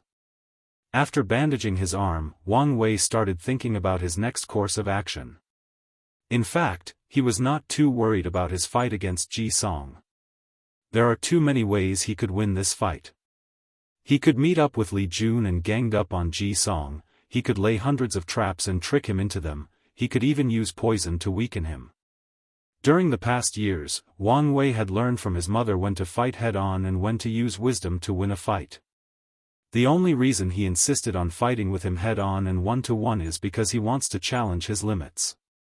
The majority of people in the Spirit Road trial are regular mortals when it comes to strength, as such, they are forced to use superb techniques to make up for the lack of physical prowess. Only Ji Song did not fit into this category. As such, Wang Wei wanted to fight him and see how much he has improved since the beginning of the trial. Furthermore, Wang Wei had a lingering feeling that if he won this fight just and honorably, then something special will happen to him, something important will be given to him. He does not know where this feeling came from and what will happen, but he knows that his feeling is right. As such, he plans to follow it and see the result. Wang Wei then focused intensely on his finger and a ring randomly appeared on his ring finger, it was his space ring. As this space ring was a soulbind treasure, he could carry it everywhere with it. This was one of the loopholes of the Spirit Road trial, however, there was still one restriction, this magical treasure could not be taken out in the first half of the trial. As the Spirit Road trial was technically under the jurisdiction of Heavenly Dao, no one dares to break its rules, not even the Dao opening sect. That is the reason that Wang Wei had to make daggers out of stone or use the environment around to make things necessary for survival while he had a space ring full of food and weapons. Of course, another restriction was that the weapons smuggled in could not be too powerful, otherwise they will be immediately sealed. In fact, this restriction also applies to treasure discovered in the secret realm during the trial. Even if a participant was lucky enough to acquire a holy or supreme weapon, it would be in a sealed state. Nevertheless, treasures like swords, sabers, or spears are still quite valuable even in a sealed state. The sharpness and indestructible nature of these weapons are enough to give any participants a great advantage in combat. Wang Wei looked inside the space ring and took out 3 paper talismans. He made sure that the talismans were still working properly as they are the main material for the next plan. However, a few breaths after taking out the talismans, Wang Wei noticed a gaze coming out over his head and scanned the talisman over, then disappeared. He knew this must be the safety mechanism left by Heavenly Dao to ensure the rules are followed. For example, if those 3 talismans were powerful attack ones, they would be immediately sealed and there would be nothing Wang Wei could do about it. Thinking about this, Wang Wei felt quite unpleasant for his powerlessness and at the very idea of Heavenly Dao itself. Having someone over your head and telling what you can and cannot do is a very unpleasant thing for someone like him who pursued the path of freedom. However, he still has to put up with it now. At least for now. After checking that everything was in place, Wang Wei began to rest in order to heal the arrow wound on his left arm. Meanwhile, in the southern domain, Ji Song was trekking towards the northeast domain to meet with the young master of the Dao opening sect. While he was walking, Ji Song started thinking to himself. According to the royal elder brother, the ancient desolate emperor who created the ancient desolate body-refining scripture must have left something important in a secret realm in the Spirit Road trial. In order to acquire that thing, the Dao opening sect needed the blood of someone with the heavy axe physique to open the secret realm. As such, they released the news as bait to attract me. Most likely, there is a trap waiting for me there. Thinking of this, Ji Song sneered at this. With his powerful strength compared to body refining realm's second layer, he did not fear anyone. Suddenly, Ji Song started thinking about the humiliation he suffered in the polishing Dao Heart Pagoda. The young master of the Dao opening sect crushed all of his records in that damn pagoda. He had never suffered such failure in his whole life. What made Ji Song more angry was the fact that he had greatly benefited from the 4 layers of the trial he had participated in. His will and Dao heart was sublimated after each trial. And yet, he was not allowed to participate in all of them. His family begged the sect to allow him to continue the trial, but they refused without any hesitation. Ever since he failed to experience the remaining 5 trials, he always had a feeling that something was missing from him, like he was incomplete. Ji Song's anger grew more and more as he reminisced of the situation back then. He suddenly clenched his fist and punched the ground. Bang! A spider crack a few centimeters was left in the ground. After releasing his anger, Ji Song continued his journey. It took him more than a month to travel through the central domain into the northeast one. During this month-long journey, many people tried to fight Ji Song, but all of them were forever buried in this trial. Upon arriving in the northeastern domain, Ji Song did not go directly to find Wang Wei as his elder brother warned him to always be cautious. He used the tracking talisman they placed on Wang Wei to map out all the places he had been. Ji Song then noticed that Wang Wei's base has been the same for the past 8 months. He became convinced that the secret realm of the ancient desolate emperor should be around there. Then Ji Song took out a hiding talisman from his soul-binding space ring. In the second half of the Spirit Road trial, the whereabouts of each participant will be shown as long as they approached each other at a certain distance. This hiding talisman is to prevent this from happening. After doing all of his preparations, he tracked down Wang Wei and began to observe him. Of course Wang Wei was aware of Ji Song's location as soon as he arrived. He had Great Elder Wan Fu modify the tracking talisman so that he can also know the location of Ji Song just as he knew his. So, as soon as he arrived near him, he called him out. "Come out, Crown Prince Ji Song, I know that you are here." Ji Song then removed the effect of the hiding talisman, then said. "My brother was right, your Dao opening sect is indeed setting a trap for me. Isn't that right, young sect master Wang Wei? And yet, here you are here, Crown Prince. Where are the other people? You do not think that you alone is a match for me? Where is that little sidekick of yours? What's his name? Li Jiang, I believe." "Interesting," exclaimed Wang Wei, who looked a little surprised. "Who knew that a brute like you could use tactics such as harassing your opponent by arousing their emotion? Your brother must have spent a lot of time teaching you that." "You." "Enough, Crown Prince Ji Song. People like us who aspire to sit at the supreme throne have their own pride. There is only me and you here. Let's get on with this fight." Ji Song tried to calm himself down. It's as Wang Wei said, the only thing that truly matters is the battle between the two of them. As people whose goals and ambitions are to become great emperor, most of the time, they can only use their fists to talk and convince each other. Ji Song rushed towards Wang Wei and punched him with all of his strength. Wang Wei, who had entered the mysterious state, moved his head slightly to dodge. However, he heard the sound of wind swaying next to his ear. He immediately knew how powerful this punch was. Wang Wei knew that if he was hit by even one Ji Song's punches, he might instantly lose this fight.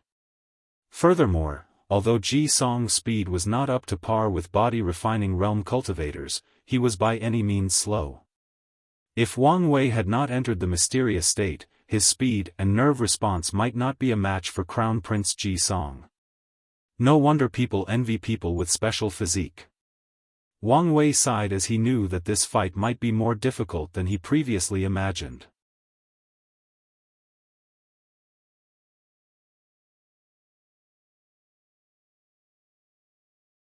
Chapter 57. Ji Song kept attacking with his powerful punches, while Wang Wei kept dodging them. Sweat was dripping from his forehead. These punches were so powerful that he fears that he might be destroyed if he is hit with just one of them.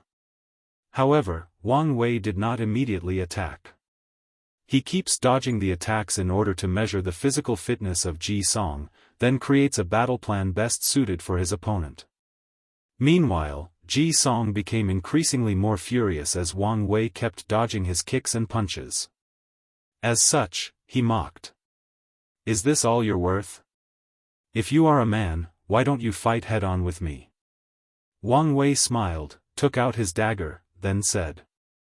"You can take out a weapon too if you want. My fists are my weapons. I respect that." After saying that, Wang Wei lunges towards Ji Song. He ducked to evade a punch, then plunged his knife into Ji Song's abdomen. However, the knife did not do as much damage as he imagined.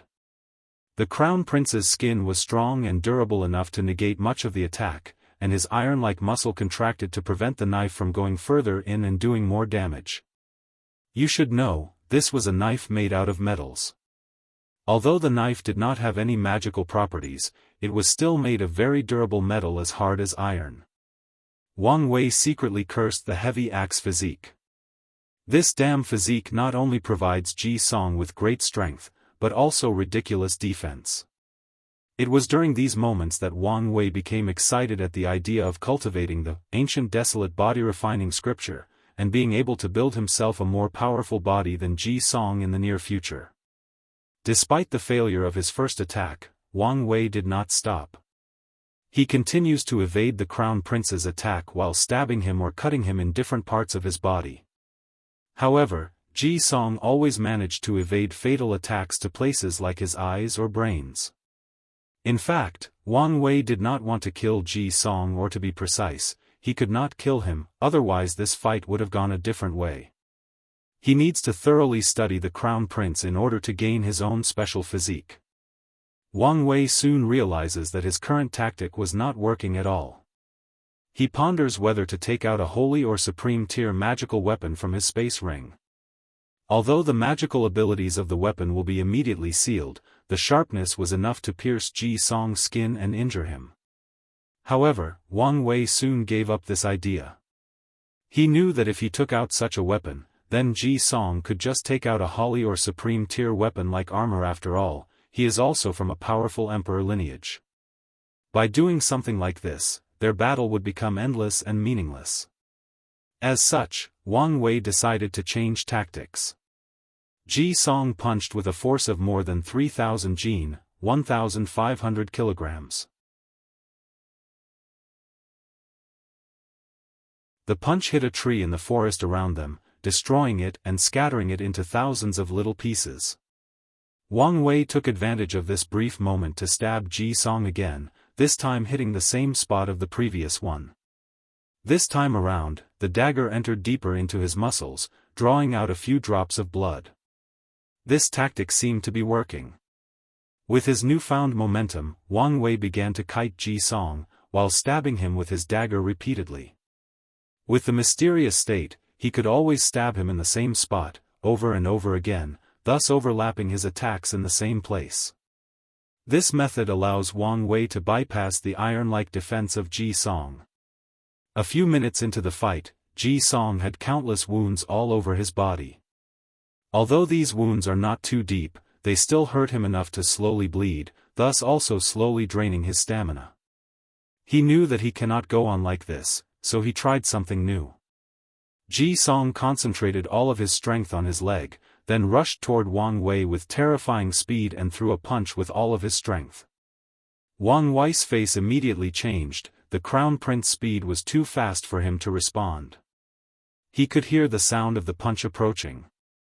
The fist got bigger and bigger as it approached his face. All of Wang Wei's senses started screaming danger.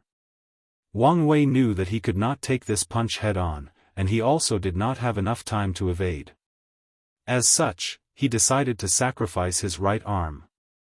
He placed his right arm in a defensive position and took the full force of the punch. Immediately afterward, Wang Wei heard the sound of his bones breaking, followed by a deep and intense pain. He did not scream, but groaned. Then, he stomped on the ground to allow the remaining force of the punch to travel to the ground. After a few breaths, a bunch of cracks appear in the ground with Wang Wei at the center. He vomited a few mouthfuls of blood, then looked at his broken arm and ignored it. He then transferred his dagger to his left hand and continued to fight. The battle was not yet over. Ji Song has just used a lot of stamina in order to make such a rapid attack.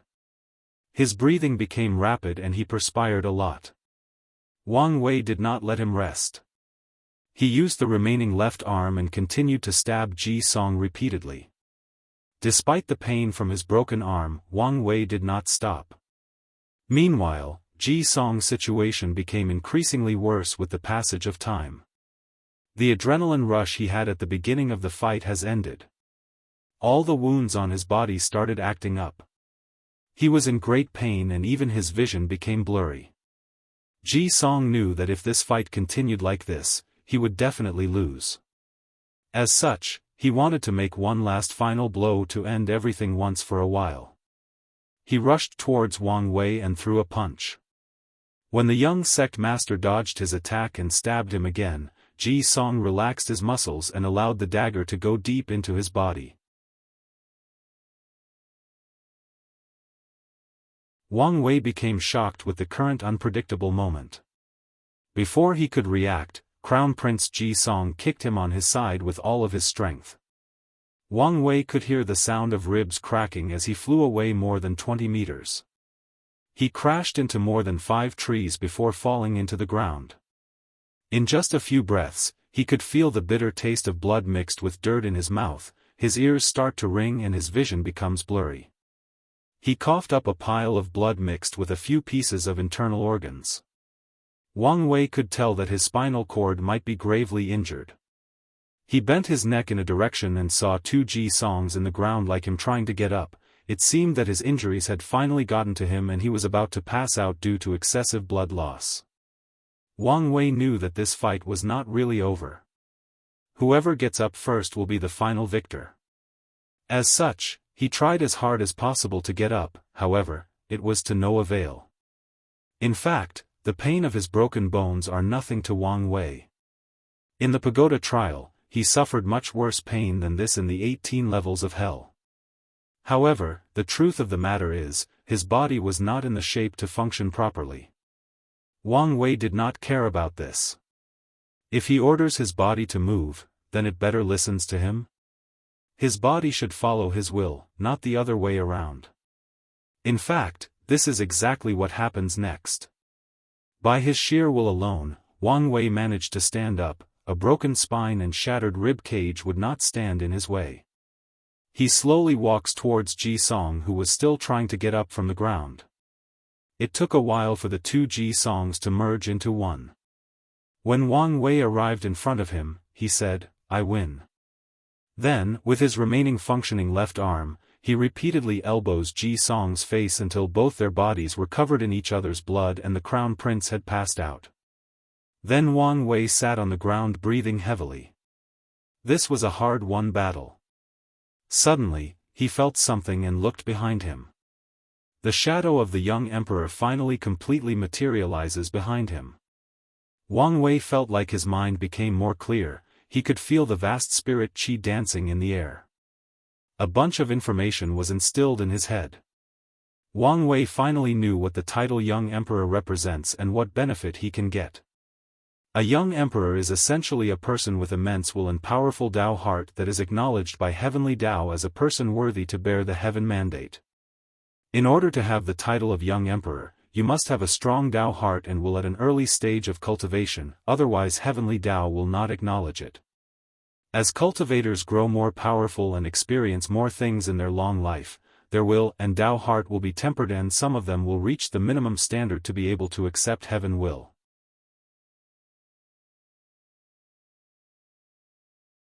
However, if a cultivator reached such a standard at an early stage of cultivation, then he will be rewarded the title of young emperor. As for the advantages of said title, there are a few. First, a young emperor will have a great talent for cultivation, followed by a peak purple dragon chi luck. The greatest benefit of which is that each young emperor will have a pseudo-domain-like ability. This is a great deal as only Saint Realm powerhouses can have a domain. As for Wang Wei, his pseudo-domain allowed him to decrease the strength of his opponent between 15% to 50%. This ability is not enough to make it worthy of the name Young Emperor. What is truly heaven-defying is the fact that this ability applies to any cultivator under the Great Emperor realm. That is to say, in front of Wang Wei, a Supreme Realm true monarch could lose half of his strength. That is truly scary enough.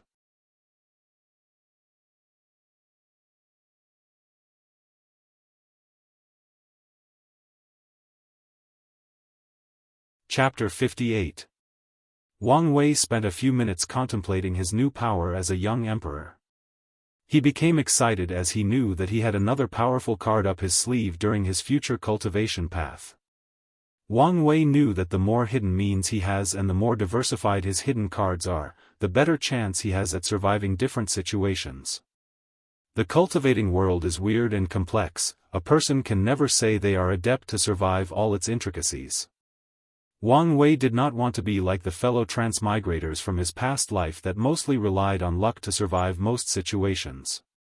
While Wang Wei was distracted by his newfound power, a sudden sharp pain woke him up, reminding him of the terrible shape that his body was currently in. Without hesitation, Wang Wei took out a blood-red pill and swallowed it. This blood regeneration pill was a low-level profound tier pill used by body refining and divine sea realm cultivators to heal. Wang Wei frowned as he noticed the low efficiency of this pill. This probably was the lowest grade pill that he had ever taken in his life, thought Wang Wei. However, he has no choice now since this was the highest level of pill allowed to bring from the outside. According to this speed, it will take him at least 2 months to recover all of his injuries, which was too slow. In his current state, if he encounters another enemy, he will be in grave danger. Wang Wei then made a splint with the scattered wood in the forest for his broken right arm, then took another blood regeneration pill. He walked over to Ji Song's side, took out 3 jade talismans. The first one was a sleeping talisman, which placed the crown prince in a deep coma and prevented him from waking up. Wang Wei placed the second one on Ji Song's forehead or the Naiwen aperture, which the resting place of the soul, while the third talisman was placed above his heart. Then, Wang Wei took out a few origin sources as energy to activate them. The second talisman began to scan every part of Ji Song's soul, while the third one scanned all of his bodis blood, skin, muscle, and blood marrow. Due to the fact that the Crown Prince has not started cultivating yet and has not opened his Naiwen aperture, his scanning process was more brutal than Han Li's. Wang Wei watched as Ji Song started seizing on the floor, then blood flowed out of every gap on his body, whether it was his eyes, nose, or ears, they were dripping with blood. His body started cramping and twisting in strange ways, then Ji Song began to scream in agony. However, the first talisman still kept him unconscious. Whether this was a good thing for him or not, maybe only he knew. Wang Wei watched all of this without much reaction, then muttered. The path of Emperor is a cruel one. If one day you are able to sit up in that supreme throne, then my fate will be at the mercy of your compassion. So, I must be the final winner, no matter what.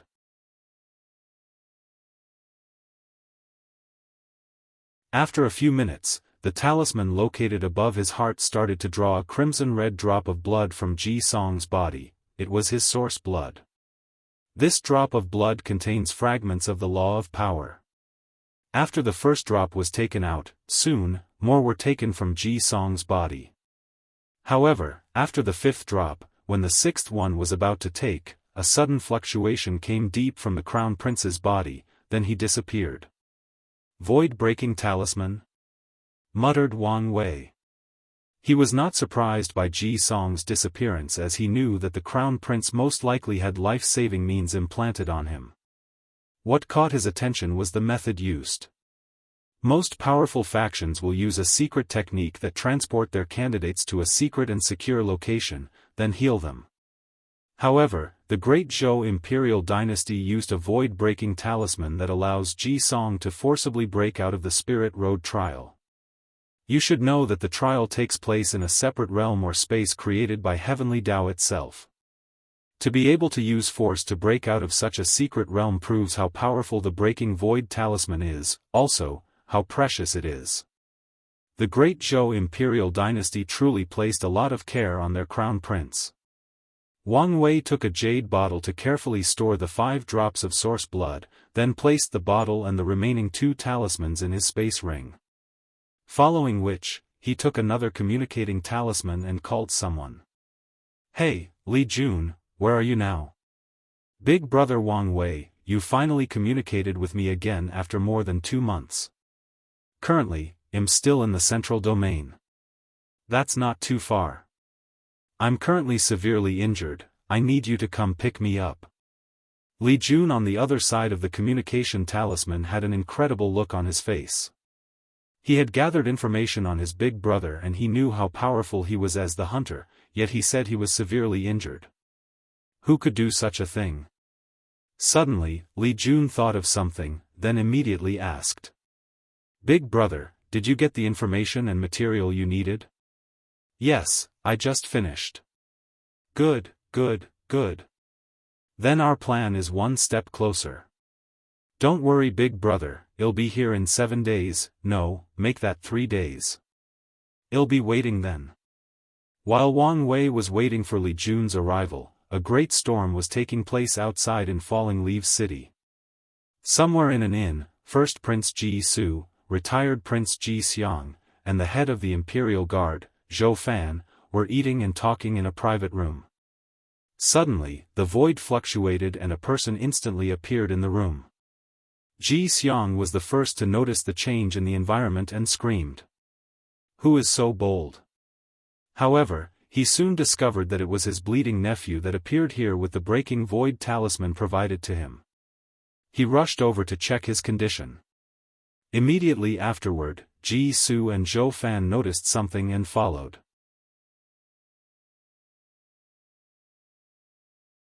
Retired Prince Ji Xiang scanned Ji Song's body with his powerful divine sense, frowned with a cold look in his eyes, then threw a pill in his mouth to stabilize his injuries. Ji Su rushed over and knelt in front of his Ji Song. "What happened to my little brother? How come he is so gravely injured?" Ji Xiang answered in a cold and murderous tone. "His soul has been forcibly scanned and searched, and more than 5 drops of source blood have been taken from him." "Great uncle, what does that mean? What is going to happen to my brother?" "It means that Songer is basically crippled. Not to mention the heavy axe physique, even cultivating will be extremely difficult for him from now on." Both Ji Su and Zhou Fan became furious. They could not imagine how the crown prince would be so heavily injured while taking part in the Spirit Road trial. According to his current situation, his future seems to be bleak as his path of emperor was permanently cut off. Ji Xiang started to think while he looked at the pale and feeble complexion of his nephew with a look of pity, then he seemed to have made a certain decision. He waved his hand to wrap Ji Song with his power, then with a swish sound disappeared from the room. The only thing left of him that could prove his previous existence in the room was his last word. "I will bring Songer back to see his majesty." Ji Xiang forcibly broke the void easily. The space around him bent according to his will. In just a few minutes, he already crossed countless domains in which the smallest was the size of planet Earth, and arrived in the capital city of the Great Zhou Imperial Dynasty. As soon as Ji Xiang teleported to the city, countless formations were immediately activated and surrounded him. Thousands upon thousands of runes formed an array pattern that surrounded both Jixiang and the whole city. Sovereign Ji Yuan was the first to notice the change. He roared, "Hu!" loud enough that the entire capital city could hear him. Jianghu immediately realized his fault, used his token talisman to notify the city formation of his identity. Then, he entered the palace and notified Sovereign Ji Yuan of the crown prince situation. Looking at the current situation of his son, Sovereign Ji Yuan had a terrifying murderous aura around him. The murderous aura soon enveloped the entire palace. Then, the Qiluk dragon of the great Zhou imperial dynasty seemed to have felt the murderous aura of its ruler. It suddenly roared into the heaven. Following which, Ji Wen's killing intent was fused with the luck of the entire dynasty.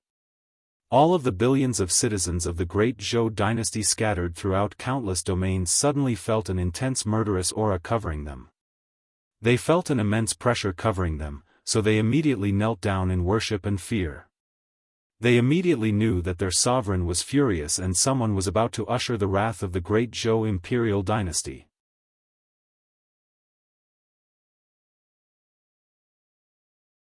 Of course, not everyone knelt down. There are many cultivators that are not great Zhou citizens living in their domain. As arrogant as they are, how could they easily bow to another cultivator? As such, they had to resist the pressure with their own cultivation. Meanwhile, in the great Zhou imperial dynasty's royal palace, Sovereign Ji Yuan suddenly asked. "Was it the Dao opening sect?" "It is most likely them, Your Majesty," replied retired Prince Ji Xiang. "Do they fucking want an Emperor Dao war? If that is what they want, I will gladly give it to them." Ji Xiang's face immediately became ugly and hastily said. "Your Majesty needs to calm down. This is not the time to act rashly and out of emotion. Furthermore, there is still hope for the crown prince." Ji Yuan calmed down and became excited when he heard these words. "Uncle, are you sure about this? What do I need to do to help Songer?" Ji Xiang looked at his great-nephew, and smiled gently.